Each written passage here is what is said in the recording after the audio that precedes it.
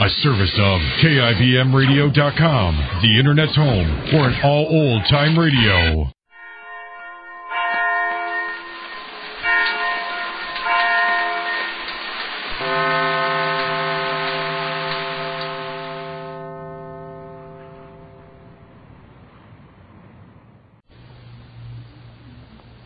And now, the life of Mary Sothern. Life frequently plans her journey by roundabout roads. And as we stumble blindly along these unfamiliar highways, we lose hope of ever reaching our destination. Then suddenly we see the clearing ahead of us. We know that at last we have arrived. Mary Sothern has traveled just such uncertain paths for weeks. She and Max had one goal in mind, to have a new factory built in Sanders. This desire is finally on the road to realization, as Jeffrey Barton has signed the necessary papers to close the deal. Mr. Barton also proved that big businessmen can be human beings when he became interested in Phyllis, Max's invalid sister. He has promised to bring the famous Dr. Louis DeRoy to Sanders to examine her. Phyllis is waiting breathlessly for this day.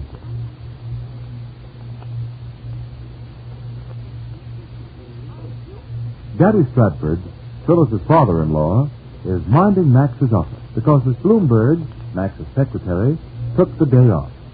Daddy is pathetically happy to be useful. He has secretly felt he is a burden to the young people since the little hotel he once ran has been closed. We hear him now on the phone talking to Mary. Say, Mary, that was darn nice of you to send me my lunch. You shouldn't have gone to all that bother. I'd eaten in the drugstore. Oh, I'm sure I like your cooking better than Zimmerman's drugstore, and how? I just hate to be making you so much trouble.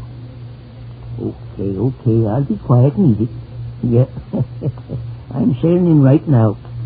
I took one peek at those sandwiches and my mouth's watering. Well, thanks a lot, honey. I'll be seeing you tonight. Goodbye. There's a girl for you. Never forget to think. Boy, let's see what else is in this lunchbox. Anyone here? Yep, I'm around. Come on in, whoever you are. Why, hello, Daddy. You're just the man I wanted to see. Phyllis said I'd find you here. Oh, she did, Mr. Barton? Well, come in and sit down while I polish off a sandwich. So you want to see me, eh? That's right. I want to talk to you about your hotel. Hotel? Yes. Are you reopening it? Well, I don't know yet. I'm mighty anxious to. It's a darn shame to let a good business like that lay idle. Was it a paying proposition, Daddy? Was it? I say that place was a gold mine.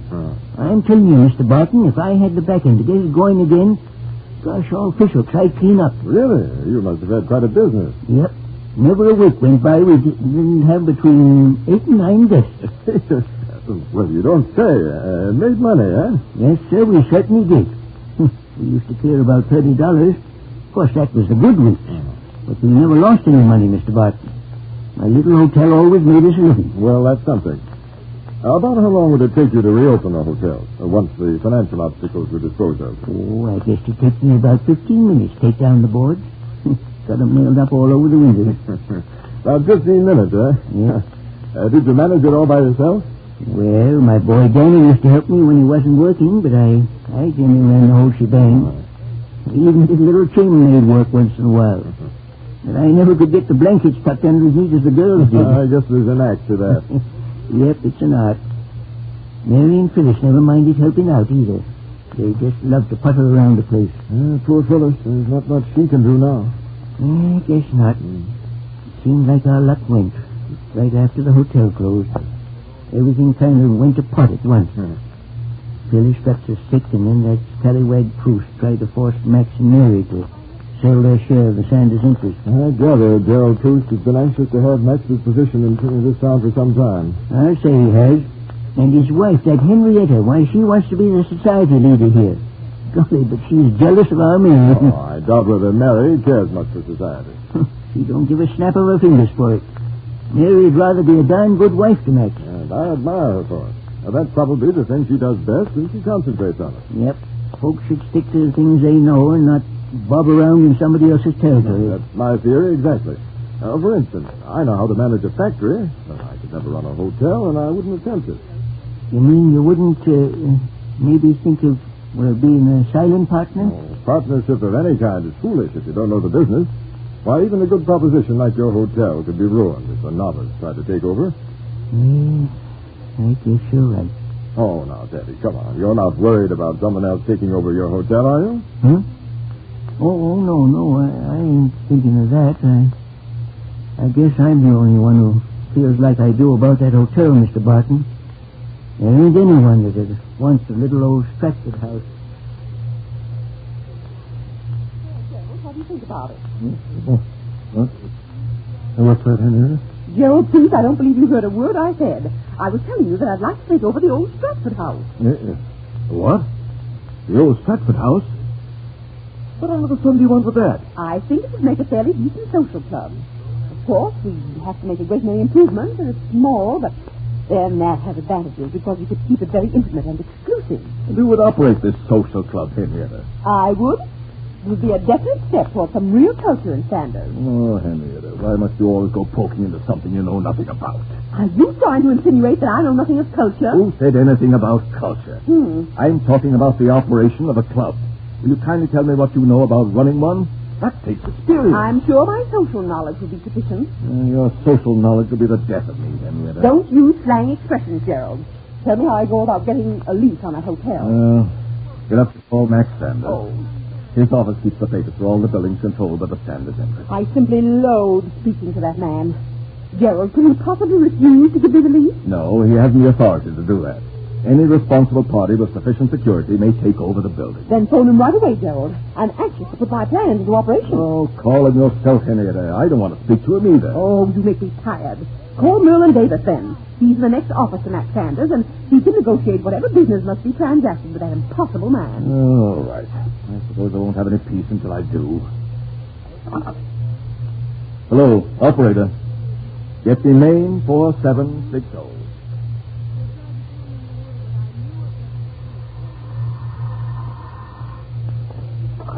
Hello? Yes, this is Merlin Davis. Oh, hello, Gerald. How are you? That's fine. What's that? A social club? It's not a bad idea. Of course, you can lose plenty of money if it's not operated right. Yes? Yes, I understand.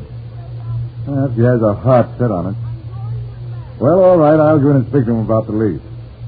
Oh, no trouble at all. The Sanders interest will take a chance on you. You are financially sound, if anyone is. Right. I'll call you back. Give my regards to Mrs. Prof. Goodbye.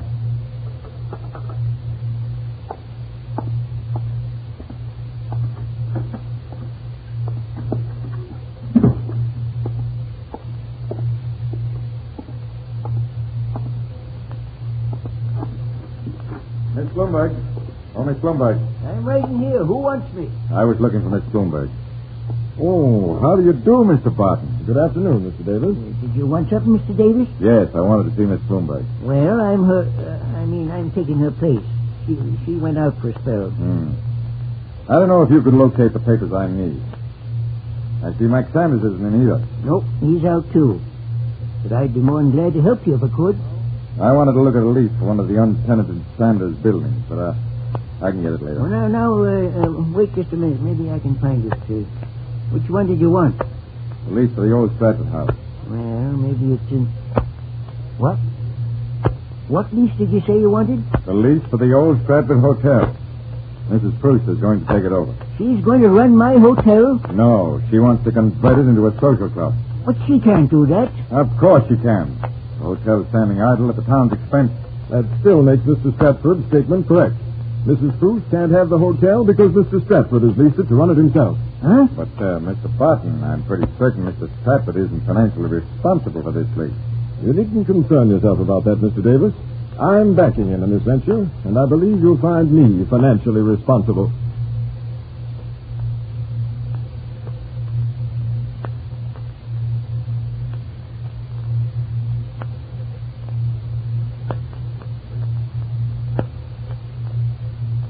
Well, Daddy Stratford, we can't blame you for standing there with your mouth wide open. Mr. Barton wasn't interested in a partnership, but he was willing to extend the financial backing you needed to reopen the hotel on your own. Daddy, How does it feel to know you'll be a big businessman again?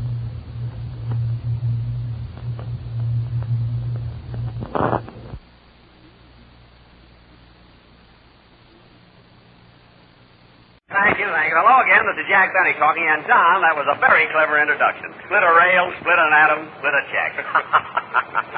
But you know, Don, you made history yourself. What do you mean, Jack? You're the only man who ever split a girdle. And live with me, will you? Well, now, hold on, Jack. I don't even wear a girdle. Well, you should, Don. When you had that suit made, 3 tailors worked on it at the same time, and they never even saw each other. And live with me, will you? Say, you're pretty sharp today, Jack. Well, you gotta be sharp when you're playing here for the boys at Birmingham Hospital. What a picturesque place. The beautiful San Fernando Valley. Surrounded by high mountains with peaks that meet the sky. The floor of the valley with its boulevards that meet Van Nuys. The gates of Birmingham with its bus that meets nobody.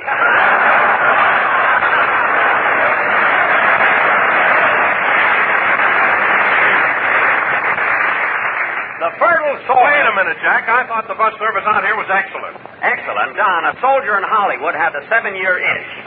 They sent him to Birmingham by bus, and it took so long that the itch got off at Sherman Oaks.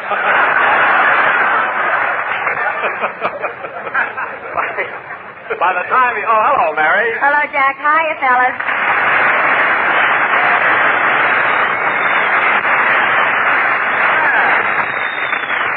Say, these boys really gave you a terrific reception, Mary. Well, maybe that's because they know me here, Jack. You see, I'm a member of the VACS, the Volunteer Army Canteen Service. Oh, the VAC. Yes, a lot of my friends belong to it. We come out to the hospital 2 or 3 times a week and go through the wards with cigarettes, candy, apples, oranges, bananas, and the boys really go for them. Gee, why didn't I think of... Jack, we don't charge them.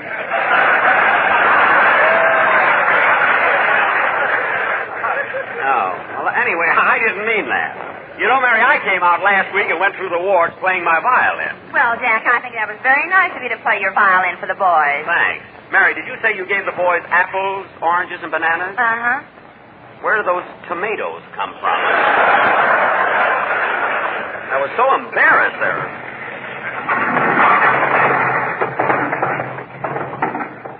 What's that?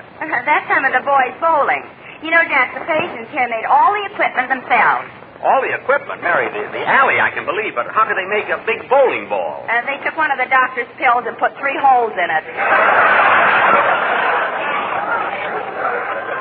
Oh.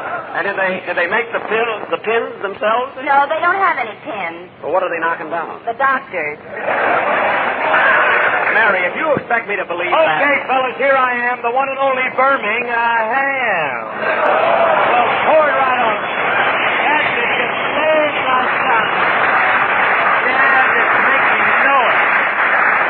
Now, that's what I call appreciation for the sensation of the nation. Phil, coming in here with a noisy entrance doesn't excuse you for being late. Where were you? Well, I'm sorry, Jackson, but I overslept. You see, me and my boys had a chance to play a ritzy place last night, and, well, we just couldn't afford to pass it up. Oh, that's different, Phil. Where'd you play? At the Brass Rail.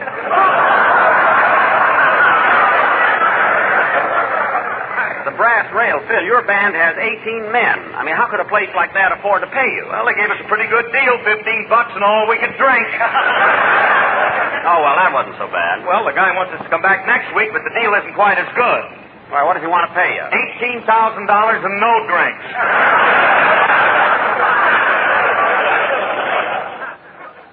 Well, the guy's got to protect himself. Anyway, Phil, you ought to be ashamed of yourself only making those kind of deals. What do you mean? Last week we were offered $200 and all we could drink, and we turned it down. Where'd they want you to play? At Ador. Ador? Phil, that's a dairy. Hey, Jackson. Why in the world? Hey, Jackson, wait a minute. Ain't you going to ask me what kind of music we play in a dairy? No. Well, then I'll tell you anyway. A cow, a boogie. Oh, Harris, you got to stop eating that alfalfa, kid. Phil, oh, brother. Phil, you ought to be ashamed of yourself. Say, Jack, you mind if I say something? Don, everybody knows that Lucky Strike means fine tobacco. Well, I don't mean that, Jack, but talking about dairies reminded me that they've developed a process whereby they make clothing out of milk. Well, what will them cows think of next? Quiet, Phil. Say, Mary, didn't Mary didn't you tell me you had a dress made out of milk? Yes, Jack, it's called Airlac. Well, why didn't you wear it today? I couldn't. I wore it last night to the Palladium. A soldier asked me to jitterbug, and you'll never guess what happened. What? He rolled me around the floor once, and my dress turned to butter. Butter? Oh, my goodness. Well, what did the soldier do? Nothing. He gave me 8 points and took me home.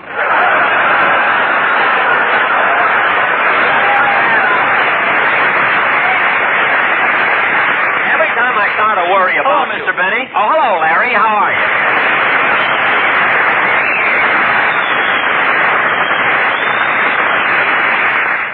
Say, Larry, what's that you've got in your hand there? Oh, it's a fan letter. I just received it this morning. Well, you're going places. Come on, kid, don't be modest. Read your fan letter to us. Okay. Dear Mr. Stevens, please send check for the fan you bought last summer. Larry, just sing your song.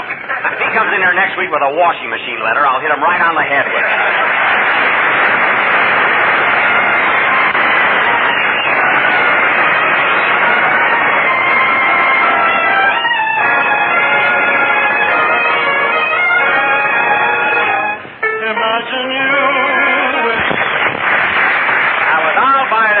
Sung by Larry Stevens. Very good, kid. And now, fellas... Hey, Jack, I want to ask you something. What is it, Don? Did the police ever catch the gangster who robbed you of the $10,000? No, not yet, Don. But I think they'll try a little harder now. You know, I offered a reward for his capture. Some reward, $1.50 and 2 courses of Love and Bloom.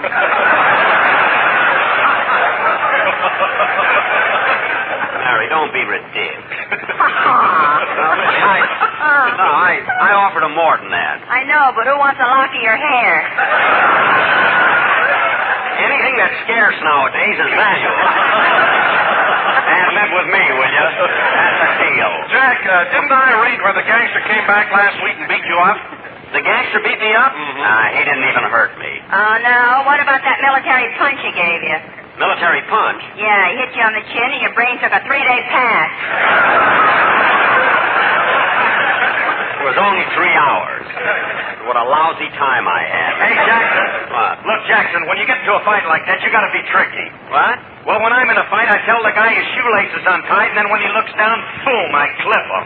I tried that, Bill. I said to the gangster, look, your shoelace is untied. Well, what happened? He said, well, you're down there, tie it.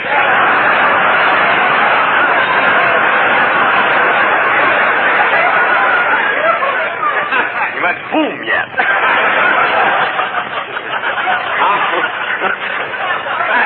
How do you like that?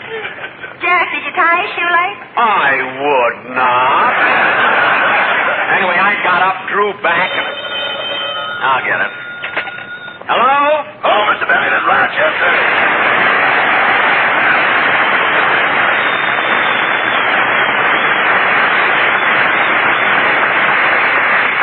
Where are you, Rochester? I'm home, and I called to tell you that the gangster who robbed you was just here. Oh, my goodness, he's after me again. Tell me everything that happened. Well, I heard the door buzzer, opened the door, and there stood the holdup man. So I invited him in. Invited him in? For heaven's sake, why did you do that? Boss, there's something about a man with a gun in his hand that brings out my southern hospitality.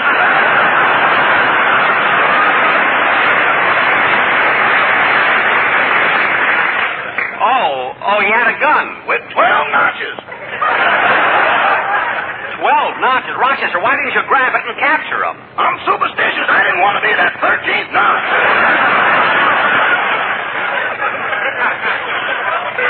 Rochester, where was your courage? It must have been somewhere around the house. It wasn't with me. You know, Rochester, I hate to think of you being a coward. Yeah, depressing, ain't it? Certainly is. But, you know, boss, there's a difference between being a coward and being practical. There is a... Yeah, if you're a coward and the man pulls a gun on you, you'll get down on your knees and beg for your life. Uh-huh. But if you're practical, you'll get down on your knees and try to think of something he's interested in. That's what I thought. Anyway, you should have made some attempt to capture him. You know, boss, I hate to bring this up, but last week you had a mighty good opportunity to capture that gangster yourself. Rochester, he took me by surprise. Well, I didn't have no appointment with him.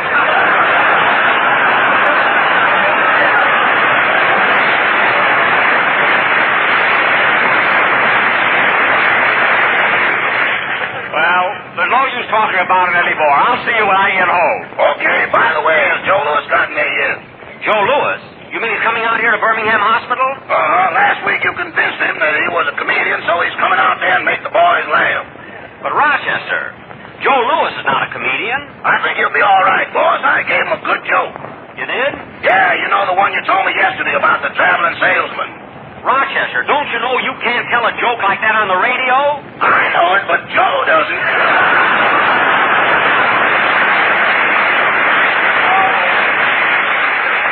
Oh, for heaven's sake, we'll do the best we can. I know the boys here would like to see Joe Lewis anyway. Goodbye, Rochester. Good.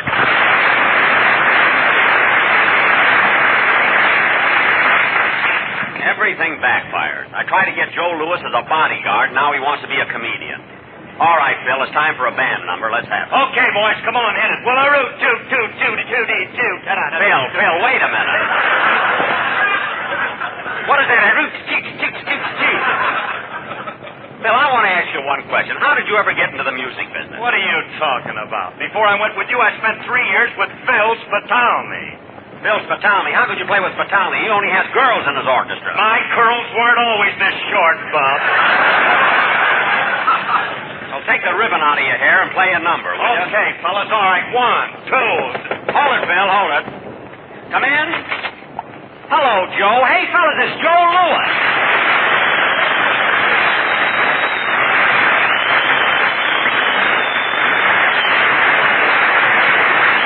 Chester told me you were coming up here to be a comedian, make the boys laugh. Do you think you can do it?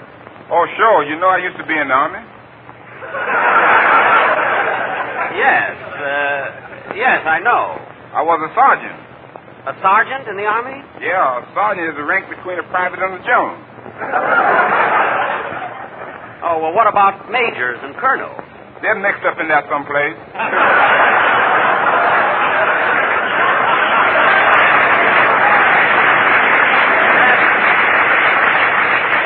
That's pretty funny. But look, Joe, your profession is fighting. Now, why don't you leave the comedy to me? After all, it took me 25 years to become a comedian. It's the same as fighting.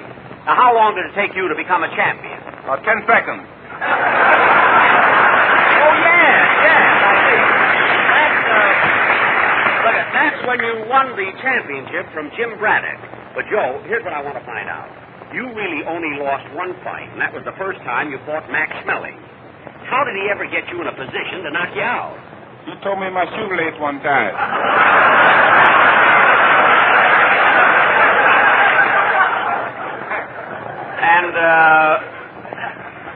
And you fell for that? I fell for something.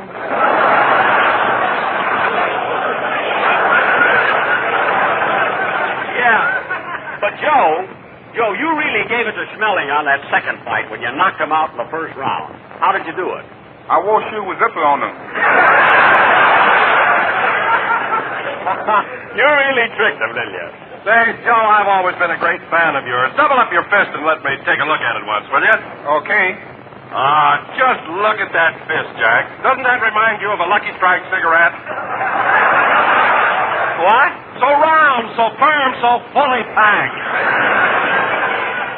You're right, Don, and it leaves them so free and easy on the floor. Yes, sir. And you want to know something, Jack? When a fighter gets knocked down, the referee should stand over him and say, LS, MFT, LS, MFT. Don, what good is that? The guy doesn't get up and ask for a Lucky Strike cigarette. Really?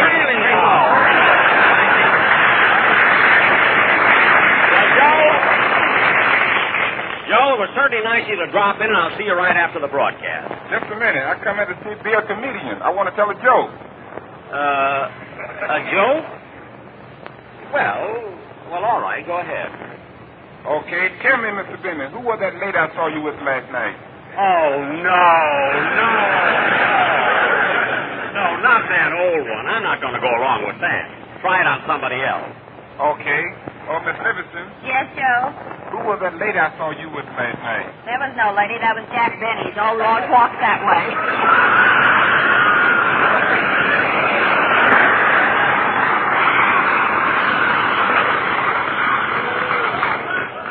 Well, thanks. I do not. Look, Joe. I'll give you a proposition. I'll teach you how to be a comedian if you'll give me some pointers on self-defense. Sure, I will show you right now. Now, wait a minute. I'll get Phil Harris to box me. Oh, Bill. Okay, Jackson. I'll help you out. Now, what do I do, Joe? When Phil has come in with you with a jab, swing at him with your right hand. With my right, eh? Hey, Joe, watch me. I'll swing with my left. Ready, Bill? Ready. Here I come. Ooh, my chin. Ad-lib with me, will you, bud? Phil, we were only playing. Hey, Jackson, look, I hit you so hard I untied your shoelace. My shoelace? Where? Ow! You see, Jackson, it works every time. Joe, did you see him pull that trick on me? Yeah, but how did you fall for that? You wearing button shoes.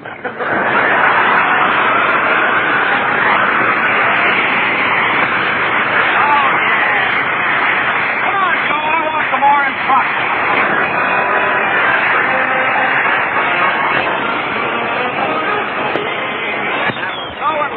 By Phil Harris and his orchestra. And Phil, the next time you hit me on the chin like that, I'm going to let you have it. Oh, Jack, he didn't hit you so hard. Why, last night when that gangster hit you, were in the hospital for 2 days.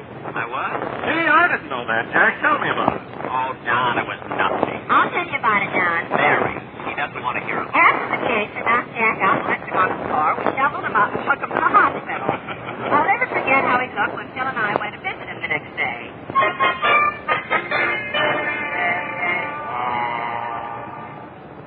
How do you feel now, Jack? Well, my face feels kind of swollen, out of shape, and it's so sensitive when I touch it. See, my cheek here. Mary, what's this big lump behind my ear? That's your nose. What's it doing way over there? See, my face looks awful. You'd look a lot better, Jackson, if you'd wear pajamas instead of that nightgown. And with that nightcap on your head, you look like you're waiting for Little Red Riding Hood. Never mind. Oh, drama, what a flat nose you have. Phil! Cut that out. Everybody comes in here with jokes. No proof. Fine people. Well, and how's our little patient today? Oh, are you the doctor? What do you think I am with this thermometer? A spy from Florida? Look, doctor, I want to... Come now. Stick out your tongue. Stick your tongue out a little farther. Farther. The knees. Most of the patients can't even touch their chin.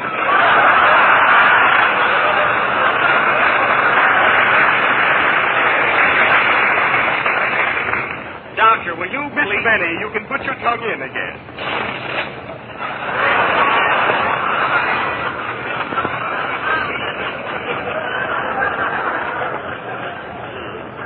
What a time for the window shade to go up.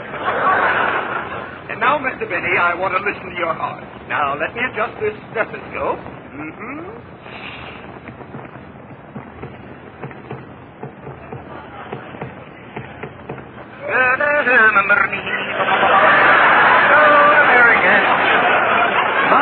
My, Mr. Benny, you must have a rigid contract. Look, doctor, there's nothing wrong with my heart. Now, leave me alone. Well, I'll see you later. I have to run down to the lab. What a silly doctor. All doctors report to surgery. All doctors report to surgery. Dr. Gillespie will operate on the first table. Dr. Kildare will be on the second. Greenberg's on third.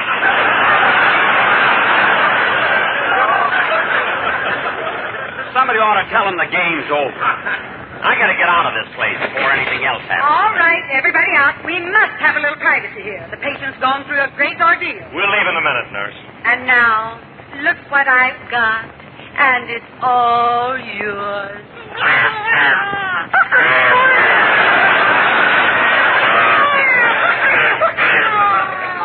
Nurse, take it back. There must be some mistake. Mistake? Aren't you Mrs. O'Brien? Do I look like Mrs. O'Brien? I don't know. I've never seen Mrs. O'Brien. Oh, look, Jack, how cute. The baby likes you. Yeah. Well, I'd better take him to his mother. Give him to me. Okay, here. But, baby, honestly, I'm not your mother. I'm not even your father. Nurse, maybe I better hold him again. Give him to me. Thanks.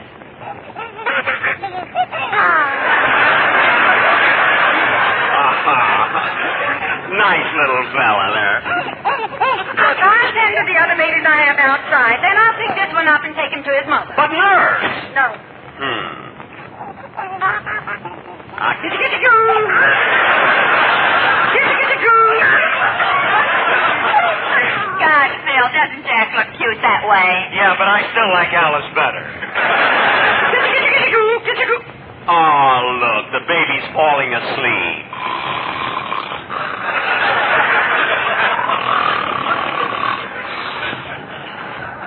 Baby, turn over on your side.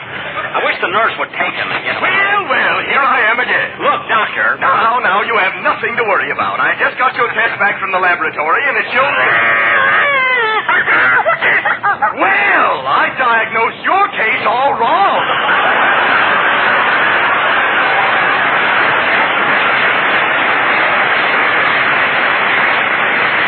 Doctor, when you told me your age, I never thought of this. Doctor, this is not my baby. This is not my baby. There's only one way to decide. Baby, tell me, is this your mother? Oh, that silly-looking jerk.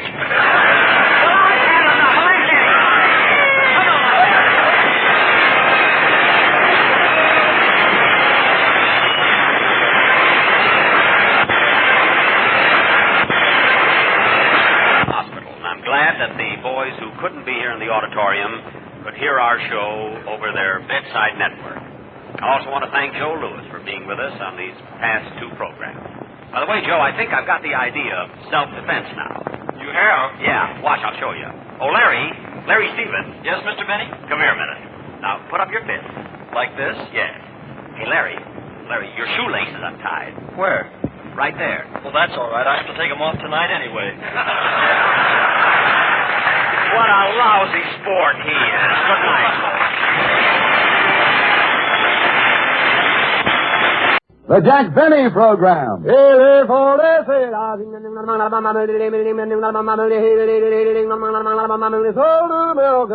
Quality of product is essential to continuing success. And Lucky Strike means fine tobacco. Right you are. Yes, sir. LSMFT. LSMFT. LSMFT. Lucky Strike means fine tobacco. So round, so firm, so fully packed, so free and easy on the draw. Sure thing. Lucky Strike means fine tobacco. Independent tobacco experts, auctioneers, buyers, and warehousemen present at the auctions can see the makers of Lucky Strike consistently select and buy the finer, the lighter, the naturally milder Lucky Strike tobacco. This fine Lucky Strike tobacco gives you real, deep-down smoking enjoyment. So smoke that smoke of fine tobacco, Lucky Strike. So round, so firm, so fully packed, so free and easy on the draw. 49, sold American.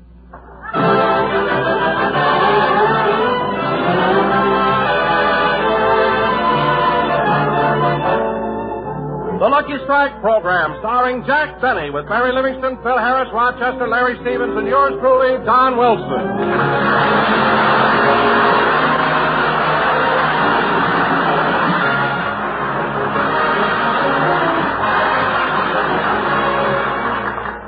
Ladies and gentlemen, about 3 hours ago, Jack Benny left home for the studio. Rochester was driving him, and on the way they had a little tire trouble. So let's go back and find out what happened. How much longer before you'll have the spare on, Rochester? Just a couple of minutes. Couple of minutes. Would have been fixed long ago if I'd have done it myself. Hand me the wrench, will you, boss? The wrench? Here. That's the screwdriver. Oh, the wrench. Here. That's the pump. Oh, here. That's the hubcap. Oh, you want the wrench? The wrench. You're back to the screwdriver again. Oh. Let's go around again, boss. I need the rest. What? You know, boss, you just ain't mechanically minded. I am, too. Then why do you call me every morning to screw the cap back on your toothpaste? Look, just hurry with the tire, will you? I'm almost finished. Good. I just can't understand having a blowout. It's a very good tire. It's a General. I know, but you've run this General down to a buck private. Stop being silly. That tire hasn't got so many holes in it. It hasn't. Boss, the inner tube could be arrested for indecent exposure. What? Even the wheel is ashamed to go around with it. Rochester, that's a terrible joke. An awful joke. What are you laughing at? You always say that, and 2 weeks later it shows up on your program.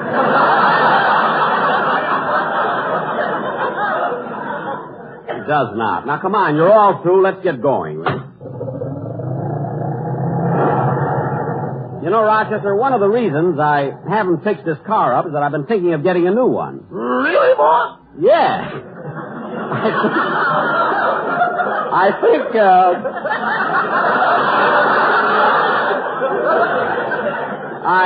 think this car has just about seen its best days. I told you that the day you bought it. I know. Do you really think you'll buy a new car? Well, it all depends on what they'll allow me for a trade-in on this car. How much do you think they'll appraise it for? Boss, when a car gets this old, they don't appraise it, they weigh it.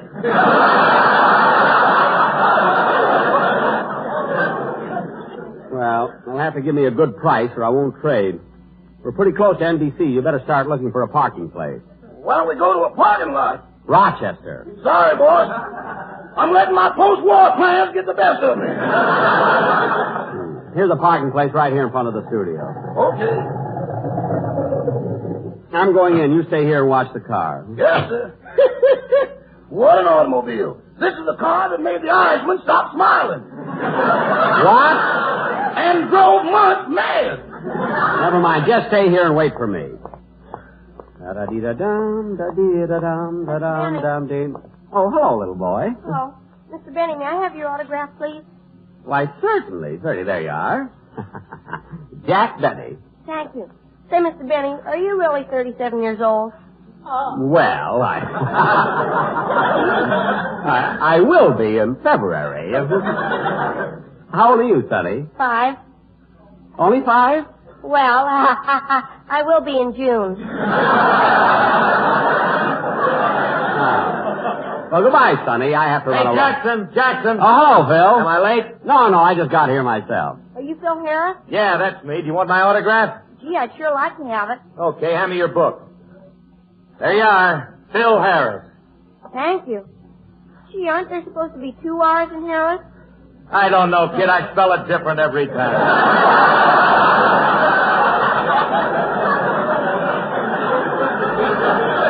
Come on, Phil. Let's go. Hey, Jackson, what's that you got under your arm? Oh, it's a box of candy I'm giving Mary. Just a little surprise. You know, she was so nice to me when I was in the hospital last week. Come on, let's go in. You know, Phil, on the program today, I wish well, you'd play... hiya, Jack. Hello, Philby. Well, Cass Daly. Hiya, Cass.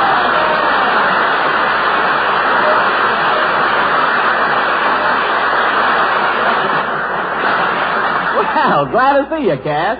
You know, you're doing a swell job on the pitch bandwagon. Well, thanks. And say, Jack, I'm glad I met you and Phil. I'd like to invite you to a party I'm giving Saturday night. Gosh, I've asked everybody in Hollywood. Clark Gable, Van Johnson, Bing Crosby, Cary Grant, Gary Cooper, Fred McMurray. But, Cass, they're all men. Aren't you inviting any girls? You know around here, ain't you, bud? Oh, I see. Hey, Cass, you're a regular female wolf, ain't you? Well, you know my sponsor's motto. If the shoe fits, wear it. I'm going on glad.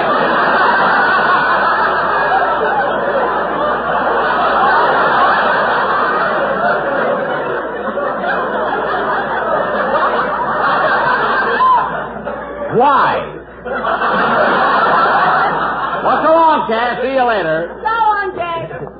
You know, Phil, it's fun coming down to the broadcast every week. You see the old gang like Cass Daly and all the others? Yeah. You know, Jackson, Cass lives out in my neighborhood. She does? Yeah. You only get to see her once a week, but I get to see Cass daily. Oh, Harris, you said it and nobody's glad. Phil, how can you think of all those corny jokes? I don't know, Jackson. They just come to me. Well, isn't there someplace you can hide? You know, Phil, those are the kind of jokes that made the Irishman stop smiling and drove months mad. If Rochester thinks I'm going to wait 2 weeks, he's crazy. No, sir. What did you say, Jackson? Nothing. Hey, there's Larry rehearsing along. Come on, Phil, let's go over to my dressing room, will you? Come on.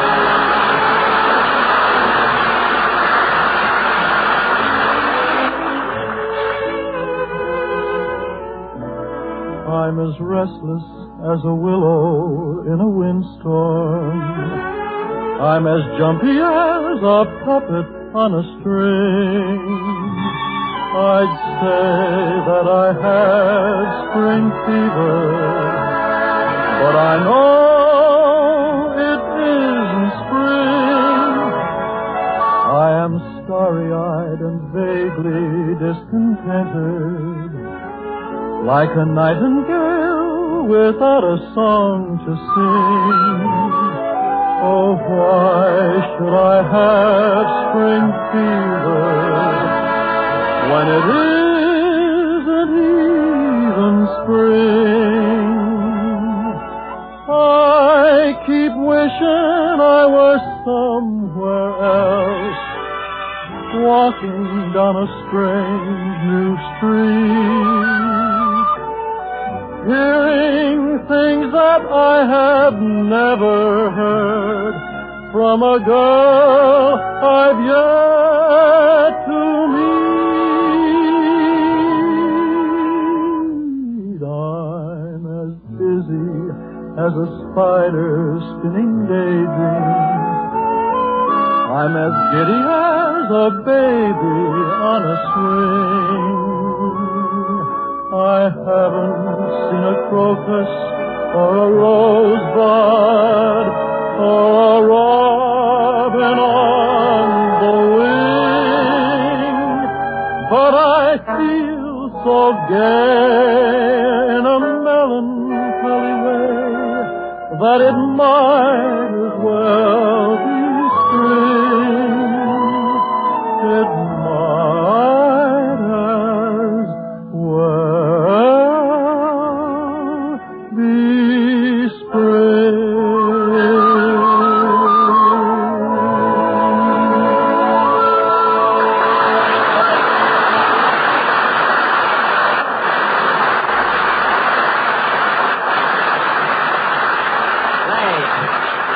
Hey, Phil, the kid's voice is improving all the time, isn't it? Yeah, and how do you like the way my band accompanies them? Very good, Phil, very good. But look, isn't that a new guitar player you've got over there? Where? Right over there, sitting on the stool. Isn't he new? No, that's Frankie. We just washed him. Oh. Well, Phil, why don't you use soap on the rest of them? You might find some pretty good musicians under there, isn't it? Yeah. Yeah.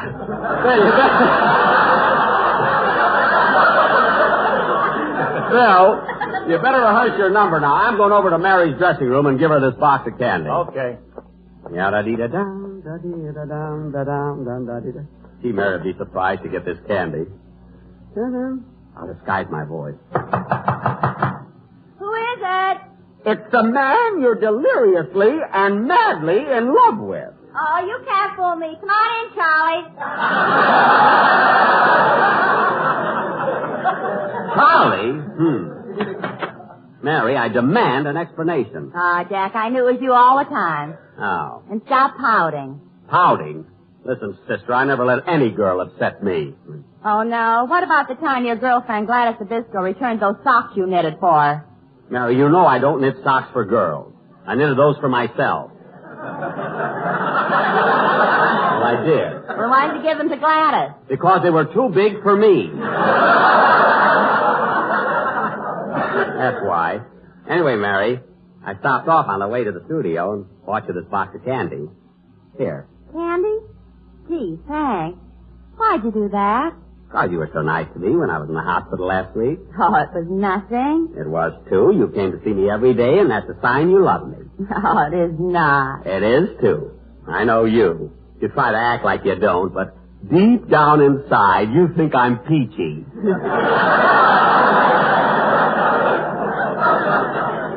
Oh, sure. I think you're ginger peachy with whipped cream and a cherry on top, a root toot toot, and a tooty toot.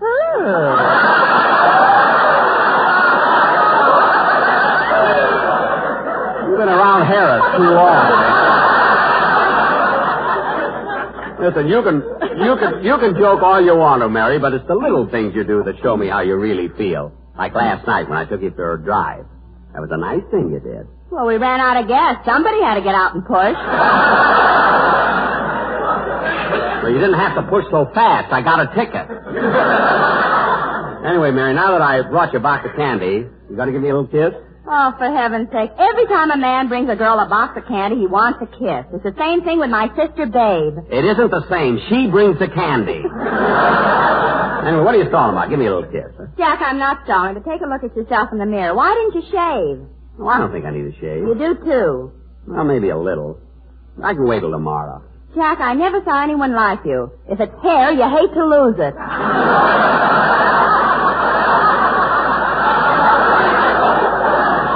I'll get cleaned up later.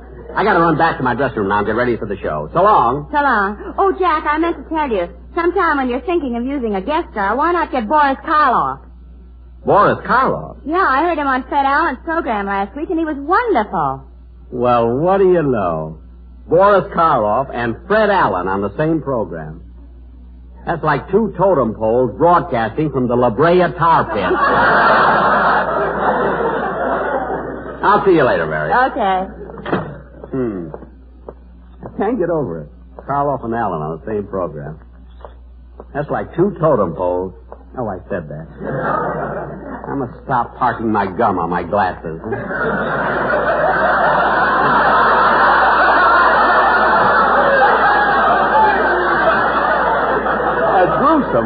As gruesome as he is, I can't understand how... Oh, hello, Jack. What are you mumbling about? Oh, hello, Don. Did you hear Fred Allen's program last week? Yes. Oh, you know, he had the most terrific joke about you. He did, huh? What was it? He said the Lone Ranger wanted to follow your program because there was enough corn on it to feed his horse.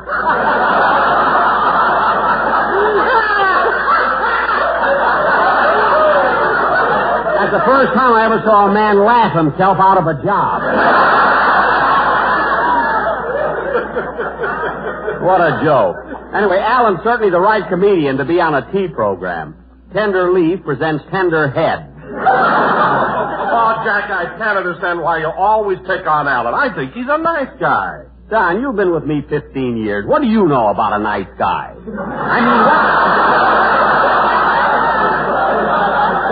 What makes you think Allen's so nice? Do you like his jokes? No, but I like his smokes. What? He's a Lucky Strike fan. Fred smokes Lucky Strikes because he knows they're made of the lighter, the finer, the naturally milder tobacco. But he knows that LSMFT stands for Lucky Strike, means fine tobacco. But yes, Jack, even the butts are so round, so firm. So free and easy on the draw. I know, Don, I know. Look, and I'll see you later. I got to go back to my dressing room. Yeah, it was a pretty good gag I thought of. Tender Leaf presents Tender Head. I'm solid tonight. Well, I guess I better put my tie on and... Gee, Mary's right. I do need a shave. I wonder if I've got time to... Yeah, I'll call the studio barber and have him come up. Operator! Oh, Mabel. What is it, Gertrude? Look at your switchboard. Mr. Benny's dressing room is flashing. Oh, yeah. I wonder what sweet Leilani wants now. I'll find out. Yes, Mr. Benny. The studio barber? One moment, I'll connect you. Say, Gertrude, did you see that box of candy Mr. Benny had when he came in the studio? Yeah. I wonder who he bought it for. I don't know, but the piece he gave me was lousy. You know, Gertrude, I'll never forget when Mr. Benny first went on the air. Oh, were you the operator then? No, my mother was.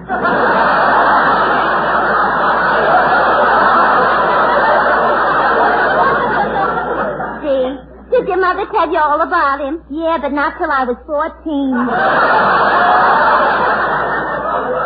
You know, Mabel, I heard that on his first program, Mr. Benny came to the studio wearing spats, top hat, white tie, cutaway coat, and a chain. Did he get any laugh? Yeah, he forgot his pants. See, in those days he was even cornier than Phil here. Yeah, and that ain't easy.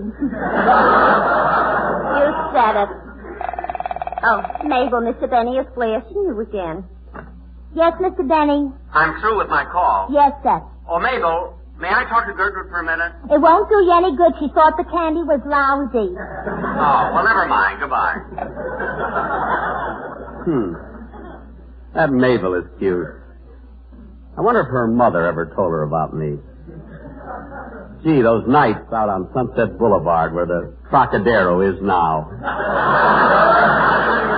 Gosh, how time flies.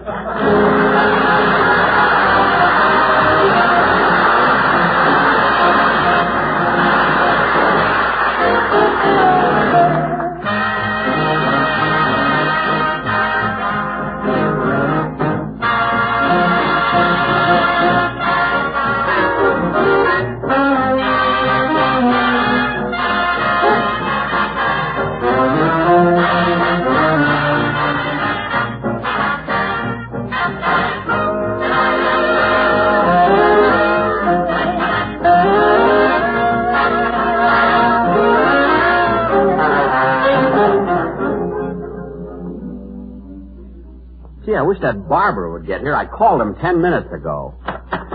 Say, Jack. What is it, Mary? I just went over the script, and do I have to do this awful joke in here? What awful joke? This one here where you say to me, Mary, why is a cat that walks on the beach like St. Nicholas? Well? And then I have to say, because it has sandy claws.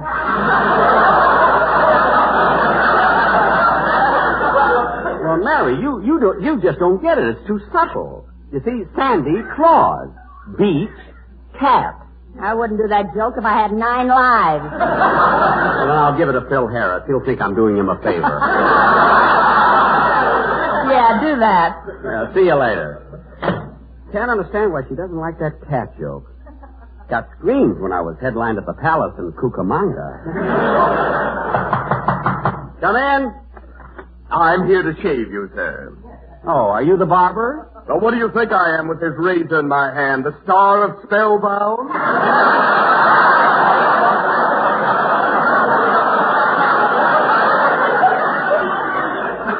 I always have to run into him. Now, let's see if I have everything. Soap, brush, razor, and plasma.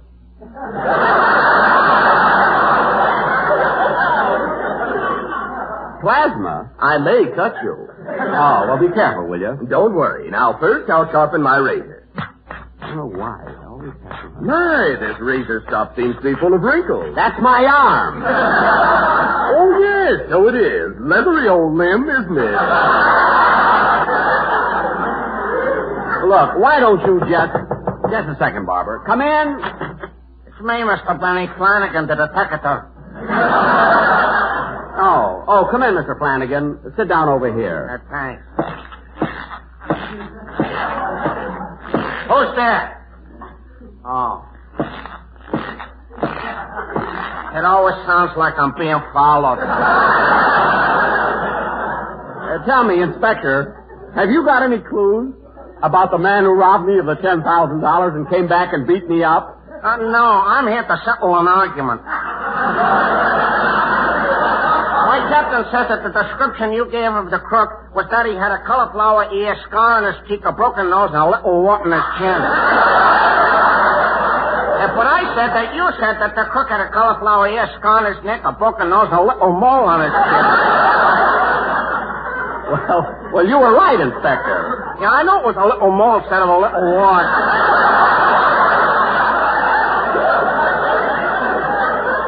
Well, I'm glad we cleared that up. All right, I'm ready to shave you now. Okay. Who's he, Mr. Benny, your barber? Well, who do you think he is with that razor in his hand? The star of Spellbound? Say, that's very clever. Thank you. All right, stop bowing and shave me.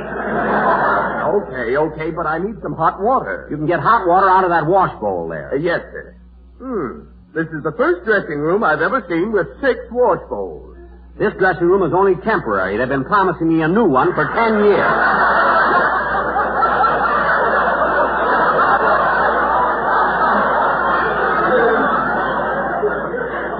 Now, Inspector,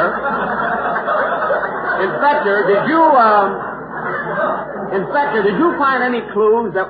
Barber, you've got the hot water. Why don't you shave me? I'm making tea.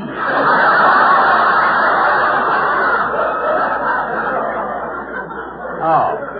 Now, Inspector, did you find any other clues that would lead to the capture of the hold-up man? Well, I found one man that was wearing brass knuckles, and his fingerprints was exactly the same as the ones we found on your vault.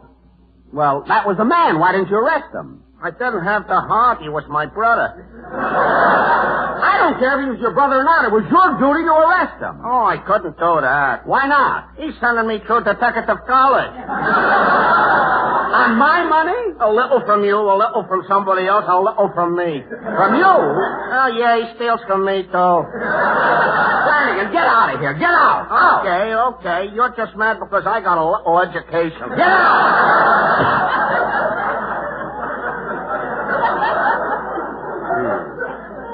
This is all Steve Bradley's fault. What a publicity man. If I get robbed, the least he can do is get me a good detective. Mr. Benny, I'm ready now. Would you like a close shave or a light shave? What's the difference? With a light shave, I take one step back. Oh, for heaven's sake, just shave me and get it over with. Oh, what's that now? Come in. Hi, Benny. Hello. Long time no see. Oh, hello, Bradley. Fine press agent you are. What's the matter? What's wrong? What's bothering you? What's bothering me, look. I had a dream that I won $600,000 at the racetrack, and you and your publicity made everybody believe it was true. Yes. And then what happened? I get robbed of $10,000. The same man comes back and beats me up. Yeah, but Benny, And then you put a detective on the case who doesn't know Greenberg from third base. Why shouldn't I be mad? What are you laughing at? The whole thing was a frame-up. I hired a man who robbed you of that $10,000 so to hit the newspapers, and you'd get a lot of publicity. Publicity? You mean that... I certainly, Benny. That crook was just an actor, and I gave him $200 to rob you. Yeah, but how about him coming back and beating me up? And don't worry about it, Benny. He threw that in for nothing.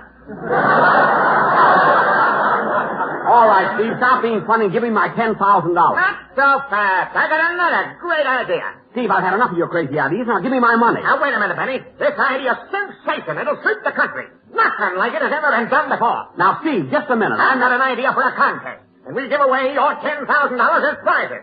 You're going to give away my $10,000? Put down that razor, Benny, and listen to me. All right, but talk fast. I can't tell you all about this contest till next week. I've got to get all the details worked out. But believe me, Benny, it'll be the most sensational thing you ever heard of. This will be the best way I've ever spent your money. But Steve! Come on, Benny, sit down. I'll see you next Sunday. I never saw such a guy. What kind of a contest can that be where I'll have to give away prizes that'll cost me $10,000? Well, I'm not going to worry about it. She loves me. She loves me not. She loves me. She loves me not. She loves me. Barber, shave me. Don't pull him out. Okay. That was the last one anyway. I wonder what Steve has on his mind. What kind of a contest can it be? Oh, well, I'll find out next Sunday.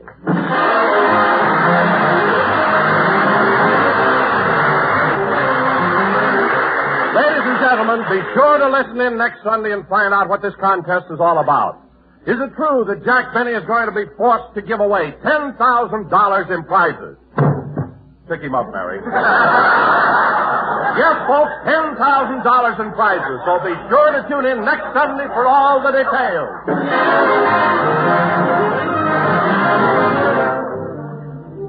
Ladies and gentlemen, Christmas is just 1 month away, and if our gifts are to reach their destinations on time, we should mail them early.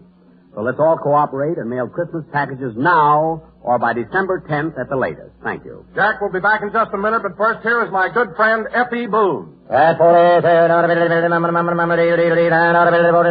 Sold American. In a cigarette, it's the tobacco that counts. And Lucky Strike means fine tobacco. Yes, Lucky Strike means fine tobacco.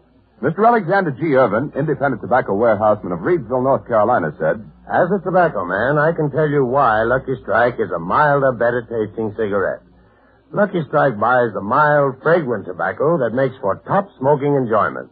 That's why I've smoked Lucky's for 11 years. Quote, Lucky Strike buys the mild, fragrant tobacco that makes for top smoking enjoyment.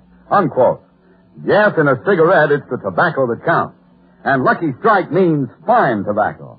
So smoke that smoke of fine tobacco, Lucky Strike. The famous tobacco auctioneers heard on tonight's program are Mr. L.A. Speed Riggs of Goldsboro, North Carolina. And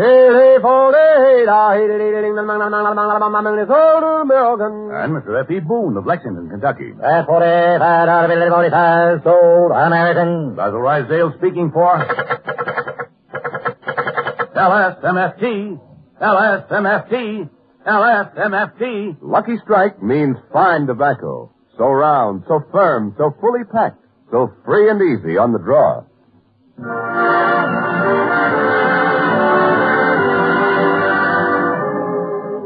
Gee, Mary, I wonder what this contest can be that Steve Bradley has in mind. I don't know, but he's crazy enough to do anything. That's what worries me. If I'd have listened to him, it would have been me instead of Itchy stuck in that tunnel. Oh, well, we'll just have to wait and find out. Good night, folks.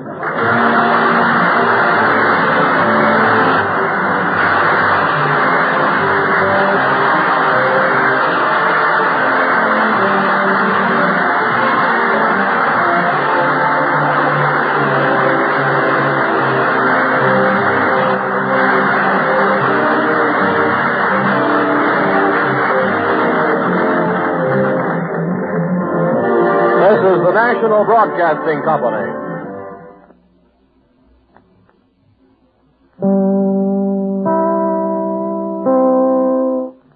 KFI Los Angeles.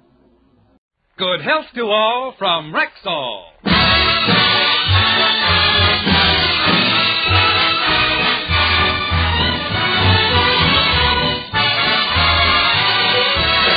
Yes, it's Sunday, time for the Phil Harris Alice Faye Show. Presented by the makers of Rexall Drug Products and your Rexall Family Druggist. Good evening. This is your Rexall Family Druggist, taking a little time from behind the prescription counter this Sunday evening to speak for all 10,000 of us. The 10,000 independent druggists who have added the word Rexall to our own store names. You can always tell us by the orange and blue Rexall sign in our windows. The sign means that we carry the 2,000 or more drug products made by the Rexall Drug Company.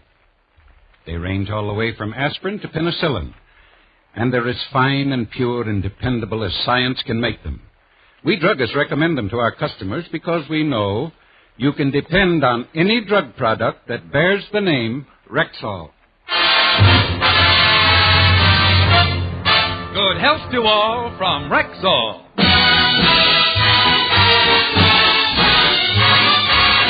And now your Rexall Family Druggist brings you the Phil Harris Alice Faye Show. Written by Ray Singer and Dick Chevrolet, with Mary Boland, Elliott Lewis, Walter Tetley, Walter Sharp in his music, and starring Alice Faye and Phil Harris.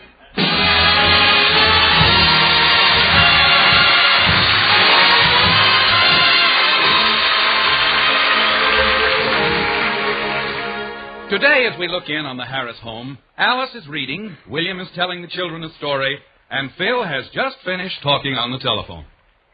Who was that on the phone, Phil? Oh, it was Frankie. He's coming over to see us about something. He wants us to do him a favor.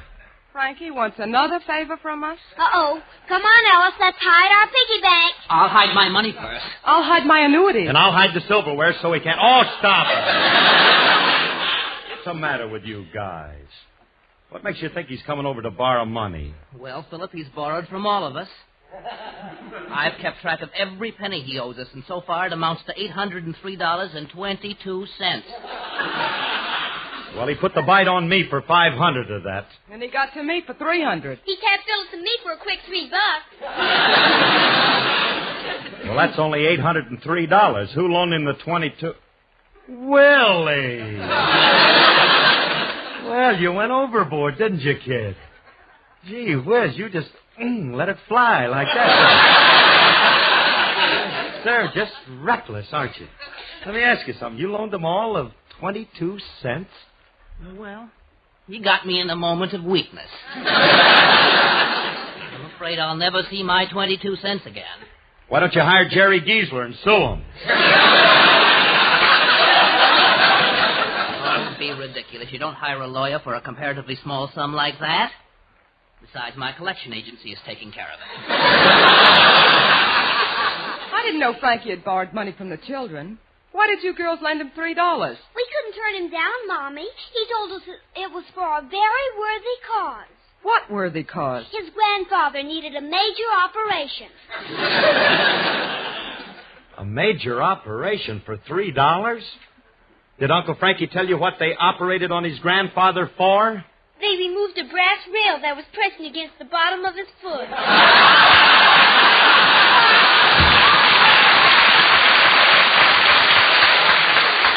Now, look, Phil, I won't stand for Frankie coming over and borrowing money from the children. I keep telling you he don't want money this time. He just wants us to do him a favor. I wonder what kind of a wild scheme he has now. He comes up with the strangest requests. Oh, he does not. He never asks any... Now, that must be Frankie now. I wish they'd quit picking on Remley. Pretty level-headed guy. I'll say one thing for him. When he asks for something, it makes sense. Oh, hiya, Frankie. Curly, can I rent your wife and 2 kids for 4 hours?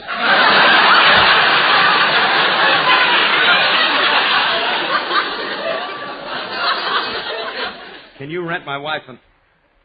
He must be on one of them send gags again. Oh, look, Curly, I'm in a spot and I gotta have a family quick. If you just lend me Alice and the kids, I'll pay you well. Frankie.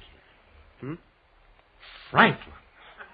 What's the matter? What a horrible request. You want me to rent Alice and my children for money? You don't go around selling members of your family. It's unheard of, and I... Say, would you be interested in Willie at a bargain rate? Curly, please, all I want is Alice and the children. Now, do I get them or don't I? Answer yes or no. Remley, before I answer that, I'd like to ask one question. Go ahead. Why do you want to borrow my wife and children? Well, you got a lot of nerve prying into my affairs. You're not going to tell me? Then I won't even listen to you. All right, I'll tell you. My Aunt Harriet is flying in from Honolulu today, and I got to make an impression on her, or I'll never inherit all that dough she's got. Wait a minute now. Ain't that the aunt who disowned you when she found out you were a musician? She thought you were wild and irresistible? Or responsible? But a friend of mine who didn't want to see me lose the inheritance wrote to her and told her that I'd settled down, changed jobs, got married, and had a few children. Remley. Your friend never should have written a pack of lies like that just so you could inherit the money. That's a terrible thing to do. I know. I hated myself after I wrote that letter. Now, Curly, can I have Alice and the kids as my family? Auntie's just stopping over for 4 hours. I won't lend my family for any unhanded thing like that. But, Curly, I'm not doing this entirely for myself. You see, Aunt Harriet said if she didn't leave her money to me, she'd leave it all to help bring back Prohibition. Remley, I'm not lending Alice and the children to... Will 4 hours be long enough?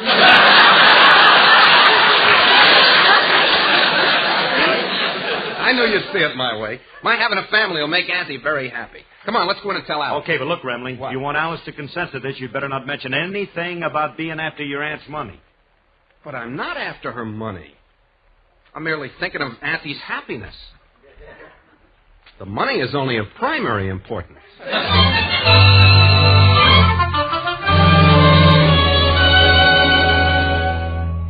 So you see, Alice, that's why I told Aunt Harriet I had a wife and children. It's been her dream to see me happily married. Will you and the kids do it for her sake? You want to make an old lady happy, don't you, honey? Fellas, you're putting me in a spot. I don't think Frankie should have deluded his aunt like that, but, well, as long as he did, I'll do what I can to help. Thanks, Alice. Now, look, you better brief the kids. We haven't got too much time. Auntie's plane is due in a couple of hours. Well, do we have to go to the airport to meet her? No, she said she'd come directly to the house. After I told her about my sumptuous home, she's anxious to see it. Your sumptuous home? That room you live in is so small it only has 2 walls.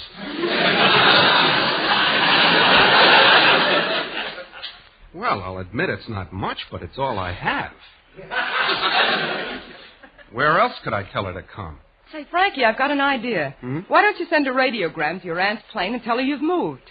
Give her this address and tell her this is your home. Alice, that's a wonderful idea. Sending her a radiogram telling her I live here. How'd you ever think of that? Oh, it's nothing, Frankie, nothing. But wait a minute. You think she'll get the radiogram in time? Yeah, she ought to. I sent it to her last night.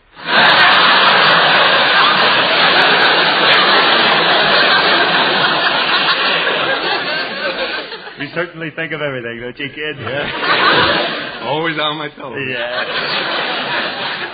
No, I still don't think I should do this, but as long as I promised, I'd better go tell the children I have a new husband. Yeah, you won't regret this, Alice. I'll make a very good husband. I'll be considerate and tender, and who knows, you might learn to love me, for as the years go by... Wait! What years? Listen, this is a 4-hour time limit on this loan out with no options.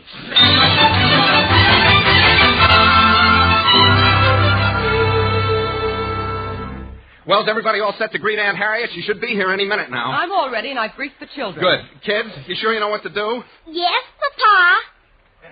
Papa? Who told you to call me that? I did. I ain't gonna let him call you Daddy. Oh, Curly, you're still here, huh? Might be hard to explain you to Auntie. Maybe you better run along.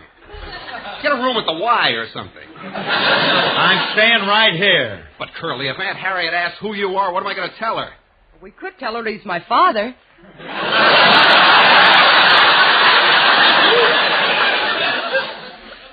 Yeah, that ought to work. He looks old enough to... Cut it out!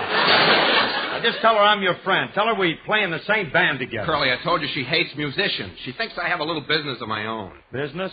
What business did you tell her you were in? I told her I had a small store. Sort of a... Oh, that must be Auntie now. Come on, we'll all go to the door together. I wanted to see my whole family at once. I wonder if Auntie will recognize me. She hasn't seen me since I was 2 years old. In that case, you better let me open the door. Huh? The shock of seeing you growing up might be too much for that old girl. Yeah. Now, just stand back and I'll let her in. Well, welcome, Aunt Harriet. My nephew, you're No. even better looking than I pictured you. But wait, Oh, you've grown up to be a handsome, curly-headed rascal, haven't you? But I'm not...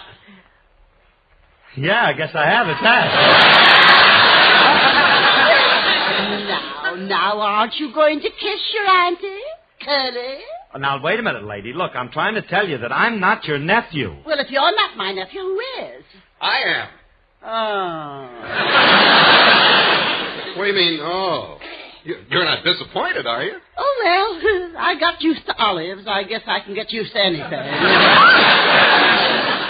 So you're my nephew, little Francis. Francis. Well, bless your little heart, Francie. Gee, Aunt Harriet, why'd you have to tell him that? So his name is Francis, huh? Yes, Francis Waldo Remley.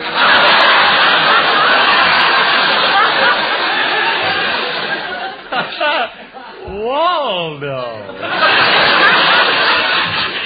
This gets worse as it goes along.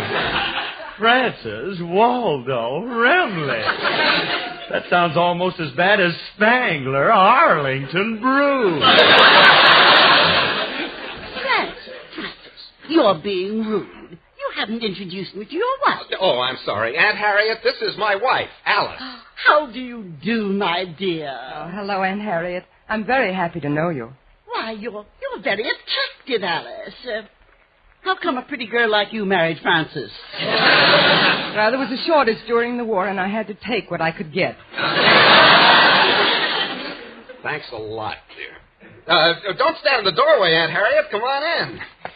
Auntie, I'd like you to meet my children. This is Phyllis, and this is little Alice. Oh, what adorable darlings. How are you, children? We're fine, thank you. We're all right, but, Aunt Harriet. Yes, child?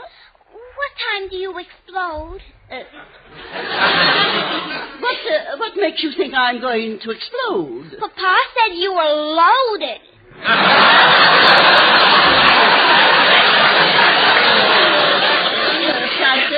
Francis, what does that mean? The children got it wrong. You know how kids are. They got the word mixed up. Oh. I didn't say loaded. I said bloated. Yeah. Corroded. No. Have one more go at it, Waldo. Girls, you'd better run upstairs and take your nap now. Okay, Mommy. Goodbye, Aunt Harriet. Goodbye, you little darlings. Oh, they're adorable, Francis. Take after me. By the way, Francis, you haven't introduced me to this charming young man. Oh, this is a friend of mine, Phil Harris. Oh, this is the man that you wrote me about. Oh, he told you about me, huh? Oh, yes. He said you're the man who does a radio program for the company he owns.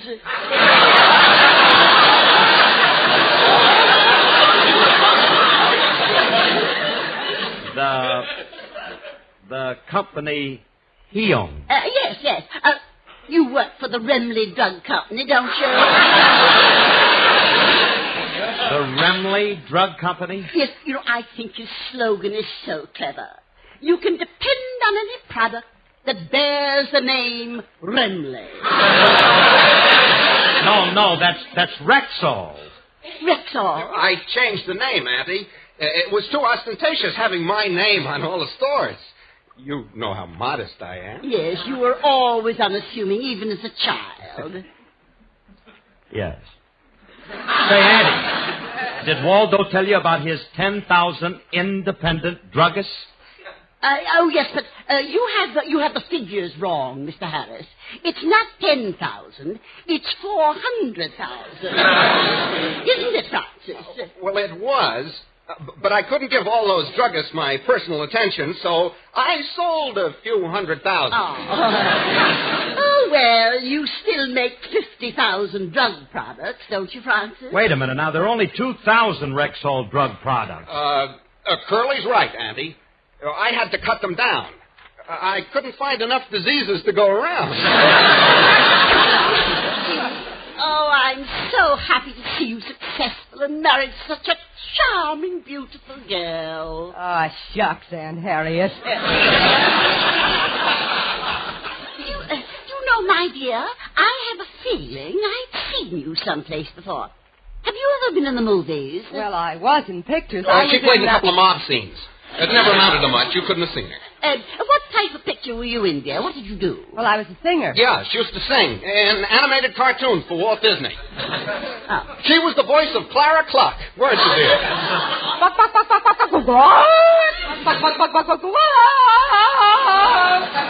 Oh, how clever. Would you do me a favor? Would you mind singing something for me, Clara? Alice? Well, I'd like to, but I'm not prepared. I haven't had my feed yet. Honey, if Auntie wants you to sing, sing. Frankie, I can't sing like that. I'm no chicken. Never mind your age.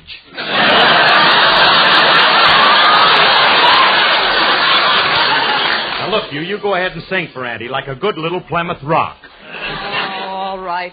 One of these days, you fellas are going to get me Irish up and bring out the Clancy in me.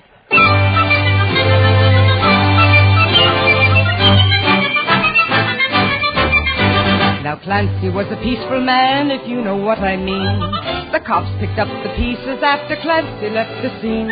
He never looks at trouble, that's a fact you can assume. But nevertheless, when trouble would dress, Clancy lowered the boom. Oh, that Clancy! Oh, that Clancy! Whenever they got his Irish up, Clancy lowered the boom. Boom, boom, boom, boom, boom, boom, boom. Now, O'Leary was a fighting man. They all knew he was tough. He strutted round the neighborhood, a-shooting off his guff. He picked a fight with Clancy, then and there he sealed his doom. Before you could shout, "O'Leary, look out!" Clancy lowered the boom. Oh, that Clancy! Oh, that Clancy! Whenever they got his Irish up, Clancy lowered the boom. Boom, boom, boom, boom, boom, boom, boom. Now, Mulrooney walked into the bar and ordered up a round. He left his drink to telephone, and Clancy drank it down. Mulrooney said, "Who drunk me drink? I'll lay him in his boom." Before you could pat the top of your hat, Clancy lowered the boom. Oh, the Clancy! Oh, the Clancy! Whenever they got his Irish up, Clancy lowered the boom. Boom, boom, boom, boom, boom, boom, boom. Now the neighbors all turned out for Cantor grade his wedding night. McDougal said, "Let's have some fun. I think we'll start a fight." He wrecked the hall and kissed the bride and pulverized the groom. Then quick as a wink, before you could think, Clancy lowered the boom. Oh, that Clancy! Oh, that Clancy! Whenever they got his Irish up, Clancy lowered the boom. Boom, boom, boom, boom, boom, boom, boom, boom. Dancing over the moon. In the back of the hand.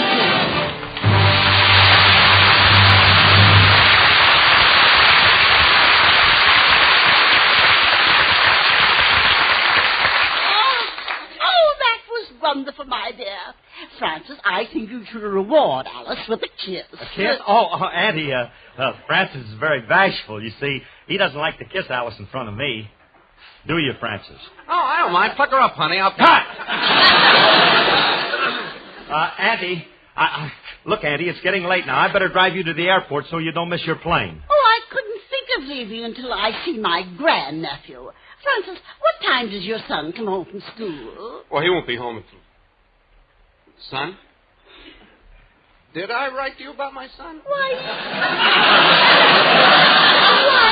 course. Don't you remember?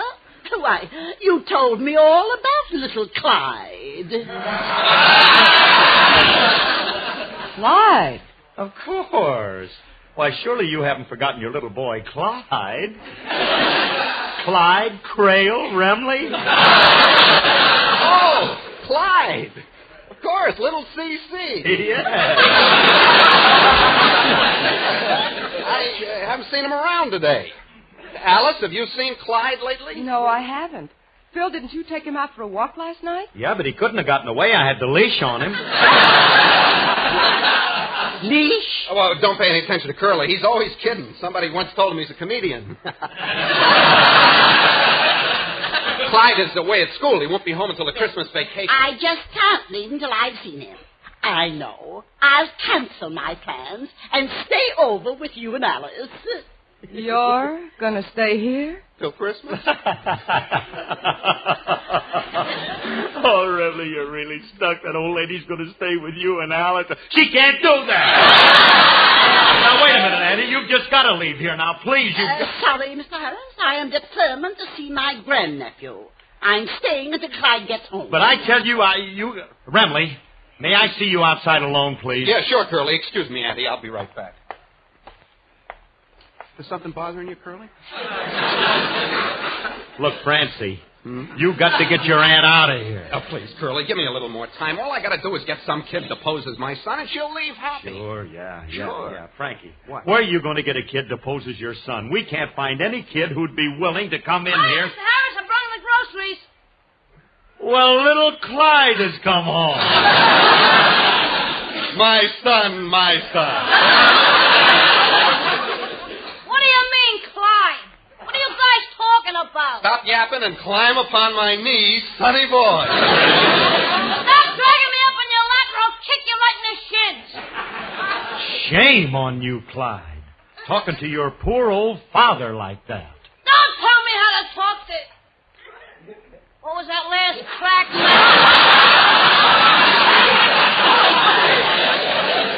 Now, Julius, I have news for you. I'm going to become your father. Oh, Mother, how could you do this to me?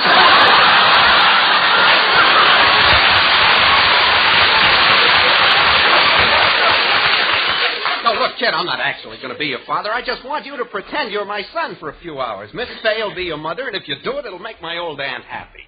Let me get this straight. Miss Faye's going to be my mother, you're going to be my father, and your old aunt's going to be happy? That's right.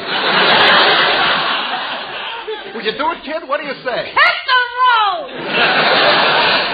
Julius, let me put it this way. Would you be my little boy for, say, $10? For $10, I'd be sparkle plenty. When do I start? Right now. Here's your $10. I'll go tell Auntie that I called the school and they're letting you come home. Curly, I'll warn Alice. You tell Julius what to do. Okay. Now, look, Julius. I got to make sure we get rid of Aunt Harriet, and you're the one that can do it. Now, listen to me, kid.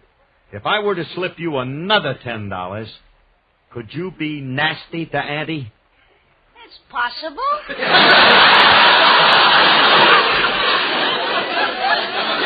course, for $20, I could be obnoxious. For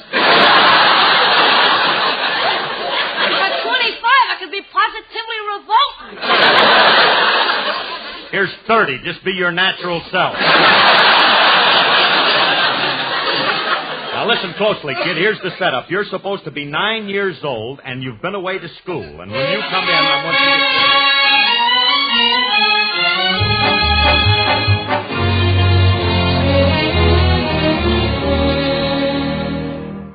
to... Francis, what time do you expect us to slide home? Curly went to pick them up. They should be here any minute now. We're all ready and waiting for little Clyde. Right on cue. Come in. Well, I got him, Frankie. Here he is. Little Clyde. Oh, isn't he cute? Such an adorable youngster. But, isn't he rather tall for a 9-year-old? Yes, he's big for his age. Oh, Clyde, I'm so glad to see you. Well, aren't you going to greet me? Come, dear. Say something to your old auntie. Go!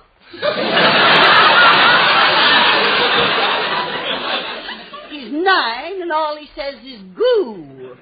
He's stupid for his age, too. Well, don't stand there, Clyde. Come over here and give your auntie a great big kiss. I don't want it. Oh, I forgot. Of course, you just came home. Go over and kiss your father first. I don't want it. Well, then, go over and kiss your mother. Now you're talking like I don't... Stand back! Take one step and I'll break your little leg. Yes. Mr. Harris, don't you dare talk that sweet little child that way. Come here, Clyde. Sit on my lap. Up. See Daisy. Up. See Daisy. Stop bouncing me on those bony knees.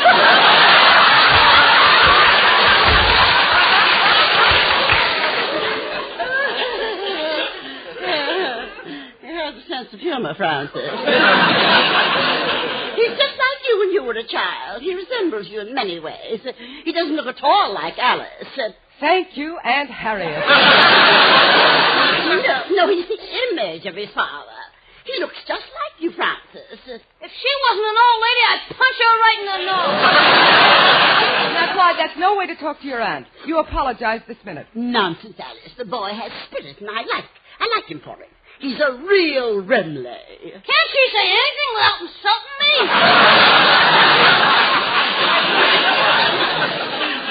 I'm glad you like Clyde because when you leave me your money, it will eventually go to Clyde. Why, eventually, Francis. You know, I've been thinking, with all the money you make in your drugstores, you won't need any of mine. So I'm going to change my will and leave everything to little Clyde. But, Aunt Harriet, you can't do that. I made up my mind, Francis. Well, I'd better get going or I miss my plane. Yeah, but supposing something goes wrong and I lose all my drugstores, where'll I get money? Well, in that case, you'll just have to wait until Clyde blows up. Blows up? Yes. He's the one who's loaded now.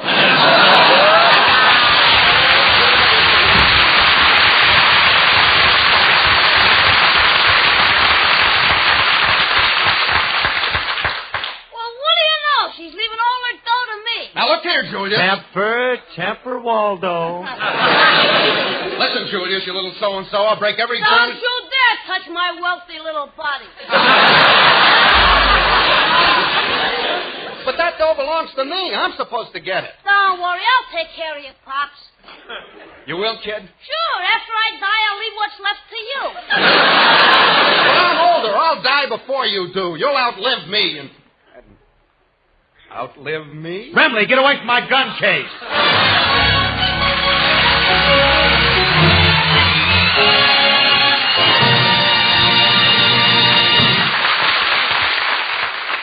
Alice and Phil will be back in just a moment. Meanwhile, here's an important question a lot of people are asking.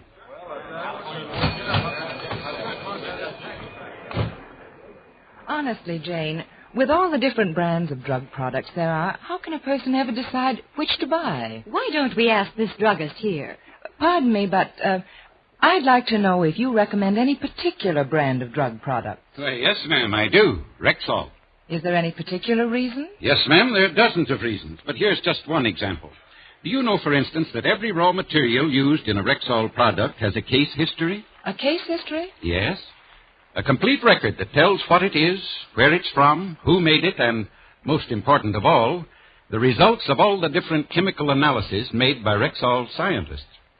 Now, that's just an example, of course, but we Rexall druggists know that the 2,000 or more drug products made by the Rexall Drug Company get the same scientific care and testing every step of the way until they reach our stores.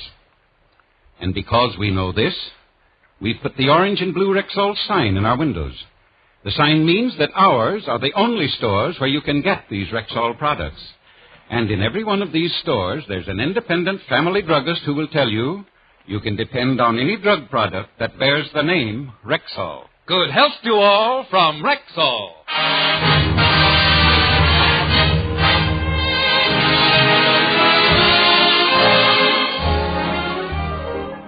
Folks, this is Phil Harris again. Tonight I'm leaving on the Lark for Eugene, Oregon to be Master of Ceremonies at a banquet in honor of Coach Jim Aiken and that great University of Oregon football team. The entire West is proud of them, and it'll be a big thrill to give them a real send-off for their New Year's Day date at the Cotton Bowl with SMU. Also, congratulations to the University of California at Berkeley and Northwestern. Phil, don't you ever get anything right? Look, I don't want to brag, sister, but last week I was the first one in the country to congratulate USC. Good night, everybody. This is Bill Foreman wishing good health to all from Rexall. Sunday is Fun Day on NBC. Stay tuned to this station for the Edgar Bergen Charlie McCarthy Show, which follows immediately. This is NBC, the national broadcasting company.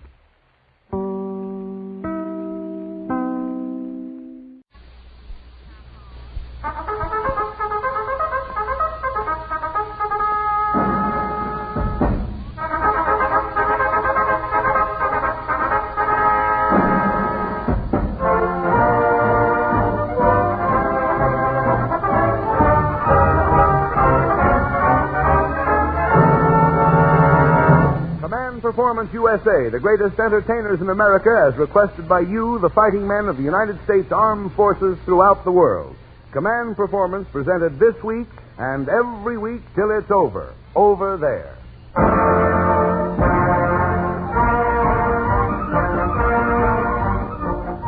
Okay there, men, here's that big league show of yours where all the players are all stars and everyone a four-letter star, with letters from the Army, the Navy, the Marines, and the Coast Guard. So let's get rolling with the Command Officer of Command Performance tonight, your choice for Master of Ceremonies, Mr. Edward Arnold.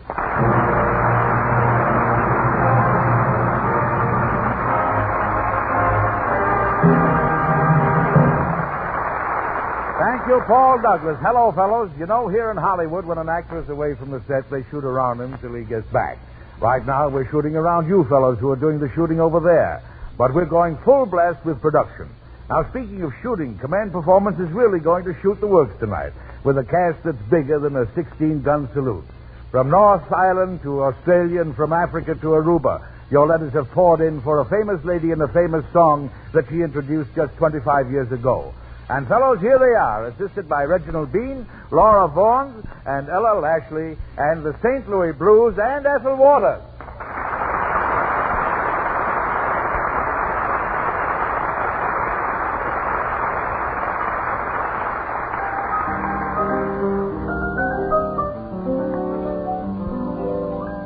I hate to see that evening sun go down.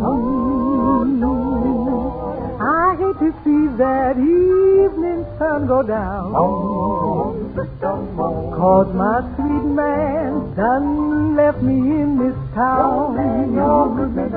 If I'm feeling tomorrow like I feel today, feeling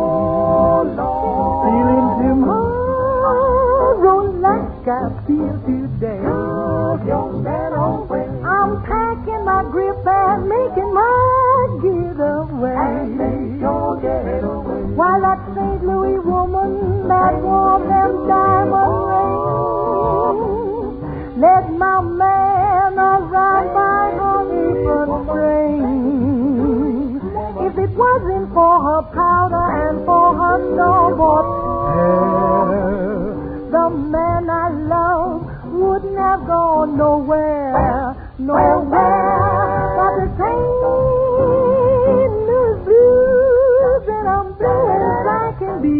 My man's got a heart like a rock has in the sea, or else he wouldn't have gone so far from me.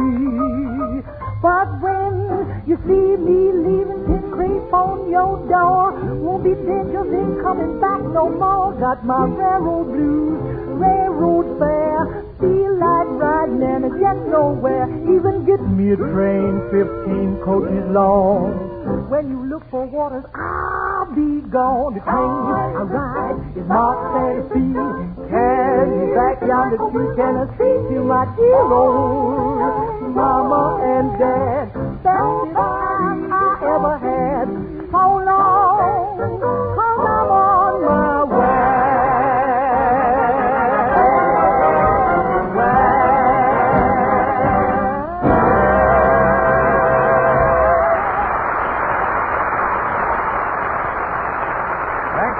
Waters and the trio.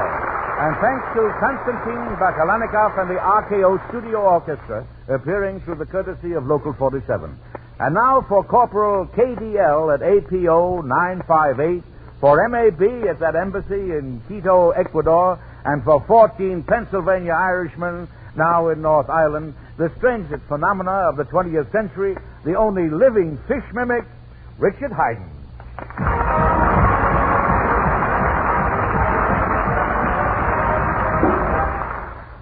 Ladies and gentlemen, I stand before this microphone, the only natural fish mimic in the entire universe. There are, of course, other mimics, but none so completely natural as myself. This is no time for tittering.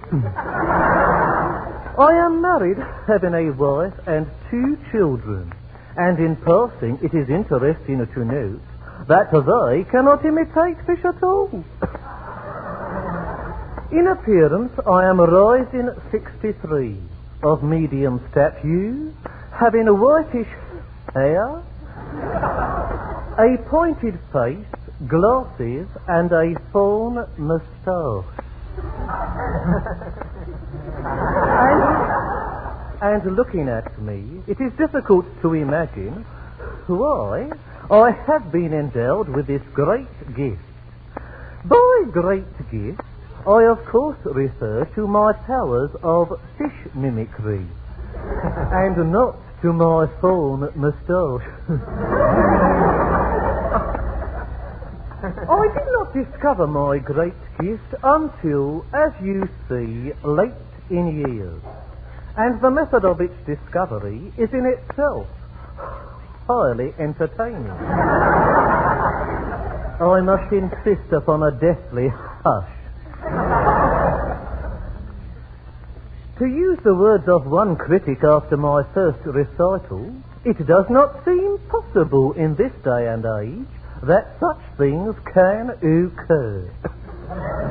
Some 5 years ago, I was out shopping when a errand boy dropped a package upon my foot.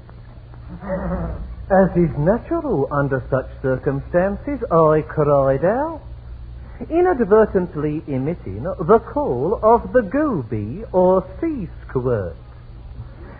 And a well-known fishmonger who was passing on a bus got off and said, "That voice is a gold mine."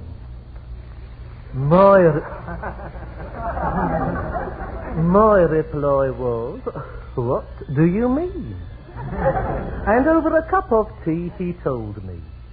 Since that day, my life has been one long extravaganza. When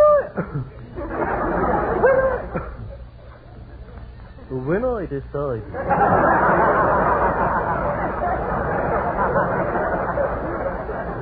I don't want to have to get ugly. When I decided to allow the world to share my great gift by going on the stage, my friends all said, "You must be mad. That life will kill you." My reply was, "Well, we will see." I will now give you a demonstration of one of my most superhuman feats. I will imitate the call of the red-bellied gudgeon or a blushing fish. This call is so high in the scale as to be completely inaudible to the human eardrum. Dog.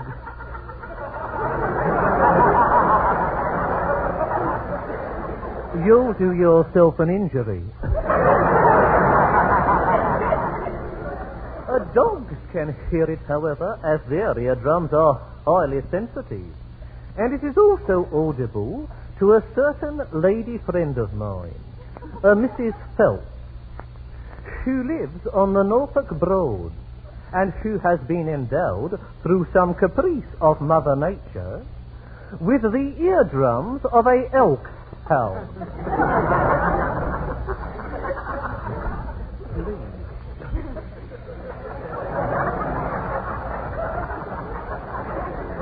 Silence, I beg of you. I will now give the call of the red-bellied gudgeon or blushing fish, and although you will hear practically nothing, I advise you to watch the expression on your dog's face. Should you chance to have him or her with you. Are you ready?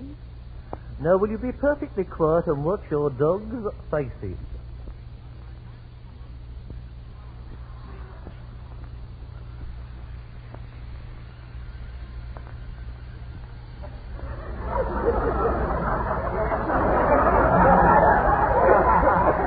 Amazing, is it not?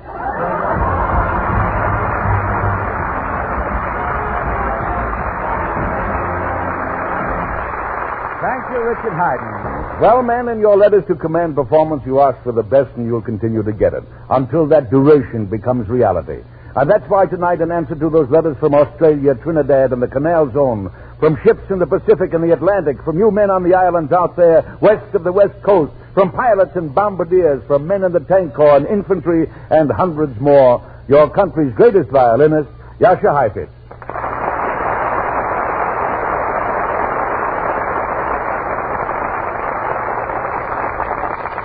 By worldwide command of the AEF, accompanied by Emmanuel Bay, Mr. Heifetz plays Schubert's Ave Maria.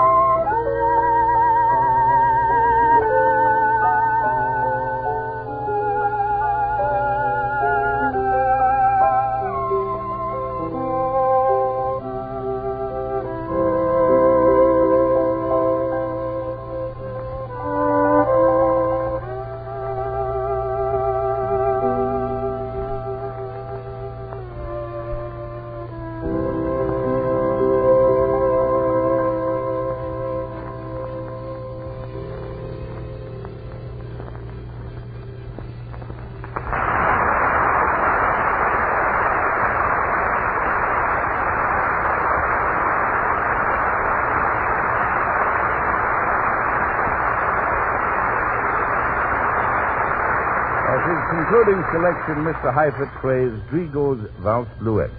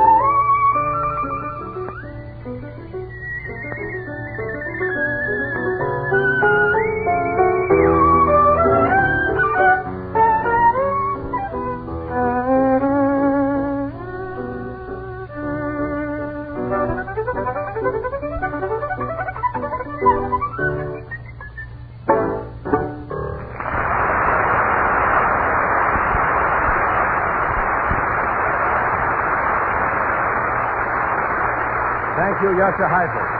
On behalf of Uncle Sam's fighting men throughout the world. You know, fellas, it's seldom that one program, a program that has so much music on, an abundance of musical genius. You've just heard the world's greatest violinist, Yasha Heifetz, and now standing before me is another great violinist. I'm sure you'll all be thrilled to hear him. Well, I hope so. That great American violinist virtuoso, Jack Benny.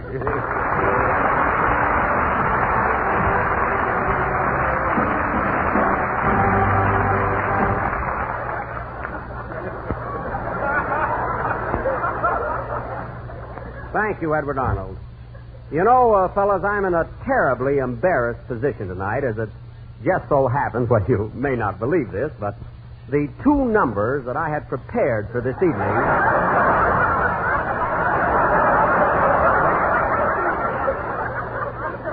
were the same two numbers that Mr. Heifetz chose to play.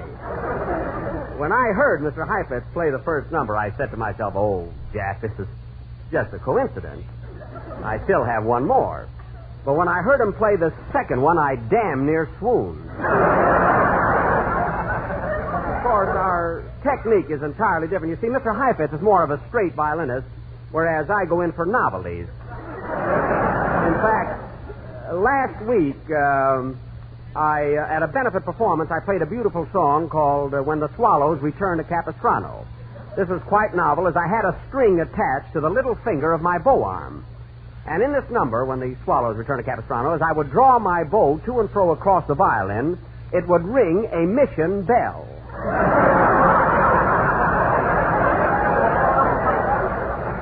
I also gulped frequently to indicate swallows. People are still talking about it.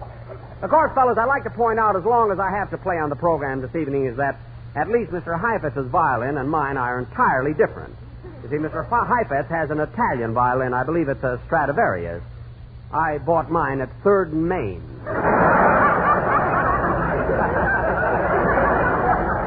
I got a hell of a buy on it. Of course, I'm in kind of a spot now. I hardly know what to do, as both of my selections have been, shall I say, nipped by Mr. Heifetz. Let's see. Mr. Heifetz. Mr. Heifetz. Yes. Mr. Heifetz, I'd like to introduce myself. My name is Benny. Benny? Yes, Jack Benny. I'm a violinist, too, you know. Oh, yes. You're a radio comedian, aren't you? Oh, well, I do dabble in radio occasionally, but my real talent lies in the field of music. And incidentally, I do want to congratulate you on your rendition of those two selections. Thank you so much. Which I had intended to play. Well, I'm sorry that happened. If you'd spoken to me before this program, I could have substituted other numbers. Well, it doesn't really make any difference, because I have other numbers up my sleeve, too, brother.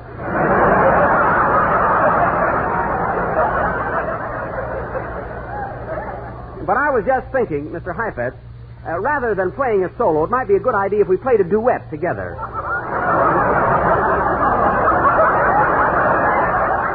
What the hell are you laughing at?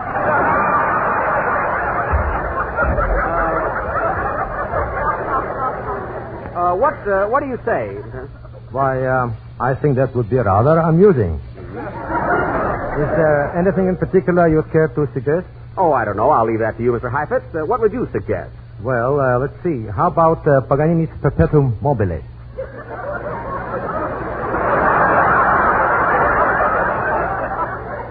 Well, what was that? What is that, Mr. Heifetz? Paganini. Paganini's Paganini. Perpetuum Mobile. Oh.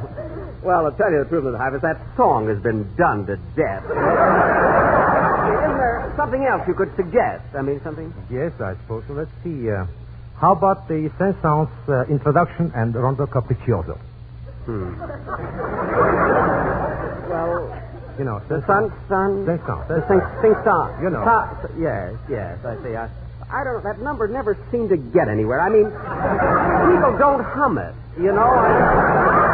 Look, Mr. Heifetz, how about our playing Love in Bloomiocio? It's very catchy. Blooming what? Love in Bloomiocio. Love in Bloomio? Yeah. Bloomiocio. I don't believe I know that one. He's supposed to be a great violinist.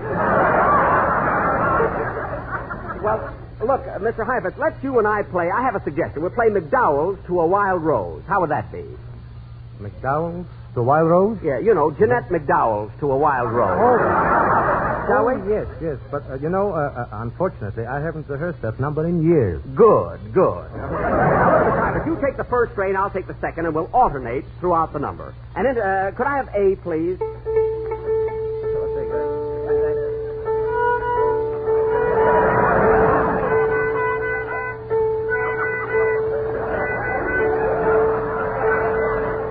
That's close enough, I think.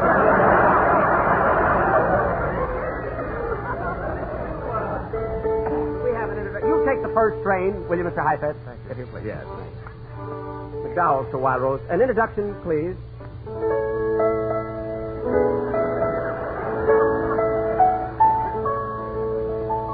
You please, Mr. Heifetz. Thank you.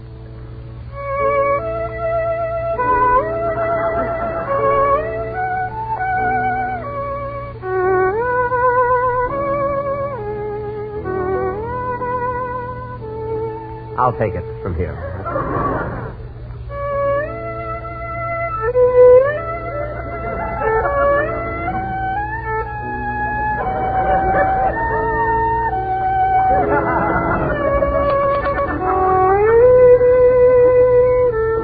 Honest, folks, can you tell the difference?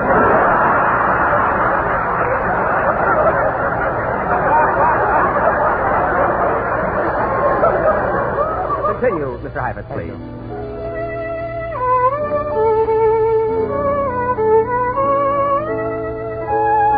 How am I doing, Mr. Benny? Very good.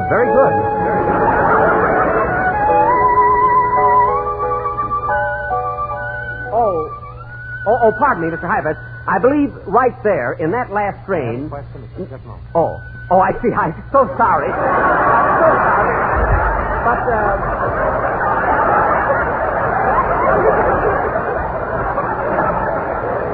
look, I didn't mean to interrupt there, but look, Mr. Heifetz, I did think in that last train, if I remember correctly, you should have played it in double stop. May I show you? May I show you what I meant with that? Something like this.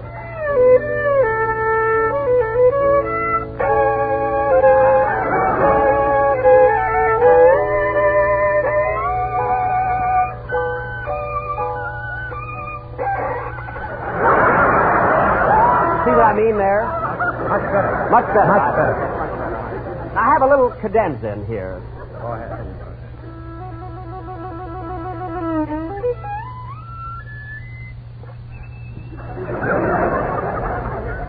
How was that? Shall we continue? Yes.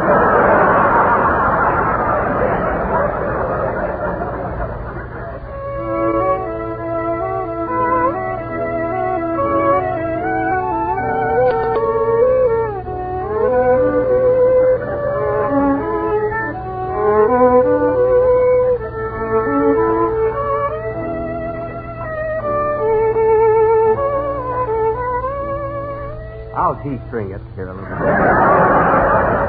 I bet you thought I was going to be lousy, did you?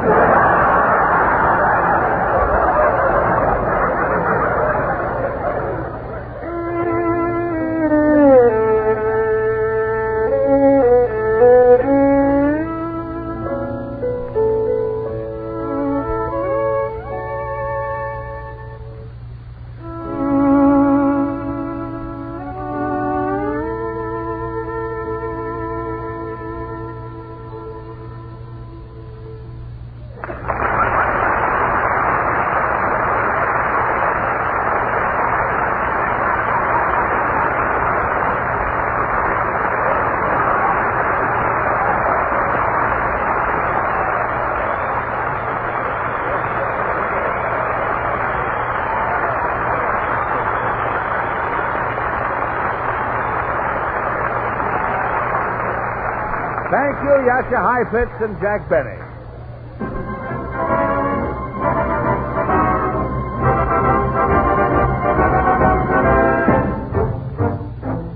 Well, fellows, as Jack Benny just said when he put his violin back in the mothballs, that's all, brother. Again next week, Command Performance will be on deck to show a good time to you guys who are giving the actors a bad time. This is Edward Arnold speaking from Hollywood, where the stars come through with flying colors for you men who keep the colors flying over there. And by the way, fellows, if you run across a little jerk named Hitler and he's complaining about the summer heat, tell him it's not half as hot as the hell he's going to get from Uncle Sam. So long.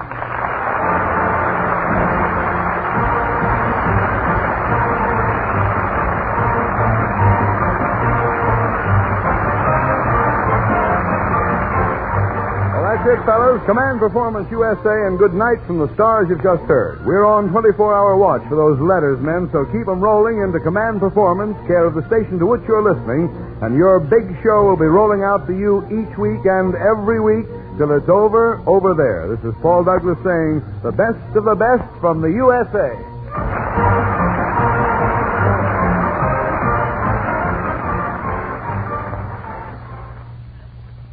Please, here is Eddie and Ida's first anniversary gift of the evening. Dinah Shore singing Let's Get Lost.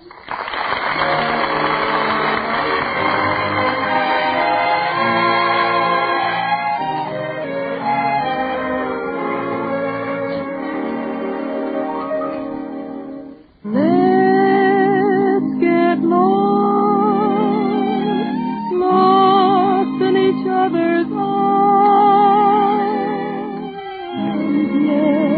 get lost, let them send out a line, and though they'll think us rather rude,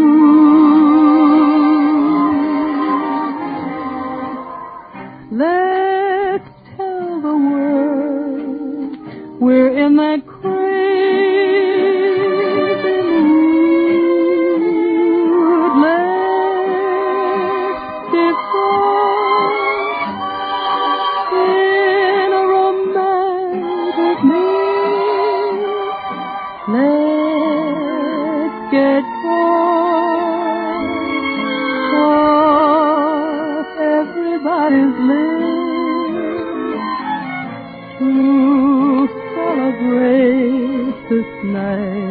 we found each other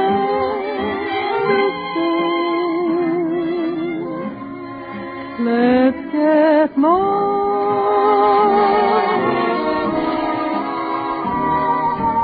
let's get lost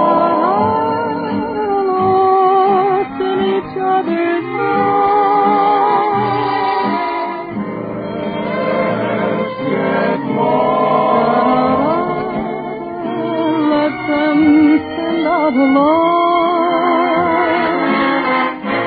to celebrate this night we found each other.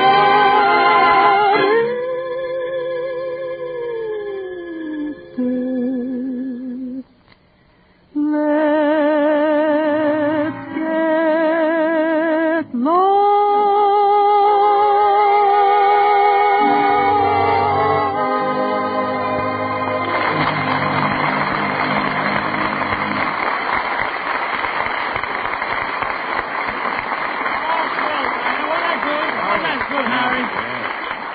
Wasn't Dinah grand, Harry? She's so versatile, sings so many new songs. Gosh, I just can't get over how different show business was 29 years ago, Harry. It was, huh? In those days in vaudeville, you could use an act for years. Would you believe it? I used to repeat the same jokes week after week after week. It was just a case of traveling from one city to another to do it. Yeah, well, it's certainly different with radio. Well, of course. Oh, now you don't travel. Yeah. He laughs at his own. All right, so I occasionally repeat a joke. My motto is that anything worthwhile can stand repetition. And it's a good policy for you to follow, too, Harry. Me? Yes. Take the advice you give our listeners about how they can feel better faster. That's mighty worthwhile and worth repetition. As a matter of fact, why don't you repeat it right now, Harry? All right, thanks. I will, Eddie. Ladies and gentlemen, the next time you wake up in the morning feeling headachy and out of sorts due to the need of a laxative, remember that Sal Hepatica helps you feel better faster. Because then Sal Hepatica brings quick, gentle relief, usually within an hour. And that's important, for it means you no longer have to wait till night to take the laxative you need in the morning. No longer have to risk feeling miserable all day. And here's something else worth remembering about this famous mineral salt laxative. Sparkling Sal Hepatica also helps sweeten an upset stomach by helping to reduce excess gastric acidity. So get a bottle of Sal Hepatica from your druggist tonight or tomorrow. It's important to use only as directed. Then anytime you need a laxative, morning, noon, or night, see how much faster you feel better when you take gentle, speedy Sal Hepatica.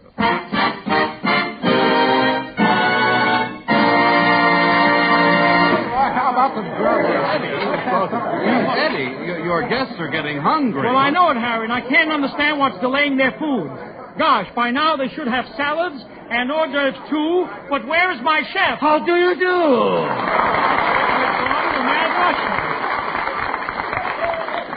Russian, I wanted a French chef for my party. Russians don't make good cooks. No, who do you think is cooking Hitler's goose? You're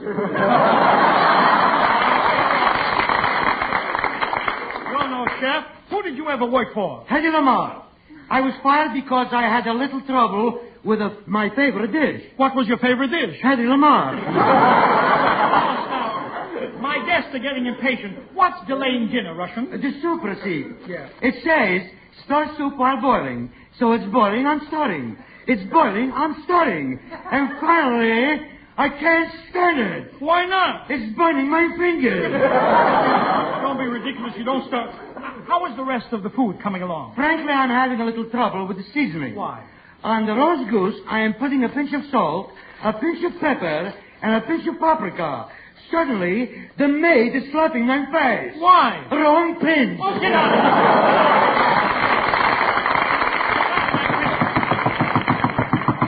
here. Yes, Cookie? Oh, Master, some guests are arriving. They are? George Burns and Gracie Allen.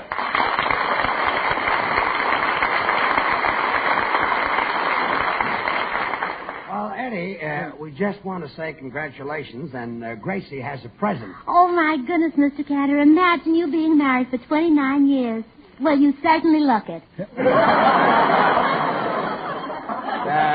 Gracie, just give Eddie the present you got for him. I don't know what it is, Eddie. Gracie picked it up. Oh, yeah. Well, Eddie, it's just a little something you can take along on your honeymoon. Honeymoon? We had that 29 years ago. Oh, really? The same year you were married, huh? Yeah, they killed two birds with one stone. And, what an embarrassing thing that was. I was so broke that Ida had to pay for the honeymoon. No. Yes. Oh, well, I'll have to get with Ida and compare prices. Of course, I paid her back as soon as I went back to work. Well, I'm sure George will, too. Gracie, just give Eddie his anniversary present. Oh, yes. It's in this package. Gee, I'm excited. What is it, Gracie? Well, you know the 25th anniversary is silver, and the 30th is pearl. So, this being in between the two... Yes? I got this handkerchief. A handkerchief? Gracie, is that all you're giving Eddie for his anniversary? Oh, no. I wrote a poem, but that's for Ida. Well, Ida's here. Let's hear it. All right. Congratulations to you, Ida. From Gracie, sweet as apple cider. Wait a minute. Gracie, Ida is supposed to be sweet as apple cider, not you. But, Judge, how would that sound? Congratulations to you, Ida. You're supposed to be as sweet as apple cider. Sounds like I don't believe it. Okay, read on. The husband you picked was a mighty good choice. Too bad he couldn't have had a few boys.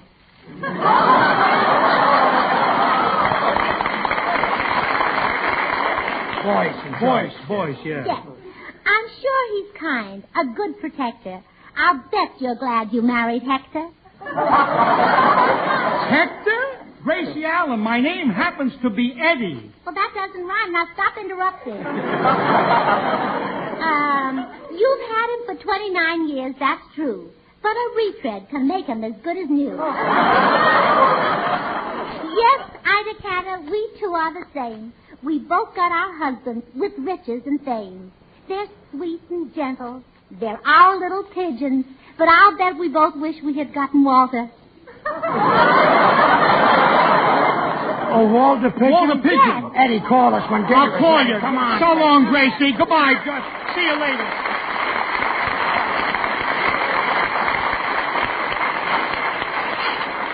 Wait a minute. What is that racket? Cantor, I am serving a sizzling platter. And look how fancy I've placed the roast chicken on his back. On his back? Russian, that chicken is standing on his legs. Give me a stick, I'll kill it. fine chef. I hope you killed the roast goose. Don't worry. He's a dead pigeon. Yeah. That goose is now sizzling in the oven at 400 degrees for Fahrenheit. That's me. No. You don't? I can't help laughing at you. At who? At you. Gesundheit. No. You're crazy. I didn't sneeze. You didn't? Then give me back my Gesundheit. Oh, stop. Look, are you sure you put the roast goose under a hot flame? Well, positively. Well, tell me, how did you dress him? I just put him in one of your old suits. Look, oh, you're impossible. Listen, Russian, when the roast goose is ready, have my English butler serve it. You got an English butler? Well, of course. Has he got bushy eyebrows and a very British face? Well, that's right. No wonder that roast goose was wearing a monocle. Get back in the kitchen. Get out of here.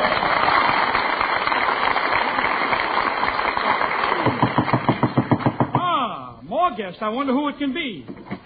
Announcing Mr. Groucho Marx.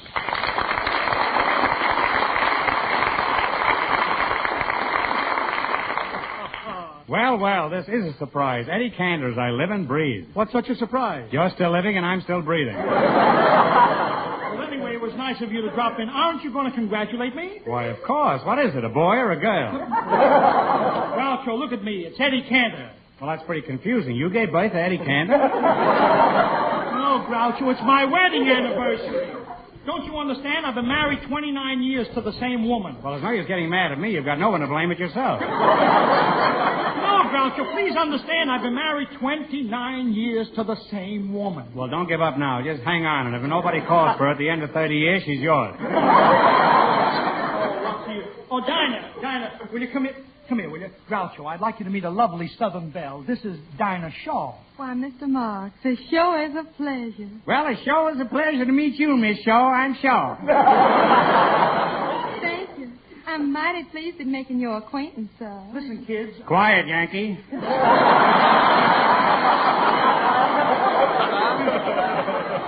Are y'all from the South, Mr. Marx? Why, sure enough. I'm a big plantation man. I spend most of my time picking tobacco. By the bale? No, by the butt.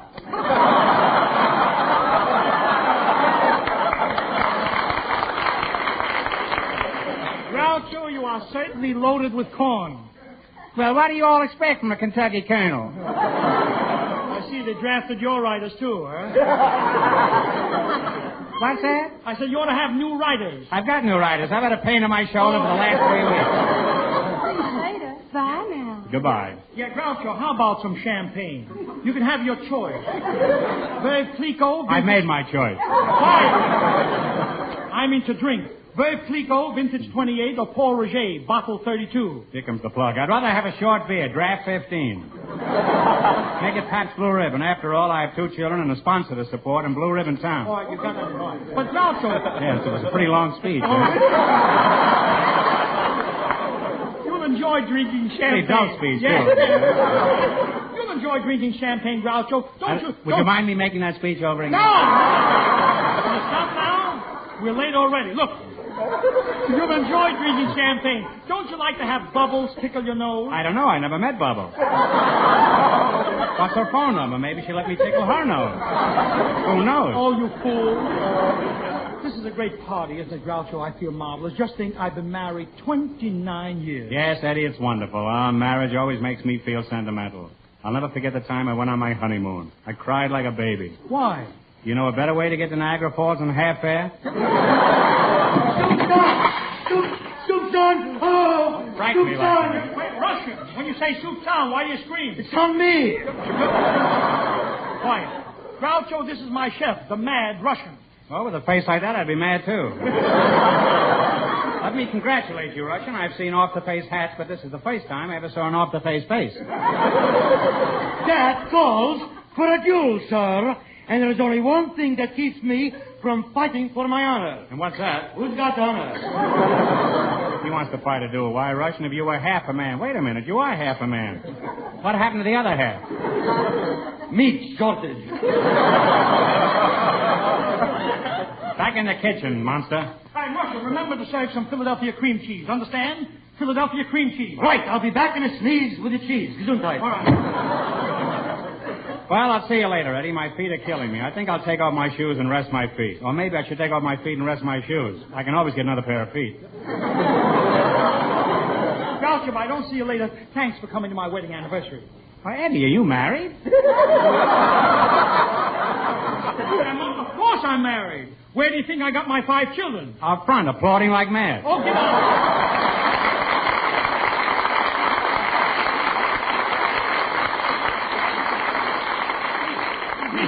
Oh, Eddie, this is a grand party. You know, I'm having a record made of this program as a souvenir. Great idea, Harry. A few years from now, you should get a big kick out of it, hearing the whole gang and all the laughs. Oh, that's right. I wish I could have taken a movie of it so I could see the laughs.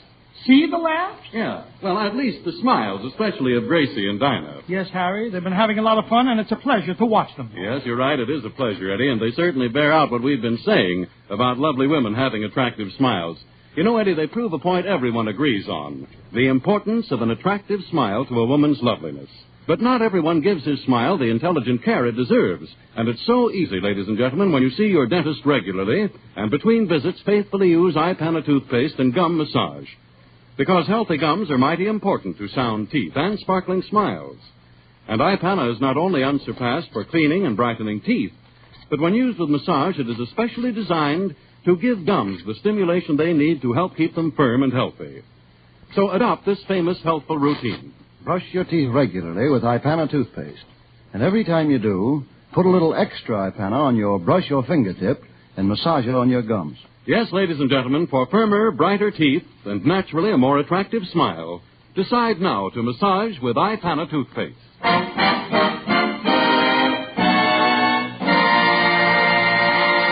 Harry, what's keeping the mad rush? Is it so hot to get Philadelphia cream cheese? Well, I don't know. I'll look for him. Will you? Oh, Master. Yes, Cookie. There's a Western Union boy here with a telegram. A Western Union? Well, send them in. Telegram for Eddie Cantor. It's Jack Benny. A Western Union boy.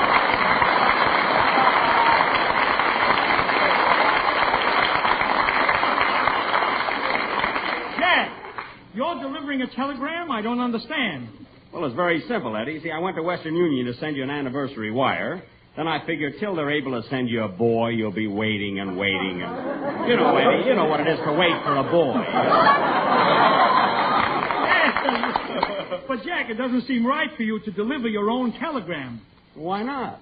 I paid for it. I paid for every word of it. All right. Myself. All right, read it, Jack. Read it. Certainly I'll read it. I paid for it. I know you. Out of my own money. I paid for the telegram. Jack, you told me you paid for it. Out of my own shoes. All right. What does it say? It says to Eddie Cantor, Beverly Hills. And it's a straight wire. This is not a night letter. I know. I paid for a straight wire. I know. Read it. Will you please read it? No, I can show you the receipt. Please, Jack, read it. Receipt from Jack Benny, 35 Not the cents. receipt. The wire. Read the wire, will you? You mean the one I paid for? You... Heartiest congratulations on your anniversary. Good luck to you and... Well, go on. Go on, Eddie. That's 10 words.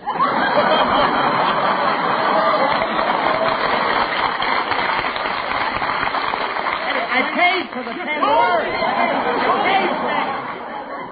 But, Jack, the wire is unfinished. Good luck to me and who? Who, Jack? Who?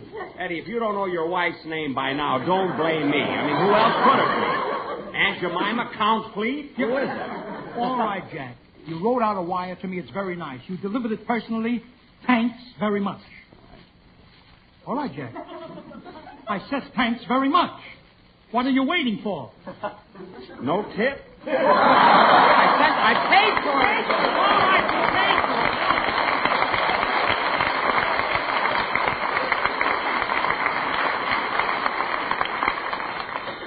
How do you like that, Jack?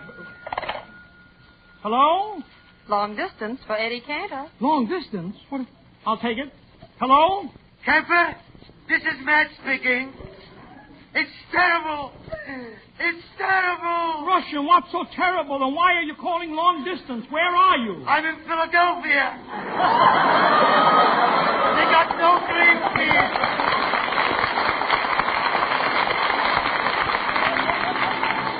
Listen, Eddie, I'm sure Jack Benny and Burns and Allen and Groucho Marx and all of your guests would enjoy hearing you sing some of your songs that were popular 29 years ago. How about it? By the sea, by the sea, by the beautiful sea, you and I, oh, how happy we'll be. When each wave comes a-rolling in, we will duck or swim, and we'll float and fool around the water, over and under, and then up for air. Mars rich, so no water we care. I love to be beside your side, beside the seaside, by the beautiful sea. When you are a tulip, a sweet yellow tulip, and I wore a big red rose. When you caressed me, 'twas then heaven blessed me. What a blessing, no one knows.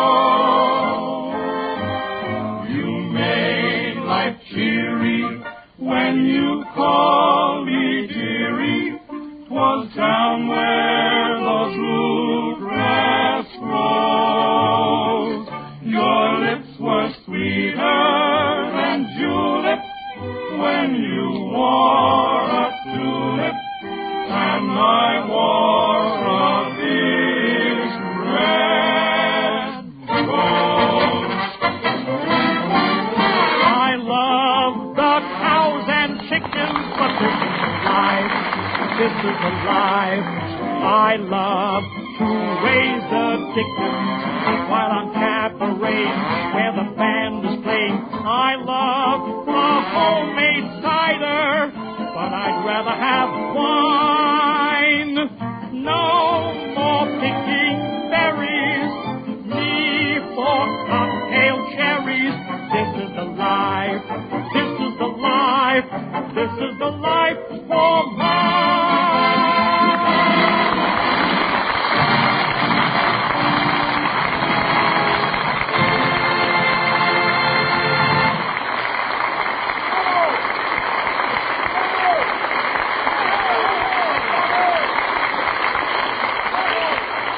Thank you, ladies and gentlemen, and thank you, Jack Benny, George Burns, Gracie Allen, and Groucho Marx.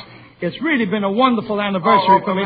Pardon the interruption. What is it, Cookie? But did you know that the last 17 minutes of last week's program only went as far as Colorado and never reached the east? I wonder why. The jokes were too old to make the trip. No, Cookie, look. The lines were down. We had to tell the people because they've been writing in and wiring. But be with us next week, ladies and gentlemen, when our guest will be my very good friend, Joey Brown. And in the meantime, don't forget the two products that make our Wednesdays together possible. Ipana for the smile of beauty, Sal Hepatica for the smile of health. Ipana, Sal Hepatica. And so remember, I love to spend each Wednesday with you. As friend to friend, I'm sorry it's through. Good night.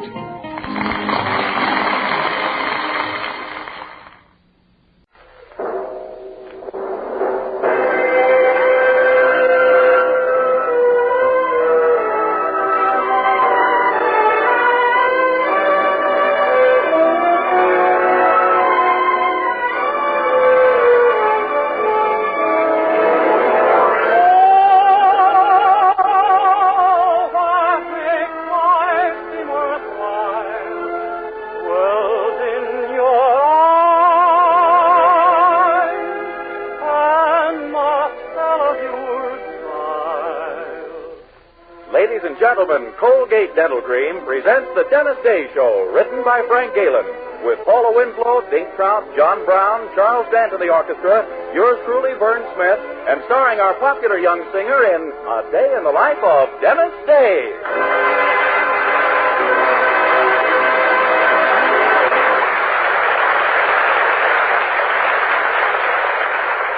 Twice a day and before every date, use Colgate Dental Cream to clean your breath while you clean your teeth.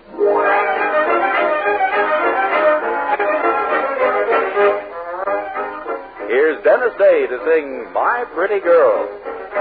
My pretty girl, I'm always dreaming of you. My pretty girl, my darling, how I love you.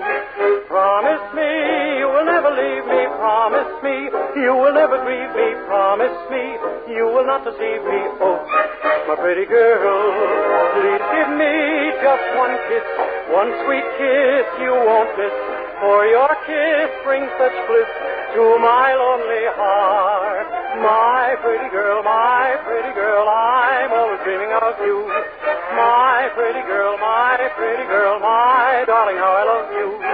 Promise me you will never leave me. Promise me you will never grieve me. Promise me you will not deceive me. Oh, my pretty girl. Okay, now, where's the first? Here we go.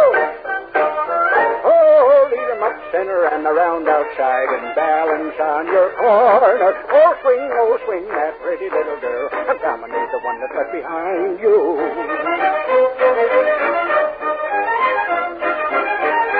Dance with me through the night. Let my arms hold you tight. And with dawn's early light, let me take you home. Oh, my pretty girl, I'm always dreaming of you. My pretty girl, my darling, how I love you.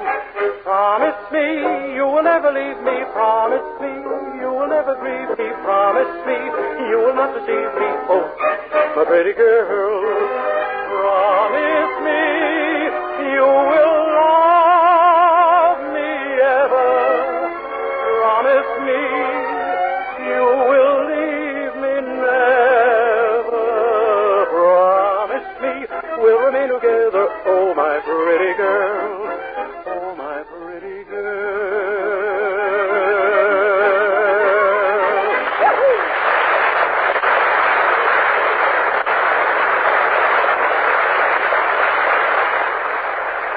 Colgate Dental Cream cleans your breath while it cleans your teeth. No other toothpaste does a better job of cleaning your teeth than Colgate Dental Cream. For Colgate Dental Cream has a safe polishing agent that cleans your teeth both gently and thoroughly, brings out their natural sparkle and beauty. And scientific tests prove that Colgate Dental Cream cleans your breath while it cleans your teeth. Yes, actual scientific tests prove conclusively that in 7 out of 10 cases, Colgate Dental Cream instantly stops unpleasing breath that originates in the mouth. Colgate Dental Cream is famous for its wonderful wake-up flavor, too. Nationwide tests of leading toothpaste prove that Colgate Dental Cream is preferred for flavor over other brands tested. So try Colgate Dental Cream to bring out the natural sparkle and beauty of your teeth. For a wake-up flavor you'll thoroughly enjoy. And use Colgate Dental Cream twice a day and before every date to clean your breath while you clean your teeth.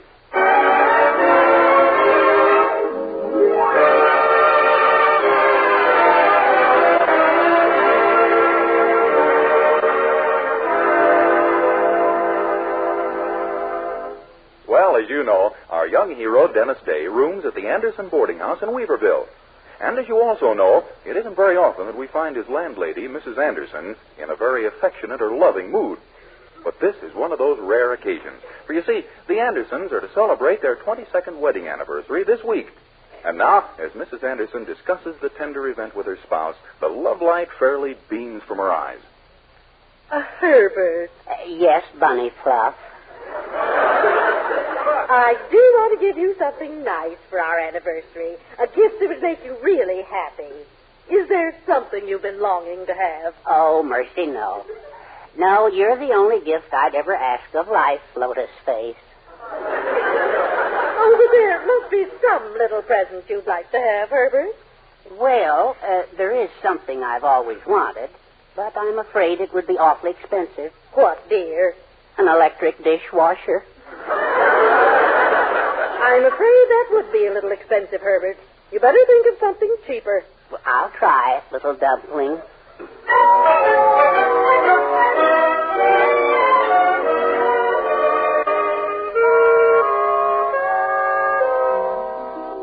Well, the Andersons' impending anniversary is a problem not only to the Andersons, but to our young hero, Dennis, as well.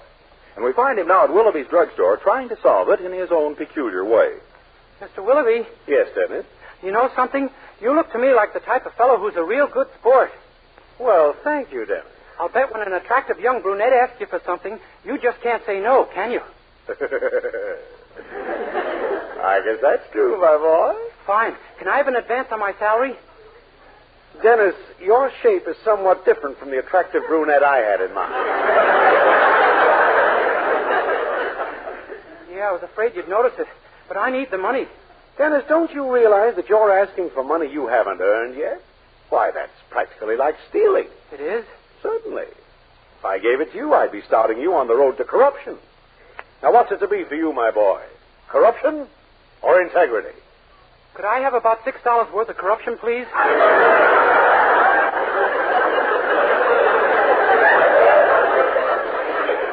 No, son. I feel I must watch out for your best interests. But it's terribly important, Mr. Willoughby. This week is the Andersons' anniversary, and I want to buy them a present. Well, I'm sure they'd appreciate a beautiful anniversary card every bit as much. We carry some lovely ones. And since you're working here, I'll let you have them for cost, plus only my profit. Sir, I really feel I should give them a gift. You see, Mildred is spending $10 on the picture frame she's giving them, and I think I ought to spend it. A picture frame? Why not give them your picture to put in it? Oh, I don't think Mrs. Anderson would care for my picture around the house, Mr. Willoughby. It might look just like me.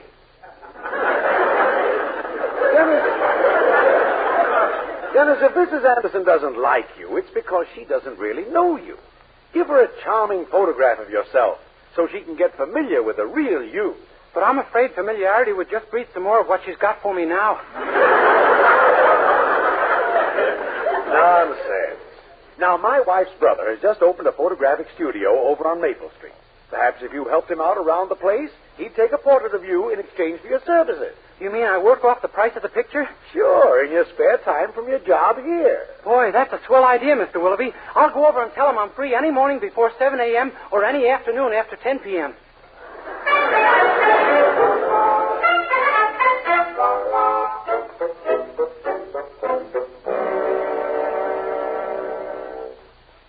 You're going to work for him in your spare time in return for having your picture taken? That's right, Mildred. I start tonight. But I should think he'd want to hire an expert on photography. Well, I kind of let him think I was.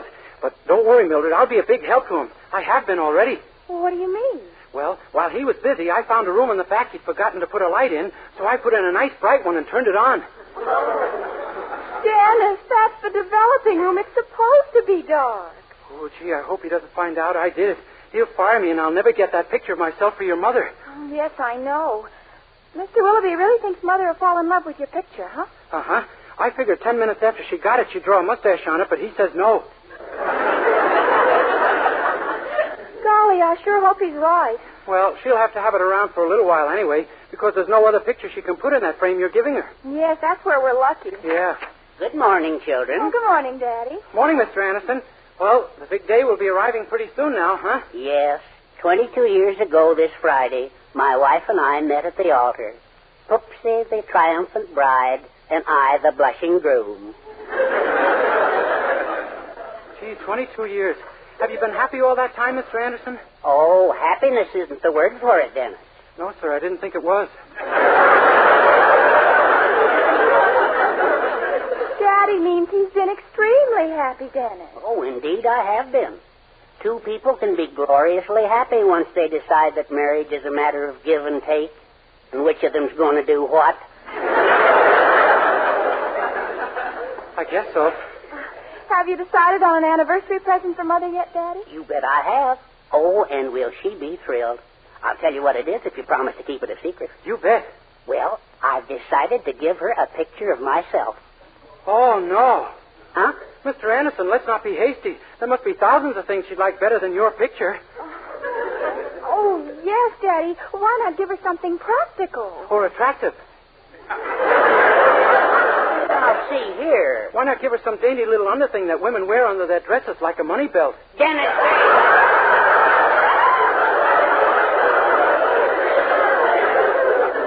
I'll bet Mother would just love a nice nail set. That's it, with a hammer to match.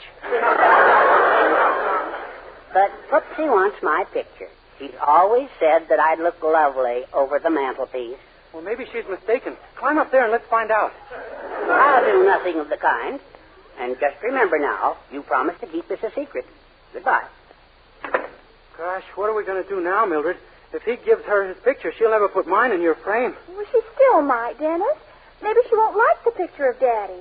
Mother's convinced that no one in the family takes a good picture but herself. Yeah, but I'm... Oh, Mildred, has your father gone out yet? Oh, he just left, Mother. Oh, good. I didn't want him to hear this. Do you know what I'm going to give him for our anniversary? Oh, I bet you love the idea as much as I do. Oh, what, Mother? My picture. You lose.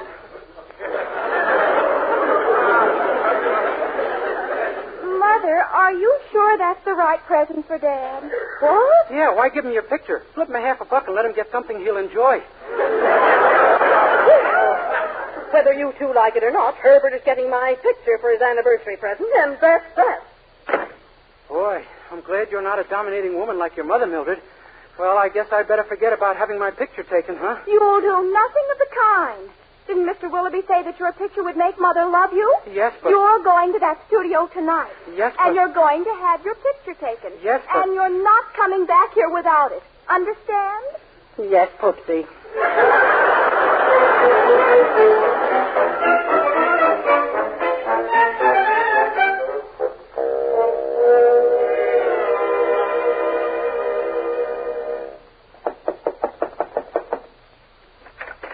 Hello, Mr. Kendall. Well, here I am, ready to go to work. Oh, yes, Mr. Day. I've been wanting to ask you something about my dark room. Were you by any chance the one who... Me? Oh, no, sir, not me. Why, I know better than to... Well, go on. It'll sound better if you ask the question first. You know what happened yesterday? When I finished taking pictures of that lovely young model, Miss Latour, we went into the dark room together and found a light on. So nothing developed, huh?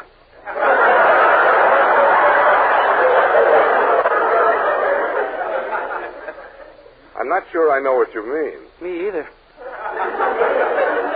Oh, well, I suppose it's ridiculous to think you did such a thing. After all, as you told me yesterday, you've studied photography all your life. Oh, sure. Know it backwards and forwards. Gee, you've certainly got some swell equipment around here.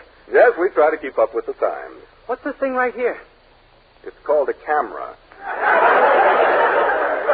Oh, comes in very handy every now and then, I guess. Yes. Well, shall we get to work? I want you to carry my plates inside for me. Your plates? Yes. Oh, you got a good job there. I could have sworn they were your own.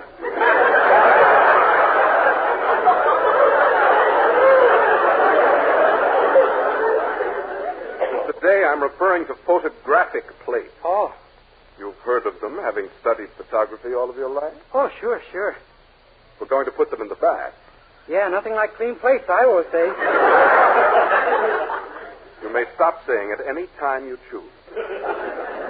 Yes, sir. Naturally, the developing bath must be tested before the plates go in.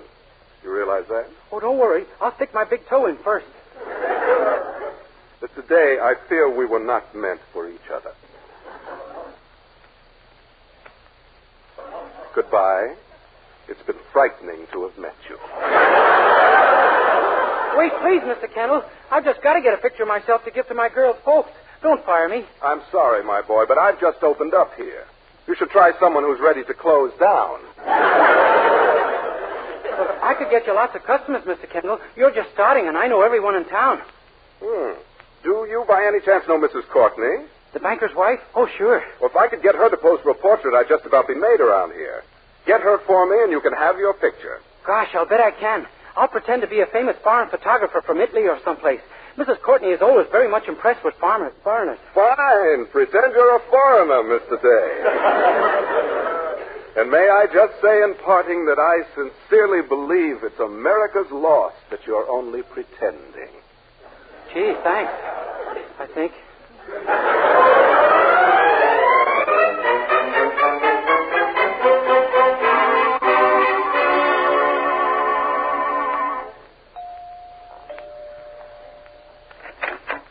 Yes? Signora Courtney, it makes it for you a great pleasure to meet me, is it? Why, who are you, my good man? I am Signor Sothern, the greatest photographer in all Italy. Oh, really? Who have you photographed? Why, I'm a snap of the king himself in action. Victor and Manuel? Oh, sure. Both of those fellas, too. I don't understand. I'm a snap all of the crown heads of Europe, lady. The King of England, the King of Greece, the King of France, the King of... King of France? Marshal! Why, the last King of France has been dead for over 100 years. How do you like that? And he said it was my fault. He don't look good in the picture.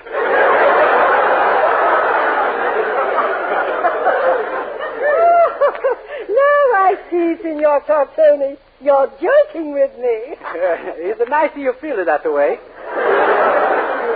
Tell me, do you come from the north of Italy, Signor, or down south near Sicily? Down the south near Sicily. Of course, the Sicily move up north when she gets married. Oh, no. The Sicily I'm referring to is down at the toe of the Italian boot. Well, the one I'm talking about, to get kicked around plenty, too.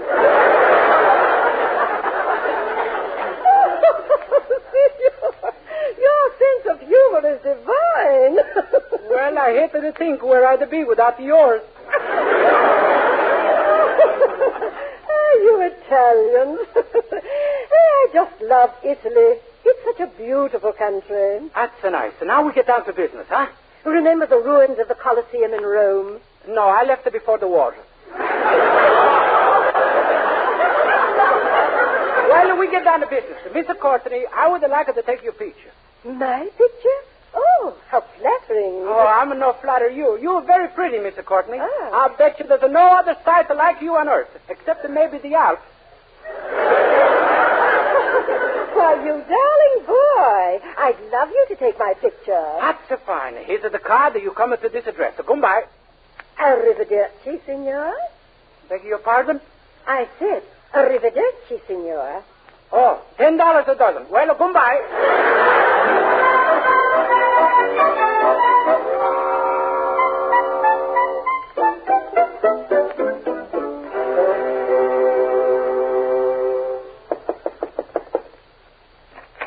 Yes?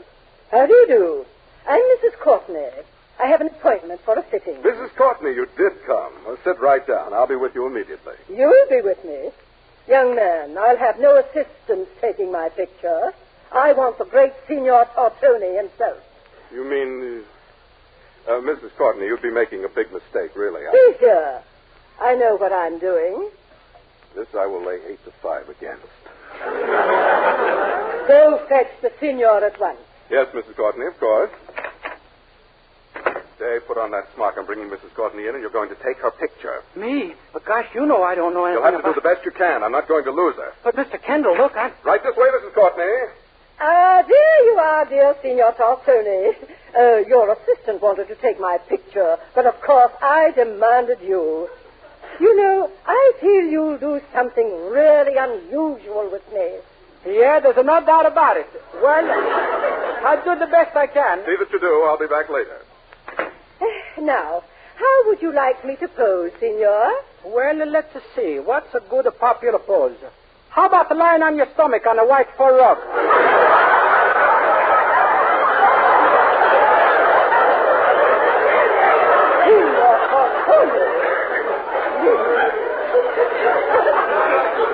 If you don't mind, we'll just have a nice, dignified picture with me sitting in this chair. Okay. Hold it still now. I get under the camera. Ooh. Why, what's the matter? It's dark in here. Well, we go ahead with the picture. I think we got... Mr. de Courtney, please, no tricks. What? You ask me for the dignified picture. Then a minute I look at you in the camera, you're sitting on your head. Why, Signor Tortoni. You always see things upside down in a camera. Oh, really? What do you know from this? Well, we go back to work in 1 more minute. I nearly finished in here. There's a Mrs. Anderson here, and she wants to have... Mrs. Anderson, quick, Mr. Courtney. You step in the dark room, but just for a minute, please. The dark room? What on earth? Before I can take your picture, you got to be a little more developed. Developed? Why, since when is the subject developed instead of the picture? We're starting a whole new system. In the dark room, please, quick. Have you gone mad, Dave? Mrs. Anderson is my landlady. If she sees me, the jig is up with Mrs. Courtney. I'll get back under the camera. You get her in here, and we'll get rid of her fast. Okay. Right in here, Mrs. Anderson. All right. Where do you wish me to sit? You'll find her right there. Steady. I take her the picture. You see the birdie? No? I take her anyway. Okay, next. Oh, my goodness. I didn't even have time to put on my makeup. The way I take her the picture, makeup is to do you no good at all. Goodbye. Come along, Mrs. Anderson. Well, I must say this is very unusual. You could have come out now, Mr. Courtney. Well, really, Senor Courtney, this is fantastic. I'm beginning to think you don't know any more about photography than a soda jerk. Please, let's not complicate things with the good guesses. Sit right down now. I take the picture. That's fine. Hold it. Now we got him. I have another customer, Senor, a Mr. Anderson. Mrs. Courtney, I have just noticed something. You are developed fine here and there, but there and here you no look so good. You go back in the dark room. 2 more minutes, huh? Senor, this is absolutely ridiculous. Please, you're the one on to develop the picture. In with you. Right this way, Mr. Anderson. Yes. Shall I sit down? Hold it still. Fine. Come by. You mean it's all over? My sure. But I wasn't even smiling. So what? You got a very little to be happy about.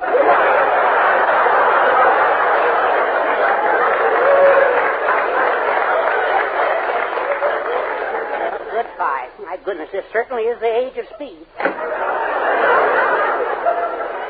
Quick, let her out again. Now, see here. This is preposterous. It's completely unnecessary, and you know it. But it was necessary, Mrs. Courtney. Honest, it was. Senor Tortoni, what happened to your accent? Is it too late to put him back on, huh? Much too late. Summon a gun.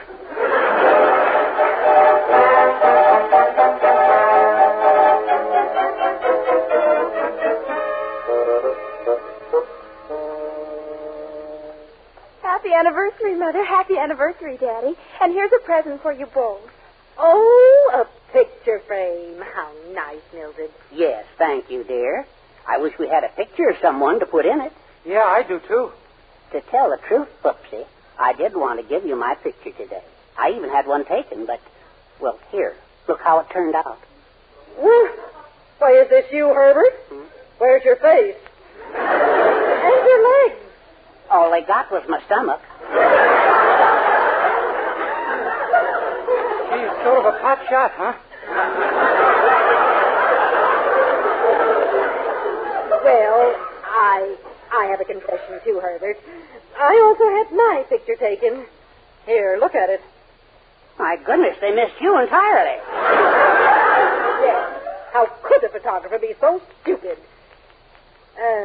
There was something about that man's voice, too. It was so familiar. Well, I think I'll go to bed. Dennis? Yes, ma'am? Let me hear you say, watch the birdie. But say it with an Italian accent. Okay. Sure now, Faye, Migara, will you be looking at the birdie there, Migara? Do you call that an Italian accent? It's as close as I care to get. Well, good night, everybody.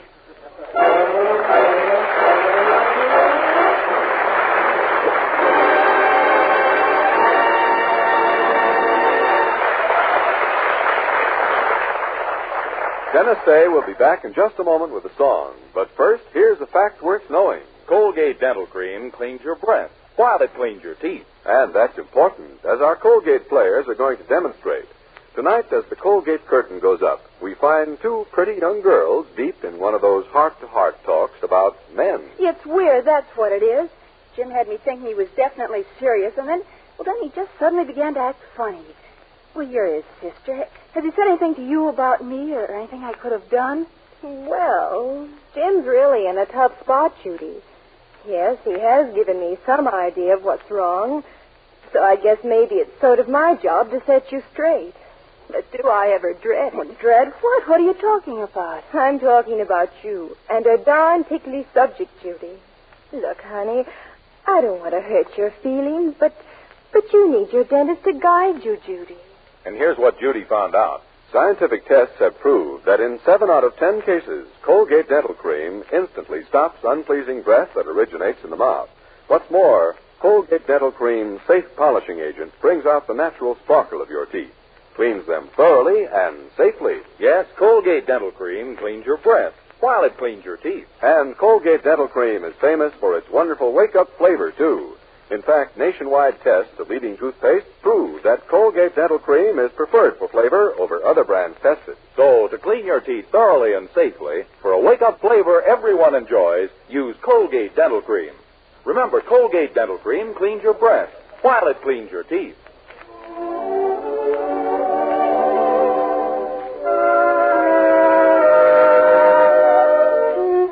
Here's Dennis with Charles Dant and the orchestra, the beautiful arrangement of Heartaches.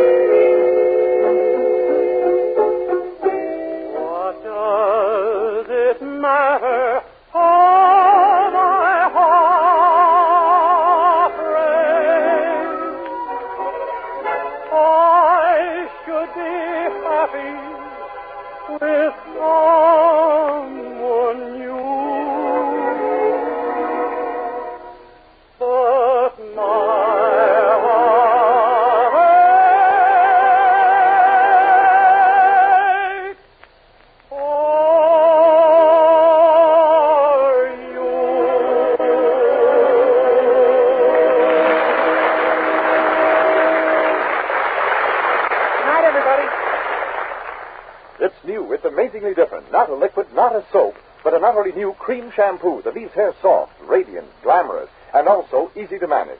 It's Luster Cream Shampoo, created by Kay Dumas, who combined rich lanolin with secret ingredients. Use Luster Cream Shampoo and see how soft, how naturally lovely, how brilliantly alive and well-behaved your hair can be. Ask for Luster Cream Shampoo at cosmetic counters. This is Vern Smith reminding you that Dennis Day can be heard with Jack Benny every Sunday, and be sure to be with us again next week for another Dennis Day program. More songs, more adventures in the life of our star, Dennis Day. Meanwhile, be sure to use Colgate Dental Cream to clean your breath while you clean your teeth. This is NBC, the National Broadcasting Company.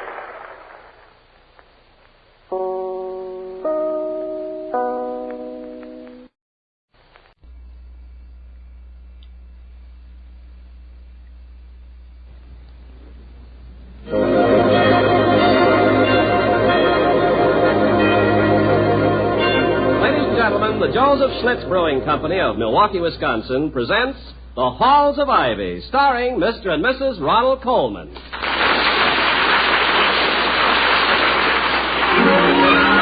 I was curious. I tasted it.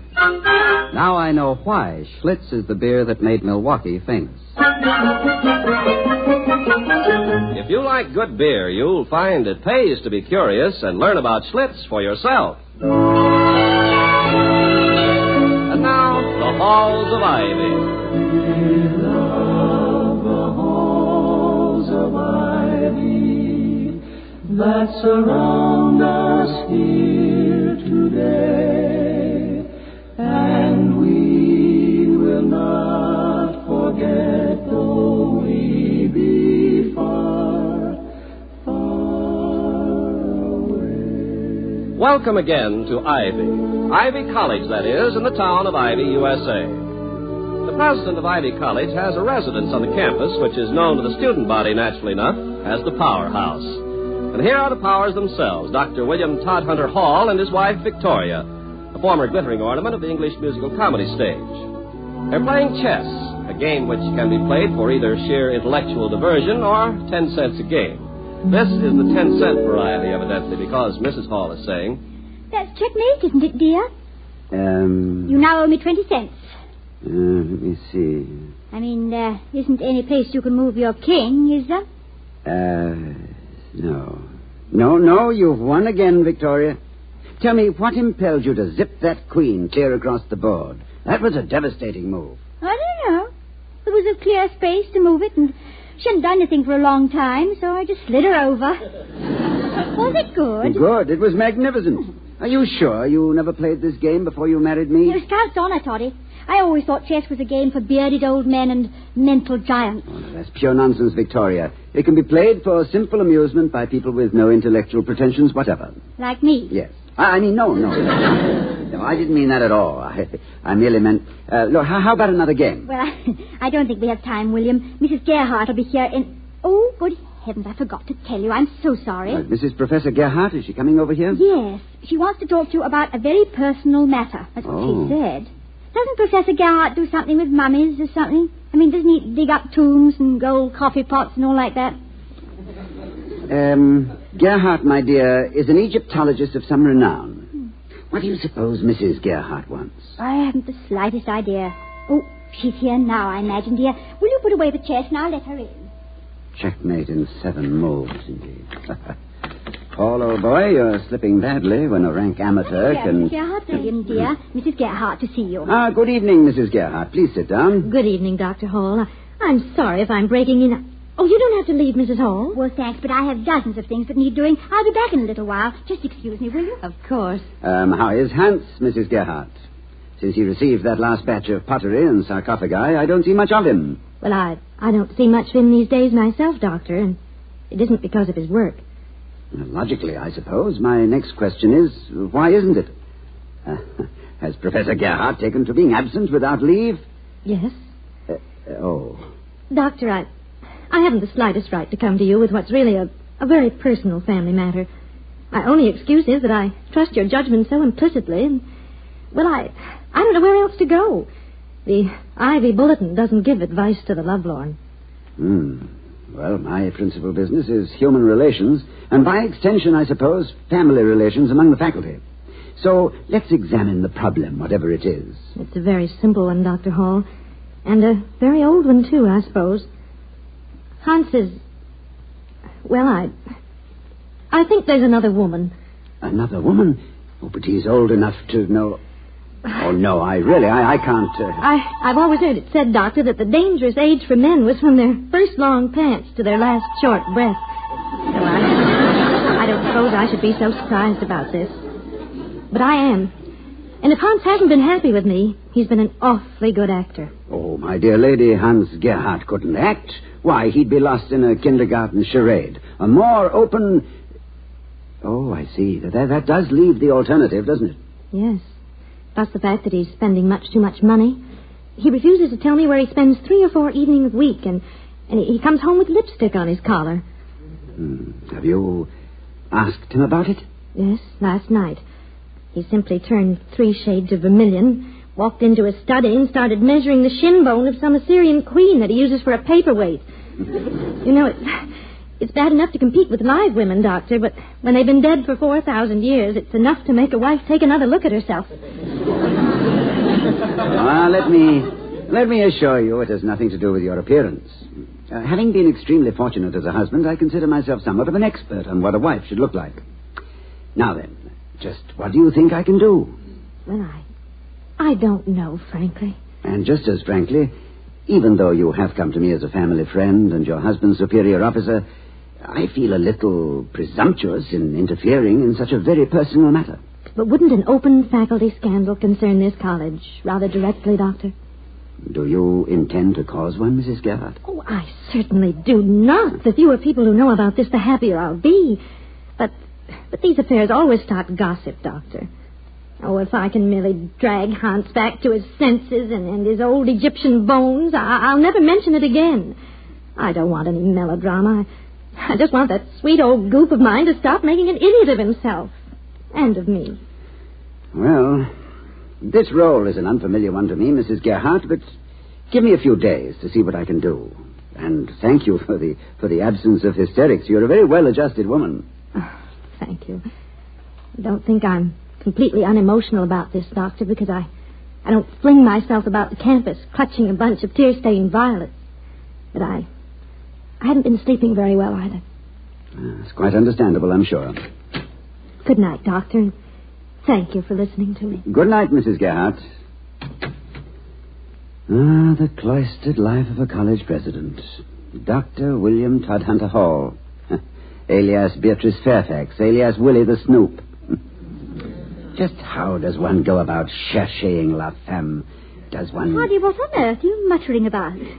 Please, Victoria, I'm on a case. You act more as though you just finished one. Is it something to do with Mrs. Gerhart? Yes, quite something indeed. And the splendid advice which you are about to give me, I hope, will ease my conscience for violating Mrs. Gerhart's confidence. Well, you haven't violated yet, Willem, so please do. I'll be the close-mouthed, faithful secretary in love with the boss. What's the caper, Chief? Caper, in this instance, is extremely apt. Professor Gerhart is capering. He shows unmistakable evidence of matrimonial deviation. Oh, my goodness. Have you any idea what direction he's taken? Oh, that's what I'd like to find out. I don't know what I'll do about it when I do find out, but... Oh, Vicky, do I appeal to you as a blue-nosed reformer? A censor of other people's private lives? No, Toddy. You just appeal to me. As? Nothing. You just appeal to me. Do I appeal to you? Oh, with an increasing intensity which is a little frightening. Well, it doesn't frighten me. I can walk right up to it. See? I'm brave, huh? Ah, Vicky, darling, I do love you dearly, but you're taking my mind off the Gerhart case. And you haven't answered my question. What question? Oh, yes. You mean how to put the finger on the hussy that's making a pigeon a pyramid boy? Oh, Vicky, please. I'd almost prefer profanity from you. Oh, all right. No. I said almost. Now, let's be sensible. After all, the matter holds very little gaiety for Mrs. Gerhart. Oh, I'm sorry, Todd. Of course it does. Well, now, let me see. If I wanted to find the woman my husband was...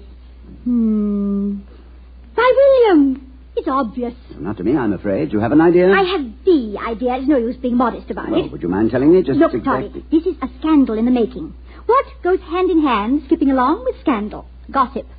Who's the greatest gossip within 500 miles of Ivy College? Doc Fish, the barber. Vicky, I knew you didn't win those chess games by pure beginner's luck. You have an IQ of at least 750. Well, when I get to 900, I'll sell. Here's the telephone. Go on, call Doc Fish. He closes at 6, and it must be almost that now. Hello, Doc. This is Dr. Hall. Doc, you know everything that goes on around here, besides the things you invent, and wait a moment. Is there anyone else in the shop? Good. Doc, where does Professor Gerhart go on his nights off?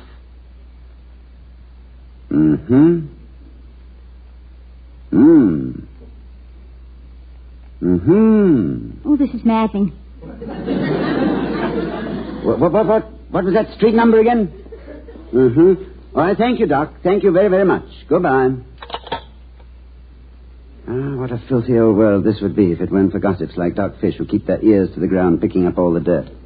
What did he say? I mean, he knew, of course. Of course. Where's my hat, Vicky? I don't know. What do you want with it? Well, I'm about to call on a mysterious widow who lives at 1245 Foster Avenue.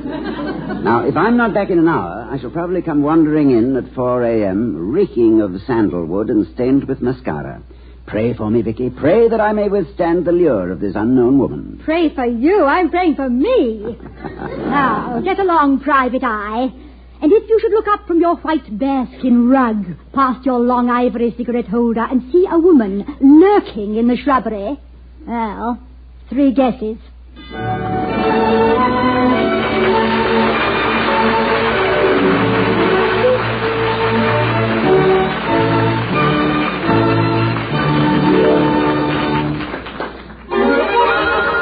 I was curious. I tasted it. Now I know why Schlitz is the beer that made Milwaukee famous. We'll return to the halls of Ivy, starring Mr. and Mrs. Ronald Coleman, in just a moment. But first, let's hear the story of a curious photographer who missed the picture and developed a liking for Schlitz beer. Well, I specialize in weddings, family portraits, and graduation pictures. Some people are kind enough to say my photography is inspired, but actually there's more toil than talent in it. You take that family I photographed last week. Now, you'll admit a fidgeting child is not fair game for a photographer. And in this particular family, there were 3, plus 2 adults who seemed to regard the camera as a deadly weapon to be watched with tense suspicion. Well, with much patience and perspiration, I worked to get the family properly posed. And just as I had them smiling broadly and was about to snap the picture, a figure carrying a tray of Schlitz beer came into focus. Well, I started to indulge myself in a little artistic temperament at this interruption when I discovered there was an extra bottle of Schlitz in the tray for me. Well, in the face of such unexpected hospitality, I could hardly stay angry. I took the bottle of Schlitz that was offered me and poured myself a glass. Well, I had never tasted Schlitz before, in spite of all the good things I had heard about it, and I was mighty curious to see whether this much-talked-of beer really lived up to its reputation. I took one swallow, then another just to make sure, and came to a swift conclusion.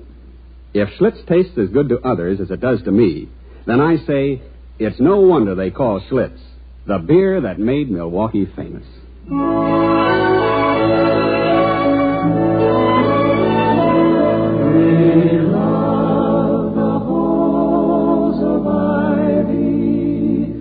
That surround us here today. As we return to Ivy, we find Dr. Hall walking briskly along the street on the far side of the town.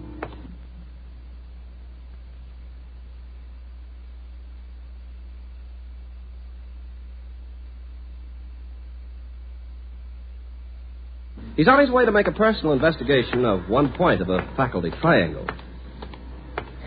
Ridiculous mission for a college president. Peeping and prying into the amours of a reputable professor. Who am I to police the morals of my fellow men? Simply because I'm no Lothario myself, must I waggle a censorious finger? Evening, sir. Oh. Hello there, officer. Pleasant evening, isn't it? It is that. You're Dr. Hall from the college, aren't you? Yes, I am. And I don't know whether to be flattered or disturbed at being recognized so promptly by the city police. Oh, you're better known than you think, Doc. There's a police circular of you pinned up in my son's room. A police circular of me? Well, really, officer, I can't quite remember ever being the object of your official attention. What was my crime? Desertion. Oh. The students at Ivy, and my son is one of them, thought you were going to quit as president a few months ago. I'll admit there was some discussion of the matter among the governing board, but my departure would have been quite involuntary, I assure you. Well, the kids were kind of upset about it. So they got out circulars with your picture and description on them, like regular police jobs. We call them readers. They says, wanted for desertion, William Toad Hunter Hall. Todd Hunter, family name. Oh, yeah. Well, I guess all the students was glad you stayed, Doc. My kid thinks you're the nuts. Well, thank you for both the sentiment and the use of the definite article. By the way, officer, how far is Foster Avenue?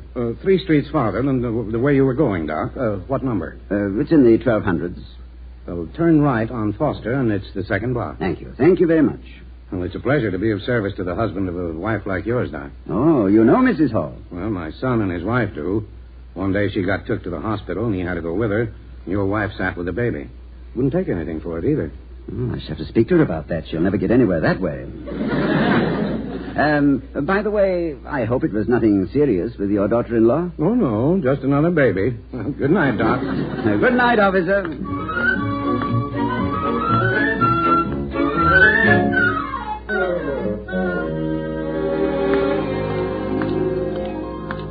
Now, let me see. Number 1, 2, 4, 5. Here we are.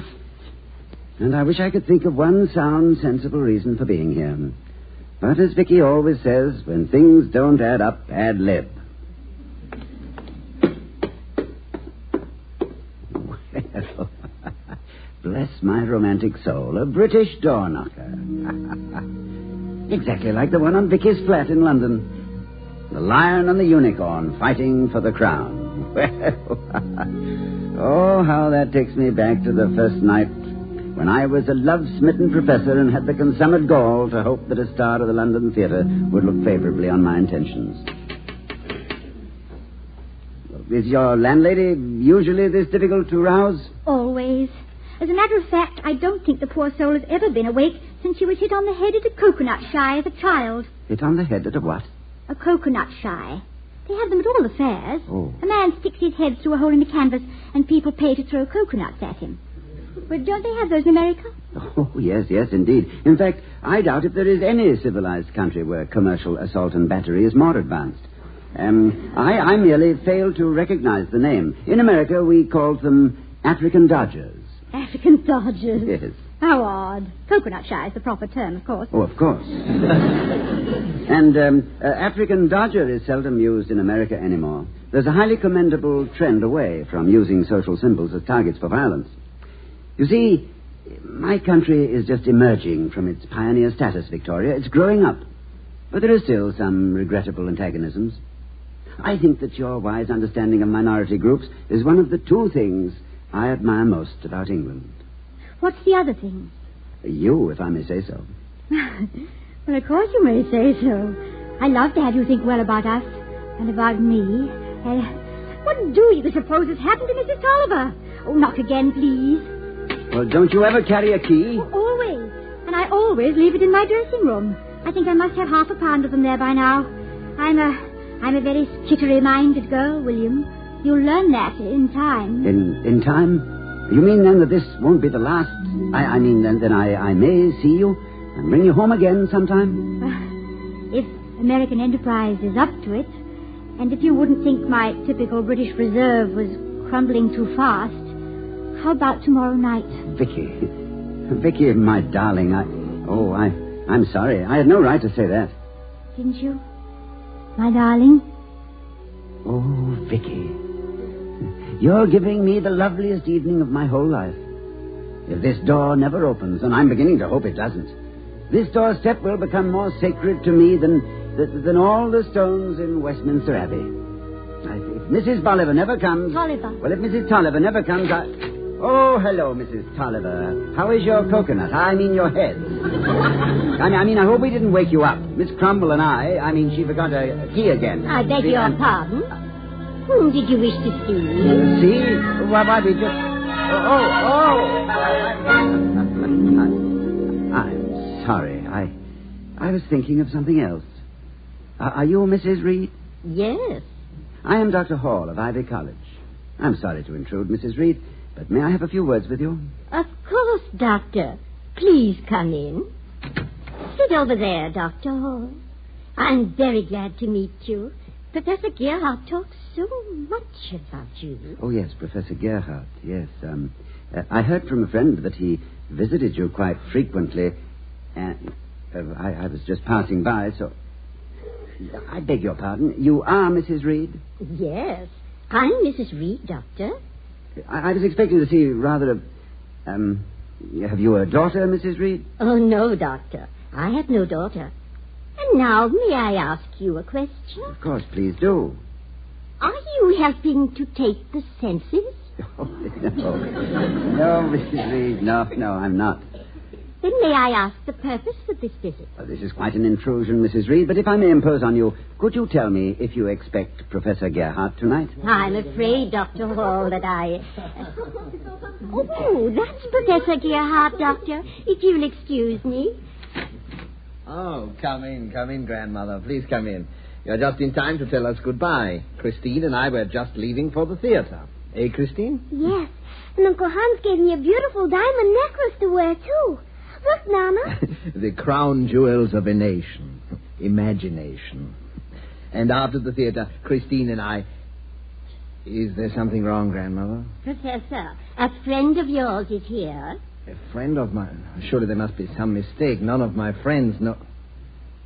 Dr. Hall. Well, this is a surprise. And an intrusion, I fear. Christine, may I present Dr. Hall? Dr. Hall, my very, very dear friend, Miss Leslie. Good afternoon, Miss Leslie. You don't know how I've looked forward to meeting you. Hi, Dr. Hall.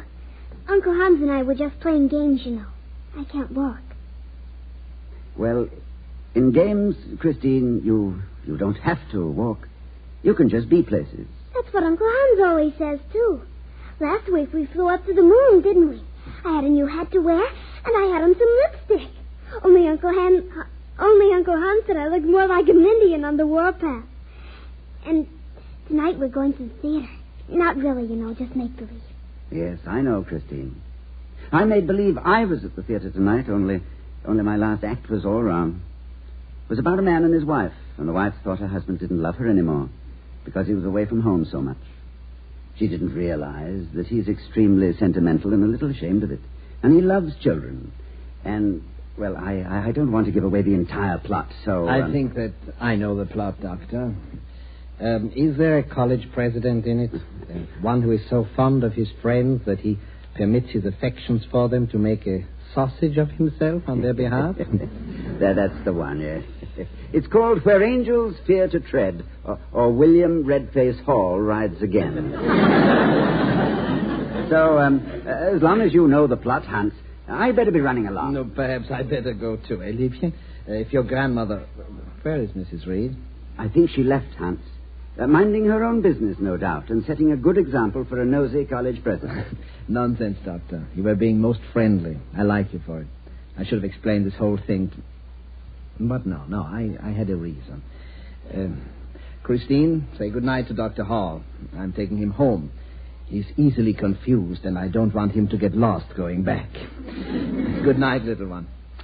Good night, Uncle Hans. Come again soon. Good night, Dr. Hall. Good night, Miss Leslie. May I come again? Oh, sure. Can you play games? Well, not as well as Uncle Hans, but I'm learning.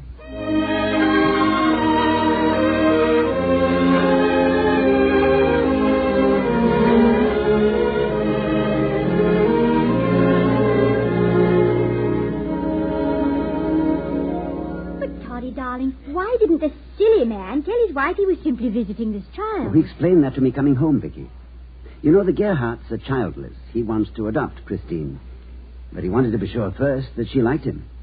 Then he was going to surprise his wife. Maybe she wouldn't feel the same way about it. Mrs. Gerhart?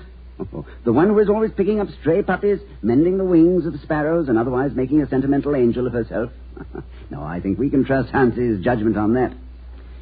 Oh, Vicky, I am an impulsive, snooping Batinsky. Oh, no, you're not. Well, you merely took dictation from your heart and couldn't read your own shorthand. Your intentions were absolutely right. Yes, but my methods were wrong. Instead of dashing out of here all prepared to brand some brazen woman as a marital interloper, I should have gone direct to Hans. Well, then he'd have called you an outrageous busybody and thrown you out, and you wouldn't have solved a thing. Well, I haven't solved anything anyway. Well, maybe I did help bring matters to a head. Mrs. Gerhart might have taken some regrettable action. Of course. You just go on being impulsive, Toddy. Reason and logic, they're beautiful things, I know. But anyone with impulses as nice as yours can't go far wrong. Oh, Vicky, my sweet, you are a comfort. But I am somewhat inclined to hasty action for causes which I think are right. And when I saw that child tonight, with her little twisted body and her bright and eager face, I thanked whatever gods may be that I am hasty. To meet so much gaiety and courage in so small a package was well worth any idiocy on my part. Now, where did I put that jackknife? Jackknife? Jackknife? That's about as fast a switch as I've ever heard. Not at all, my dear. No one can play mumbly peg without a jackknife. But I never heard of mumbly peg. What is it? One of our great national games. I haven't played it since I was a very small boy. Now sit down on the floor, Vicky. I will not. Look, I promised a certain young lady I would learn some games, and you can't play mumbly peg standing up. Now sit down.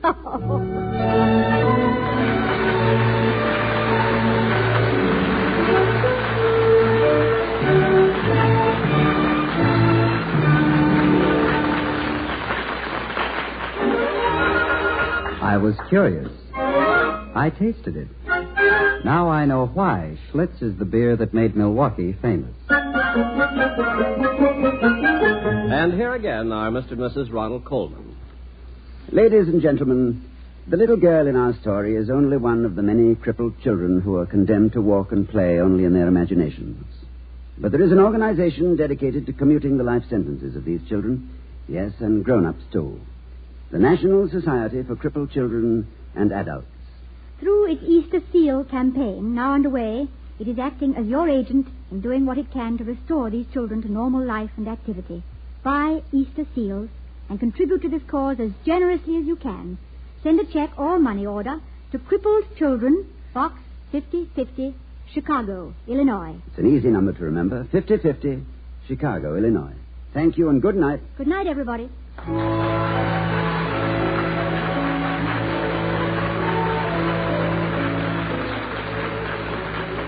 We'll be seeing you next week at this time at the Halls of Ivy, starring Mr. and Mrs. Ronald Coleman. The other players were Hans Conried, Dick LeGrand, Florence Walcott, and Ann Whitfield. Tonight's script was written by Don Quinn and Walter Brown Newman. Our music was composed and conducted by Henry Russell. The Halls of Ivy was created by Don Quinn, directed by Nat Wolf, and presented by the Joseph Schlitz Brewing Company of Milwaukee, Wisconsin. Ken Carpenter speaking.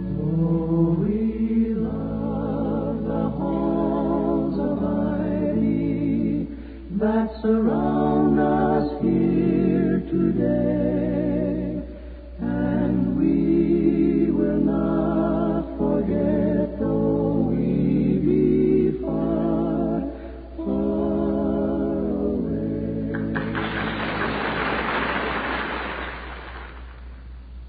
Next, it's We the People over most of these NBC stations.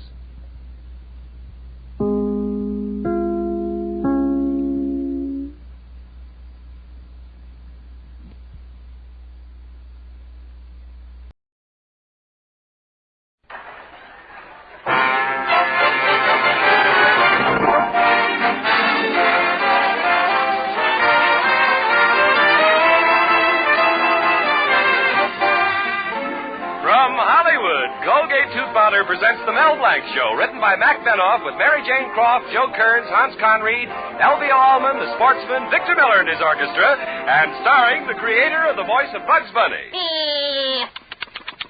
What's up, Doc? Yes, Colgate Tooth Powder for a breath that's sweet and teeth that sparkle brings you the Mel Blanc Show with Mel playing his new character, Zookie. Hello, everybody. Hello, everybody. Hi. And starring himself in person, Mel Blanc. Hi, folks. Ugga, ugga, boo, ugga, boo, boo, ugga.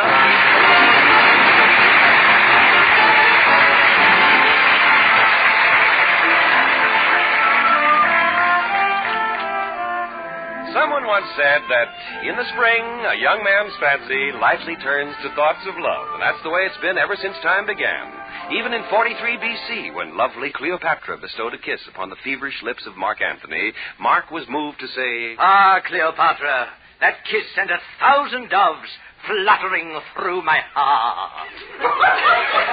And in the 16th century, when Juliet pressed a kiss upon Romeo's lips, Romeo was moved to say, "Oh, Juliet, thy kiss has set my heart a-fluttering like unto the strings of yonder harpsichord."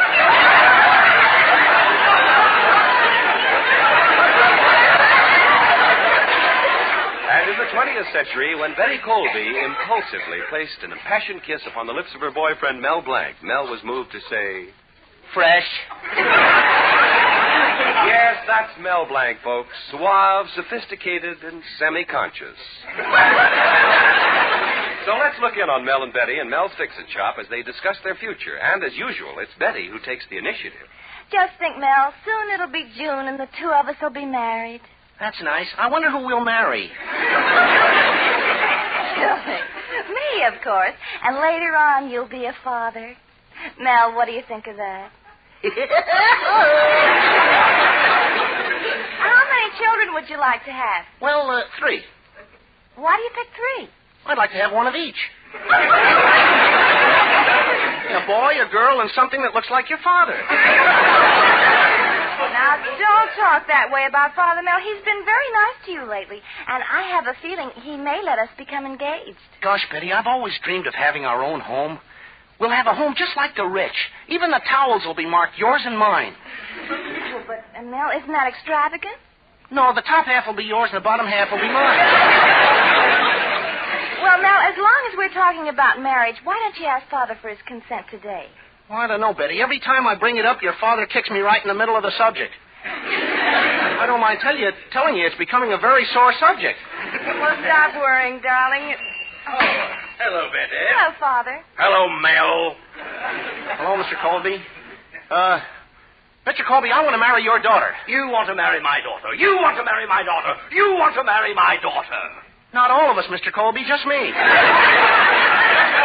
I don't know, Mel. After all, Betty's used to the best. And I don't want her to live in a crummy, run-down place. Oh, don't worry, Mr. Colby. As soon as we're married, she'll move right out of your house. What? Now, listen, you idiot. You realize what it cost me to support a girl like Betty? $10 for shoes, $20 for hats, $50 for dresses, $75 for... wait a minute. Yes, Mel. You and Betty have waited long enough. Yes, you can get married right away with my blessing. Well, Mr. Colby, don't give in so fast. Maybe I'm not good enough for Betty. Maybe... Now, listen, you nincompoop. For years you've been asking me. Now you marry my daughter or I'll break every bone in your body. And we'll announce the engagement tonight at the party honoring Cousin Dottie's arrival. Tonight? Oh, gosh, I'm so happy I could kiss anybody. You could? Yeah. Oh, Mel Blanc, get your hands off me. Oh, my baby getting married. I'm losing a daughter. I'm losing a daughter. Well, don't think of it that way, Mr. Colby. You're not losing a daughter. You're gaining a son. Me. Oh, no! Say, Betty, that Cousin Dottie your father spoke about, is that the one from New York? Oh, yes, Mel, and I better go on home. She should be here soon. Oh, you mean the man-crazy one? The one who walks around with a marriage license made out to her and to whom it may concern? Yes, and you be careful. Oh, don't worry, Betty. I'm all yours, sugar pie. Well, I'll see you tonight at the party, darling. Bye. Bye. Oh, gosh. Betty and I finally getting married. And this time nothing will come between us. Oh, hello, tall, dark, and so what? So you ain't handsome.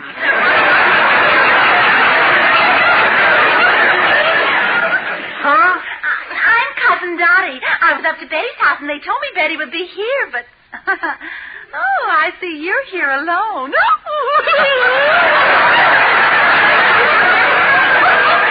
Well, Betty went down to the supermarket. Now, that's 4 blocks south, and then you turn left. Listen, if I want directions, I'll go to the auto club. Oh, so you're Mel Blanc. Oh, the boyfriend of my nearest, dearest, and darlingest cousin. What do you see in her anyway? Well... You know, you and me can make beautiful music together. We could? What instrument do you play?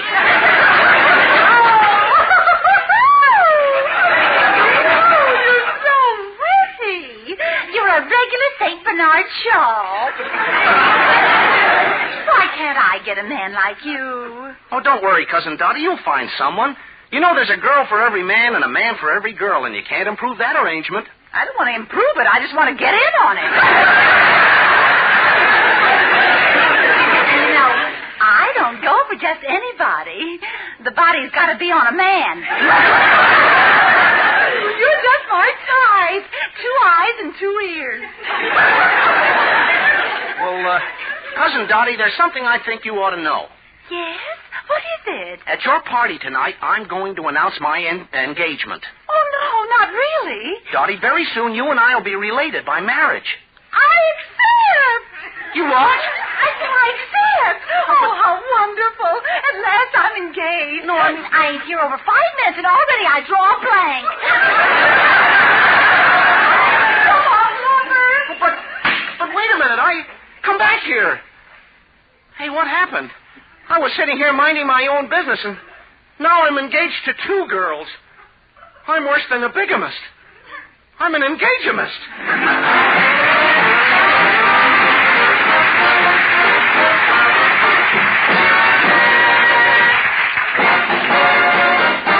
Use Colgate tooth powder, keep smiling just right. Use it each morning and use it each night. It cleans your teeth, makes breath so sweet. Use Colgate tooth powder. Want teeth that sparkle and dazzle, a breath that's fresh and sweet? Then try Colgate tooth powder. For the new all-purpose Colgate tooth powder cleans your teeth and sweetens your breath. Yes, this new all-purpose tooth powder produces an amazingly rich, active foam that's marvelously effective. Every time you brush your teeth with this new all-purpose Colgate tooth powder, your whole mouth feels clean, sweet, fresh. Your teeth regain their natural sparkle. It's been proved in 7 cases out of 10 that Colgate tooth powder instantly stops unpleasing breath that originates in the mouth.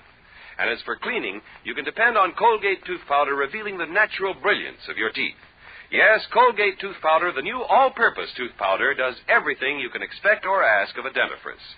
Try Colgate tooth powder today for teeth that sparkle and a breath that's sweet. Use Colgate tooth powder.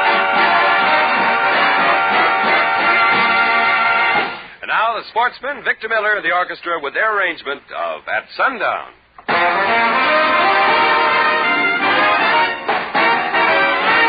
Every little breeze is sighing of love undying at sundown.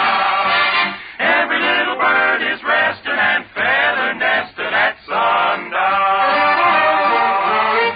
Each little rosebud is sleeping while the purple shadows are creeping. In a little cottage cozy, the world seems rosy at sundown. Where a loving smile will greet me and always meet me. Just about at sundown, I seem to sigh, I'm in heaven above.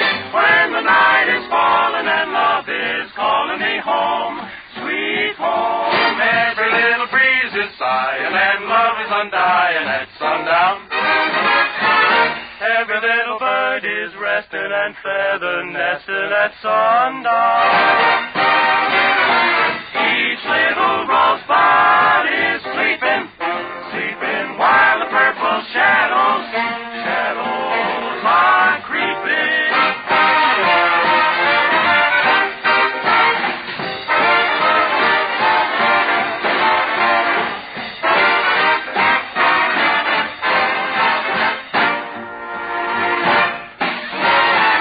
I seem to sigh, I'm in heaven above. When the shades of night are falling and love is calling me.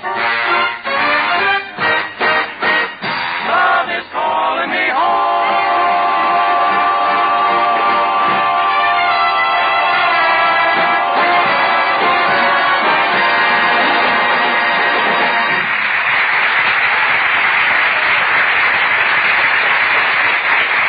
Well, back to Mel Blanc. Mr. Colby agreed to announce Mel's engagement to his daughter Betty at a party for Cousin Dottie.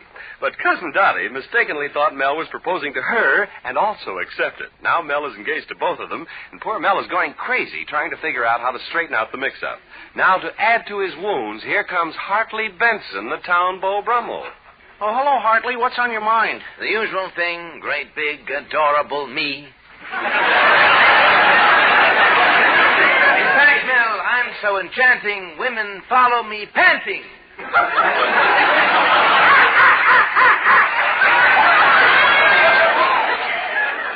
Say, Hartley, you're just the guy to help me with my problem. I'm engaged to 2 women at the same time. Mel, old boy, that is no problem. I'm engaged to 9 different girls and going out with 9 others. Well, doesn't that make the 9 girls you're engaged to angry? Of course not. They're happy they made the first team.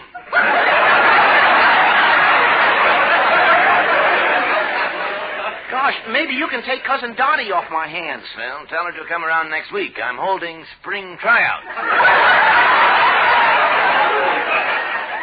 What conceit. What's so wonderful about Hartley Benson? Don't ask me. Ask the woman who owns one. With women who know men best, it's Benson. 2 to 1.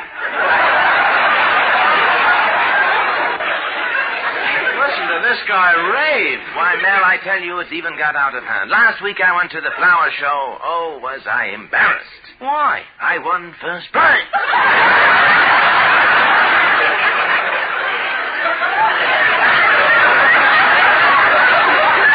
I didn't even know they allowed poison ivy in the show. Listen, Mel, you just made me very happy to deliver this message. Cousin Dottie told Betty's father about her engagement, and Mr. Colby said if you don't square things immediately, he's going to break every bone in your body. He would have broken you in half already, except for one thing. Well, what's that? He doesn't want 2 of you around the house.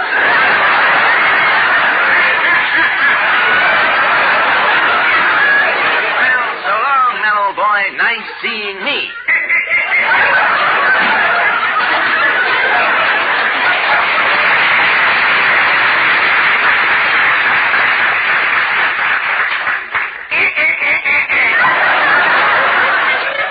What a character. He gets women to kiss him. Sure, he's tall, dark, and handsome. That's no trick. The trick is to look like me and get women to kiss him. Hey, that's impossible. Oh, Mr. Colby's going to break every bone in my body if I don't get rid of Cousin Dottie. But getting rid of her is even more impossible. Well, here comes Mr. Cushing.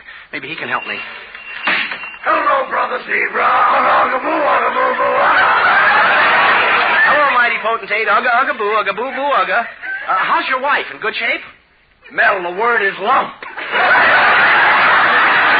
As a matter of fact, her figure's a cross between a shape and a lump. A slump.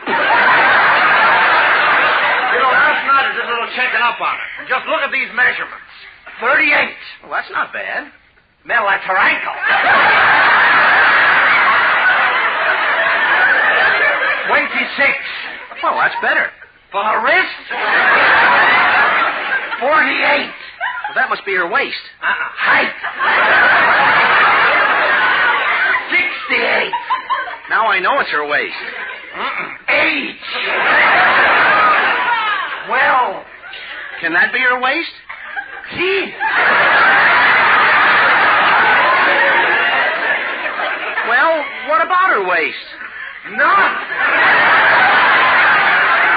Well, you know, when I married my wife, she had an hourglass figure. Now it's still glass, but it's more like a beer box. If I could get 2 cents back, I'd turn her in. You sound a little disgusted, mighty potentate. Well, the other day we were out taking pictures. My wife powdered her nose, she put on her hat, she smiled, and she said, "Oh, John, I'm ready. Shoot me." Dad, what a temptation. I don't know why I'm telling you all this. It's just You think you've got troubles, mighty potentate. Cousin Dottie says she's engaged to me, but if I don't marry Betty, Mr. Colby will kill me. Then it's a case of getting married, having Mr. Colby kill you? Yeah, what shall I do? Mel, let Colby kill you. It's a good, clean death. No, mighty potentate. Oh, how am I going to get out of my engagement to Dottie? Mel, I just thought of it. Make Cousin Dottie believe that you're a desperate criminal, a killer. She'll break the engagement. Gosh, that's the best idea I ever heard of how to get rid of a woman. How do you like that? Now I get the idea. 20 years to life. Come on, Mel. Why, mighty potentate?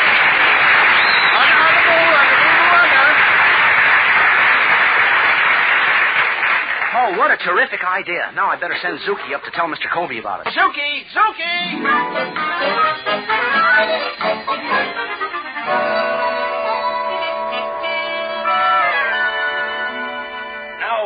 Zuki, tell me what Mel said. Well, he said he loves Betty. Thanks. And he wants to marry her and raise children? Chickens. No, children. And he said he hates Dottie in Morse code. He's going to tell Dottie that Mel is a killer. He's a gangster. He's going to make believe he's from Scotland Yard. Did he say that? Not in so many words. Well, he better do a good job, because if he doesn't, I know you'll break every bone in his You'll kill, you'll murt, you'll Is there a doctor in the house?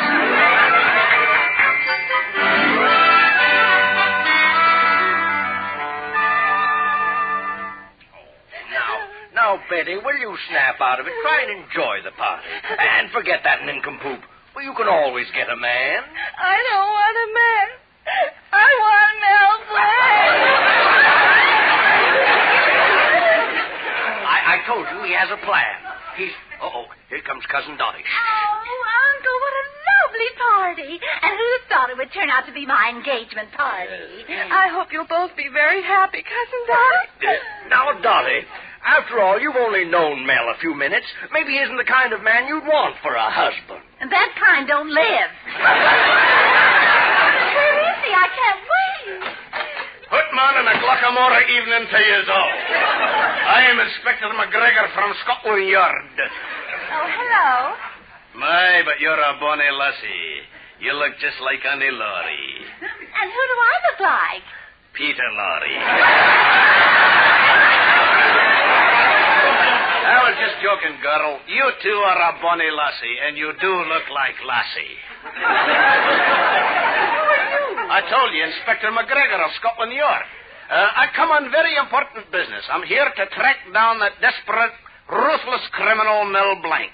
Mel Blanc, a criminal? Aye. Well, I'm engaged to him. Oh, that's too bad. According to our files, Mel Blanc has been married 8 times, and he's killed all 8 of his wives. Well, goodness, no husband is perfect. And that's not all. He's wanted all over Scotland. He held up 10 banks, killed 45 policemen, and shot 72 men. Well, what's he wanted for? Carrying a gun without a license. Well, I still love my Melzy. I like him big and strong and powerful. The only thing I hate is a weakling. A weakling, eh? Well, Hootman, and goodbye to all of you. I don't know. Something's going wrong somewhere. Oh, I'm so happy to know that Mel is the real He-Man. I was afraid he was a weakling. Oh, just think, a man. All for myself. Come in. Pardon me. I am from France. Oh, I was wondering what you were going to do. From France, eh? What's your name? Charlotte Rouge. I have just come from Paris.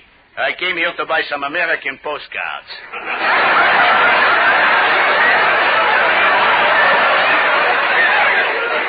Are you familiar with Rudy LePay and Montmartre?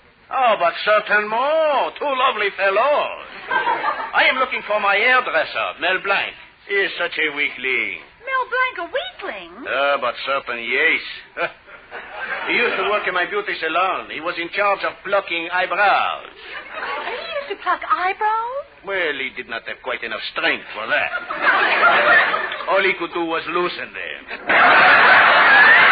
I'll never forget the day we lost him. He had a nervous breakdown. Well, what happened? John L. Lewis walked into the play. Take my advice, Dottie. Do not marry him. He will never... Dottie! Mother! I came just as fast as I got your telegram. I brought the ring, the trousseau, and smelling salts for the groom. Where's the lucky boy? I'm afraid he was too weak to come. Oh, stop it, Nell. I knew it was you all the time. What? I was just letting you have your little joke until Mother came.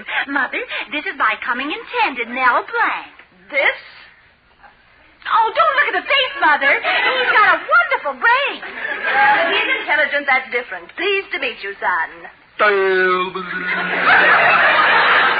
this, moron? It's great to meet up with you, Stolly. Dottie, come home with me. The engagement is off.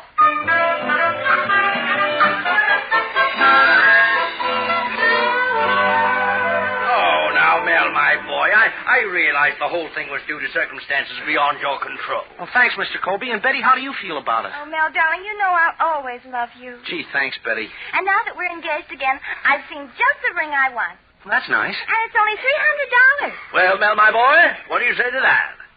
Huh? Mel, say something.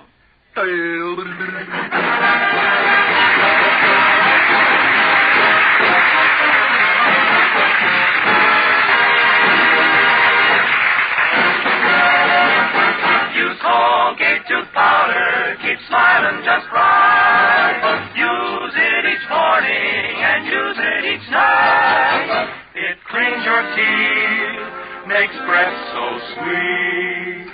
Use Colgate tooth powder. A smile that dazzles, a breath that's sweet, teeth that sparkle. What a thrill to have all three. Then try Colgate tooth powder, Colgate all-purpose tooth powder. Its rich, active foam gets into every corner of your mouth to sweeten your breath.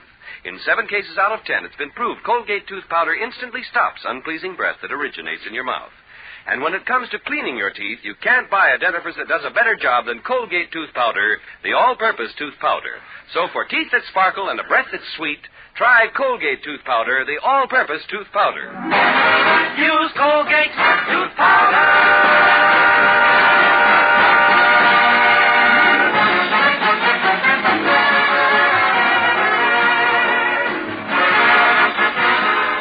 This is Bud Easton reminding you that Colgate tooth powder for a breath that's sweet and teeth that sparkle brings you the Mel Blanc Show every Tuesday at this time. Be sure to join us again next Tuesday night for more fun with Mel and the people you meet in Mel Blanc's Fix-It Shop.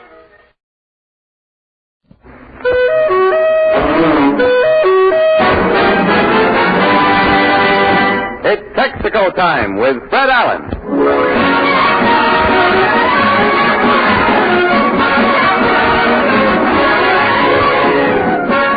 Texaco dealers from coast to coast present the Texaco Star Theater, starring Fred Allen, with third guest Ed Gardner, the popular Archie, man about Duffy's, Corporal Hoffa, Falstaff Openshaw, the Texaco workshop players, Harlow Jack and the Dame, and Al Goodman and his orchestra.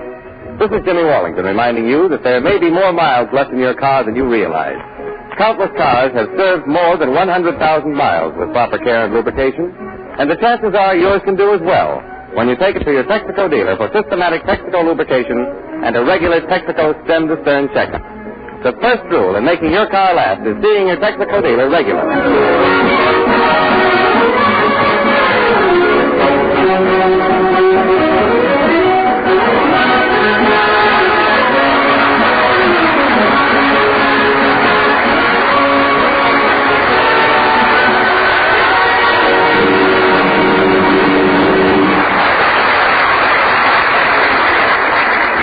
This week, ladies and gentlemen, the OPA designated Sir Stamp 2 a special point stamp with a value of 5 points. We ask you now to mail in your 5 points for the hand you are going to get on this program tonight. And here he is, Fred Allen.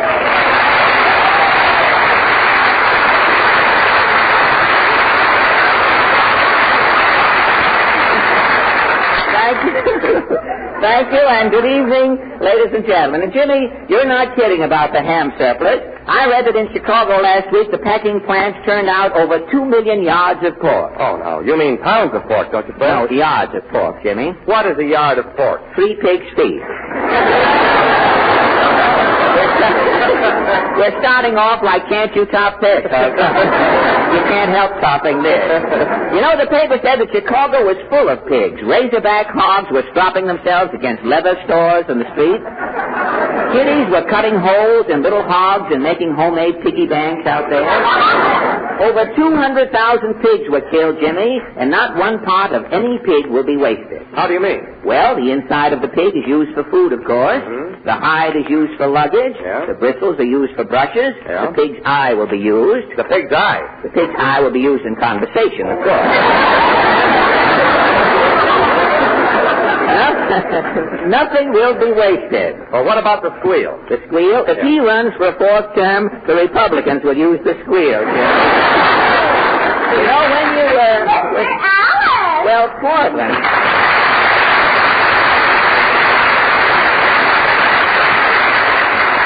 Well, Portland, what's new with you? I heard Mayor LaGuardia's broadcast today. Oh, did you? It makes a lively afternoon, doesn't it?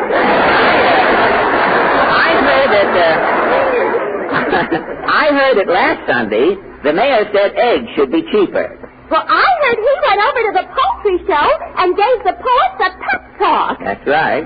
The mayor said New York will have cheaper houses if he has to build them, cheaper coal if he has to mine it, and cheaper eggs if he has to lay them. He was over yesterday getting a fitting for a nest, I hear. The mayor is very popular now. I know. It's his big hat. His big hat? Mm-hmm. People think he's in the show Oklahoma and can get them tickets. Oh. Well, now, if we only had a joke, we could sort of finish this routine. Do you know a joke offhand? Did you hear that last week Eisenhower had indigestion? Well, what caused it? Things in general.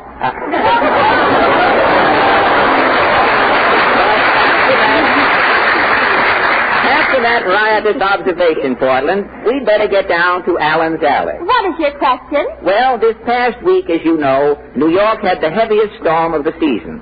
Snow, sleet, and heavy rain swept the city, slowing transportation and sending pedestrians scurrying for shelter. And so our question tonight is, how did the season's worst storm bother you? Shall we start for the alley? As the two pieces of neon said when the dim out was over, let's go.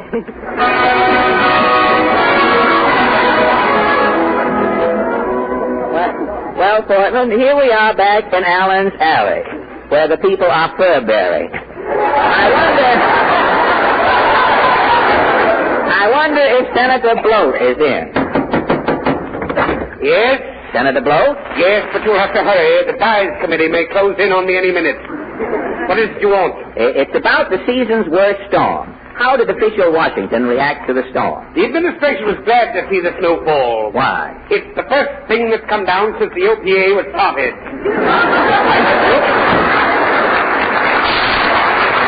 Well, it proves you don't have to be earnest to get in the White House. You have to be frank. Now, let's see. Let's see if Mrs. Braun is in. Well, what is it? Mrs. Braun, did the big storm bother you? I was better than a mermaid tip. You mean you were out in the storm? No, the rain broke the skylight. It started raining inside the house. Inside? Well, what happened? The water got so high, I opened the ice box. Yes? A herring came to life and said, "Which way's Lindy's?" and swam off.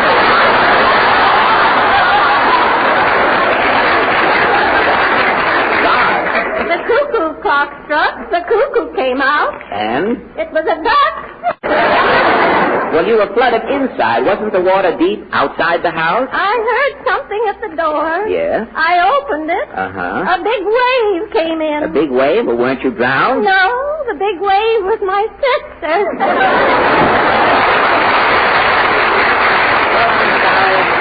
I'm sorry I brought the whole thing up. I wonder what will happen next door here.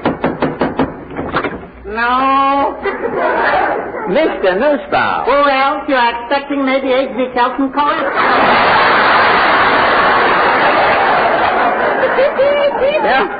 Tell me, Mr. Nussbaum, did this storm bother you? What is happening to me shouldn't happen to a water buffalo. What happened? Tuesday night I am invited. I shall go to Brooklyn to playing this people Jim Romy.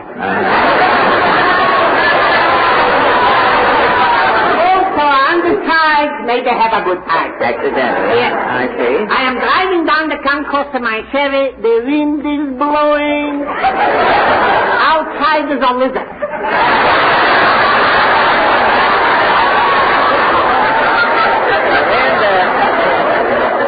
The wind was bad, eh? Oh, bad, they said. The Chevy is blowing up on the sidewalk, then across the street. Well, how could you drive in that terrible wind? Confidentially, I am packing.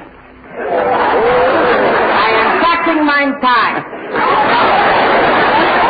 I see. I am traveling downtown, looking for Spittle. I shall go into Brooklyn. Yes? Passing the Holland Tunnel. It's coming a tycoon. Yes? It is blowing me, the Chevy, also with the gin on the deck, through the Holland Tunnel. You didn't get to Brooklyn, what did you do? Locally, I am having also friends in Jersey.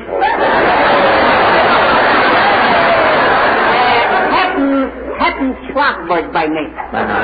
So a good time is eventually had by all. You got your gin rummy game. Well, I am losing conservatively $40. Also, my host Schlossberg is providing a midnight snack, cold cut. Well, you came out even. Even, he says. Who could eat $40 with a cold cut?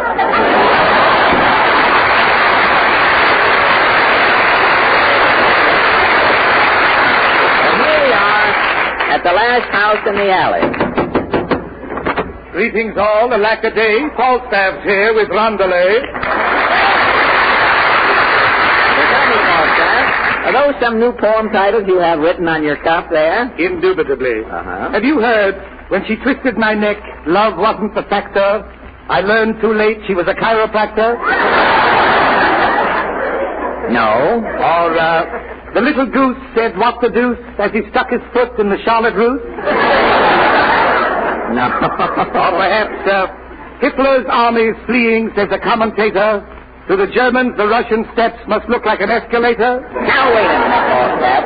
Tonight we are discussing the big storm we had here last week. Precisely why I am here. I have written a poem. What is your storm poem called? 'Twould be gay to be an icicle. 'Twould be gay to be an icicle. Gay is near. And how does it go?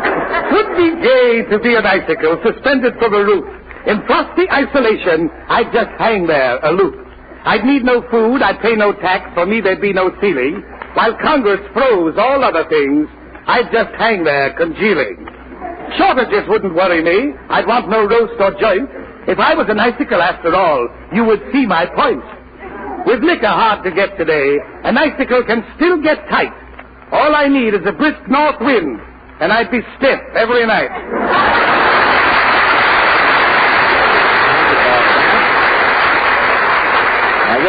As Falstaff leaves on his icicle built for two, Al Goodman leaps agilely, he should live so long, upon his podium to prepare for High-Low Jack and the Day. Their song is Take It Easy.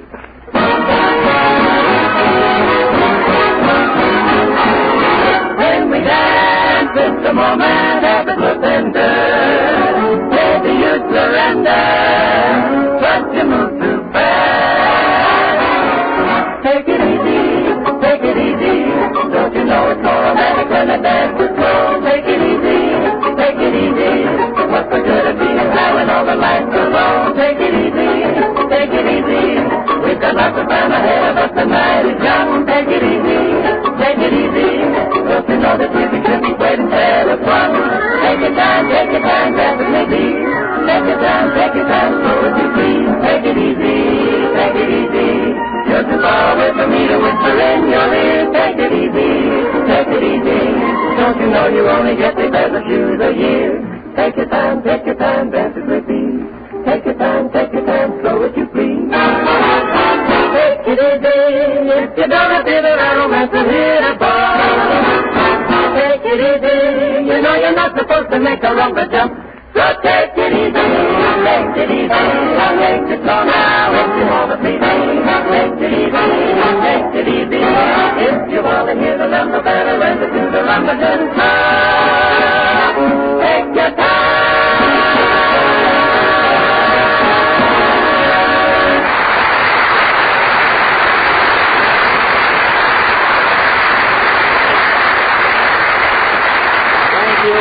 Jack and a Dame. And now it says here, Jimmy Wallington sings Long, Long Ago. Oh, no, friend. Now, this song is Long, Long To Go. Oh, a different song. Yeah. Really? It's a song I wrote myself to show drivers that there's lots more life left in their cars than most people realize. Oh. With proper care and lubrication, it's not unusual for a car to do better than 75,000 miles.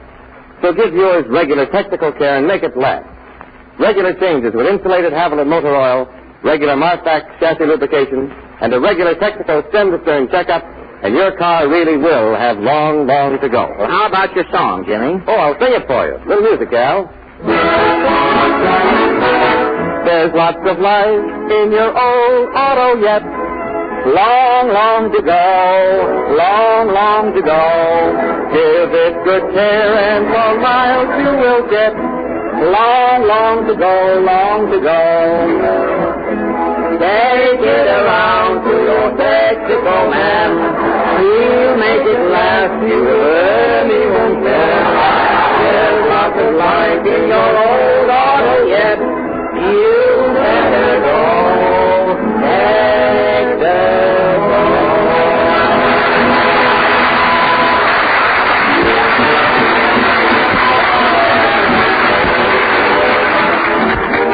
That was Paper Doll, played by Al. Just a bit of a dash of confetti from Paper Doll, played by Al Goodman and his They're Not Sensations, but They're All My Relations Orchestra. And now, Portland,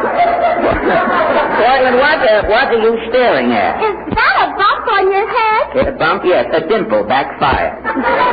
Forget about my bump. It's a pretty big bump to forget. How did you get it? Well, it's rather a long story, Portland. What happened? Last Tuesday, I took a walk. I heard there was butter in the neighborhood, but I couldn't locate it. Well, I walked and finally found myself in a shabby section of the city. As I went across the street, a brewery truck backed into the sidewalk. I heard the driver yell, Hey, look out, that barrel's falling. Oh! The barrel hit me on the head, Portland, and I was out cold.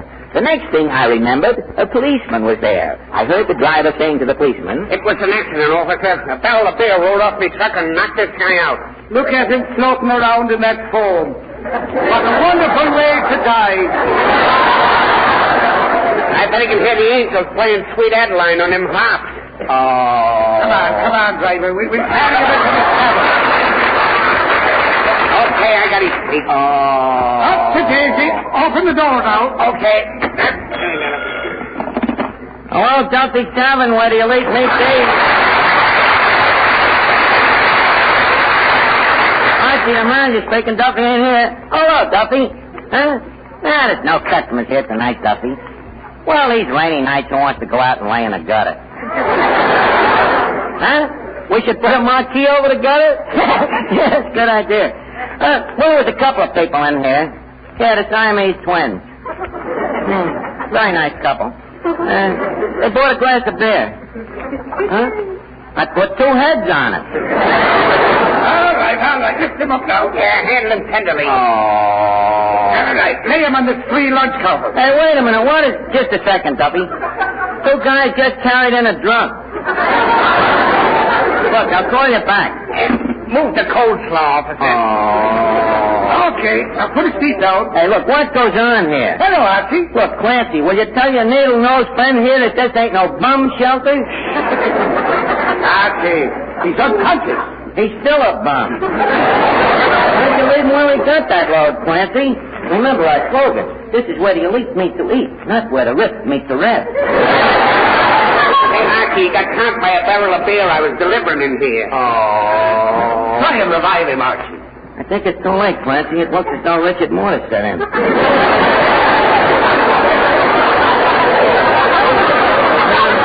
However, we will have that a try. I'll get out my first aid book here. Well, in that case, I call an ambulance.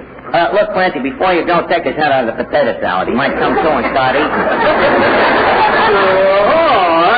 Anything? Gee, I'm hungry. Hey, can I have some of that on the counter? Finnegan, that is human. Yeah, it's a big one, ain't it?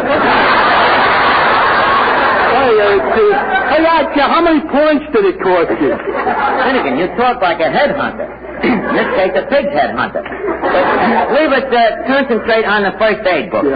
Yeah. Let's see now. There's appendectomy, chilblains, epilepsy, minute rub. Wait a minute now.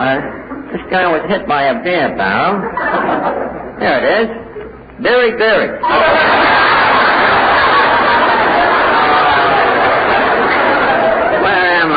Where am I? Hey, he's moving, Arch. He's moving? Yeah. Let's see, the book says the victim must lie perfectly still. Then he can hand me that bung starter. Thank you. Hey, who are you? How did I... Oh. This book is wonderful. He's perfectly still again. He sure looks pale. Yeah, he must be losing blood. Let's look on the L here. Losing blood. Losing blood, apply a tournament. Tournament? What's the tournament, Arch? It's a thing the Boy Scouts invented. You put a piece of cloth around them and you twist it. Oh, yeah. Finnegan, reach down and hand me my shirt tail. Take the bar rag, Arch. It's cleaner.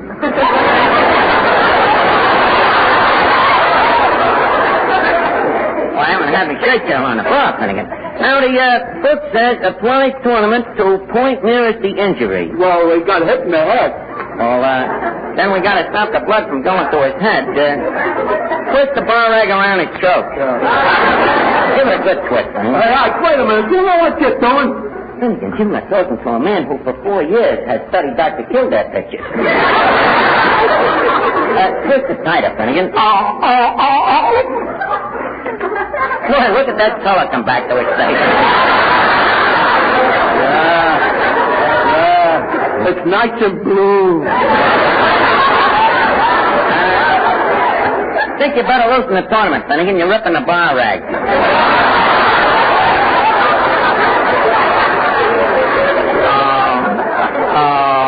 This is the last time I'll come on Truth or Consequences. Finnegan, he's raving. Pure case of dementia prefix, sir. Tighten the tournament again, Finnegan. Okay, Huh? That does it, Arch. See, back to that nice blue again. Arch, you think we'll live, Arch? Oh, Finnegan, that is a matter that's strictly between him and Mother Nature. Hey, Arch. Yes. What do you say we roll the dice?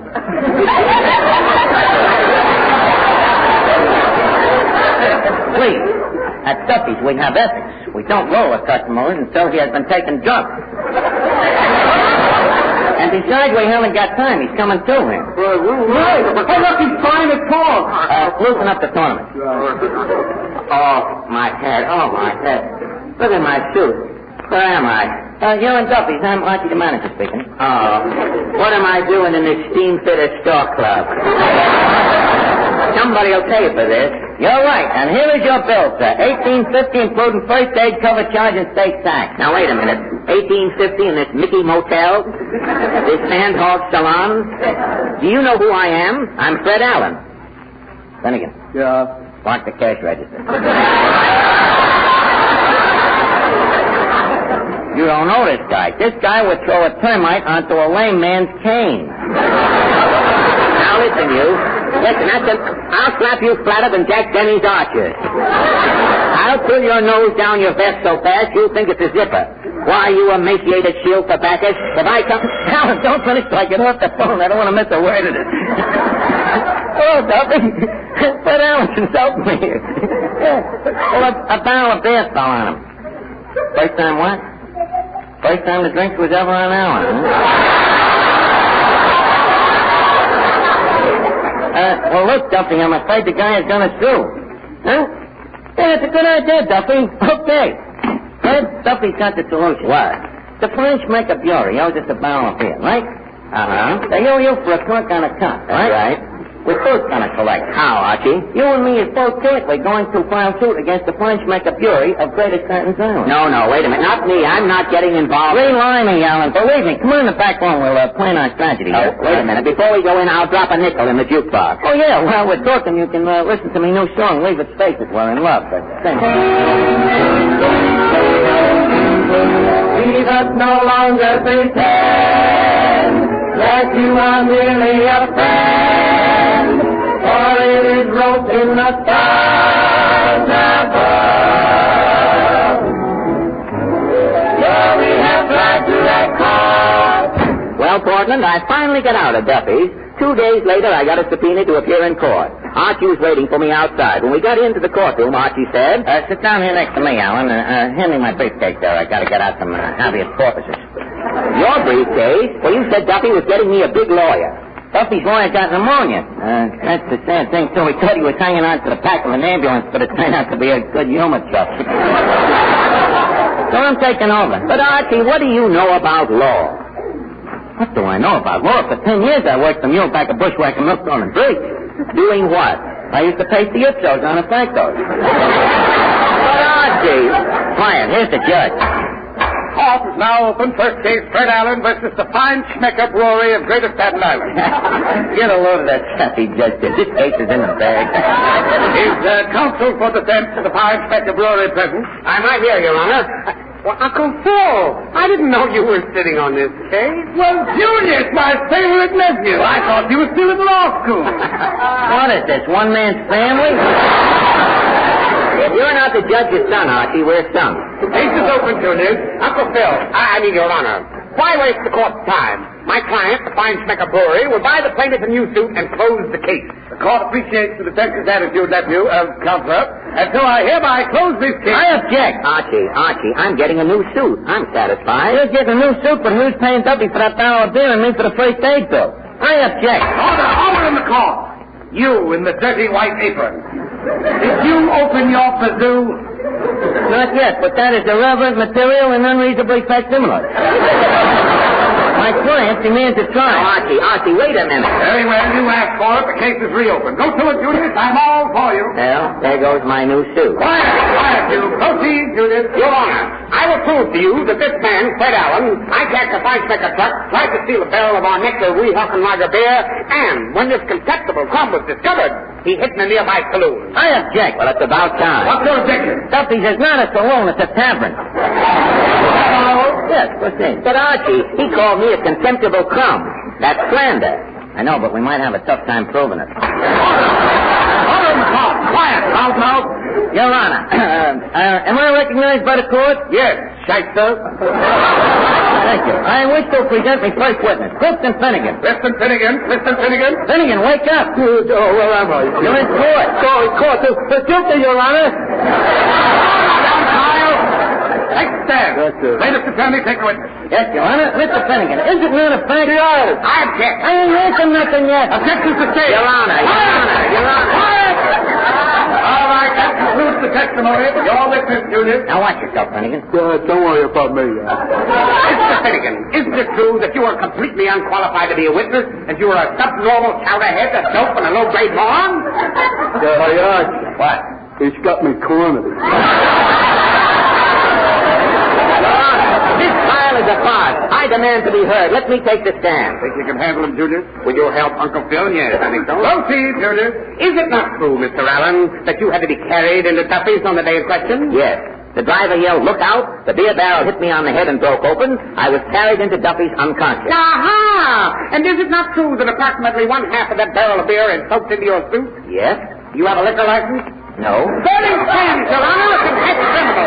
A confessed criminal? You admit carrying half a barrel of beer on your person into the saloon. My own words, you're guilty of violating Federal Law 65B. What is that? Transporting liquor without a license. Now, wait a minute. Yes. Are you kidding? The court finds the prisoner guilty as charged. Now, wait a minute, Your Honor. Guilty? What about my lawyer's defense? I'll give him 2 minutes. Get going, stupid. Okay, thank you, Your Honor. As I stand here in defense of my client, I hope the court will remember the words of the shining legal light, Mr. Anthony. I quote him to wit from a recent broadcast, whereas no man is guilty until he is presumed innocent. And then, not until the jury appears on him. Do you deny that the barrel of Fine Schmecker beer in this case is still in your client Allen's clothes? Am I to refute the obvious? Do you deny that the beer is still the property of the Fine Schmecker Brewery? I deny, but with victim ad North Yankton. Well, how many spots you might have parked for the victim? True, but the caveat emptor, 6 transit church, don't forget that. Well, under duress, yes, but no prosecutor is left to be pure with mandamus on a promise stop. Your point is well taken, Now,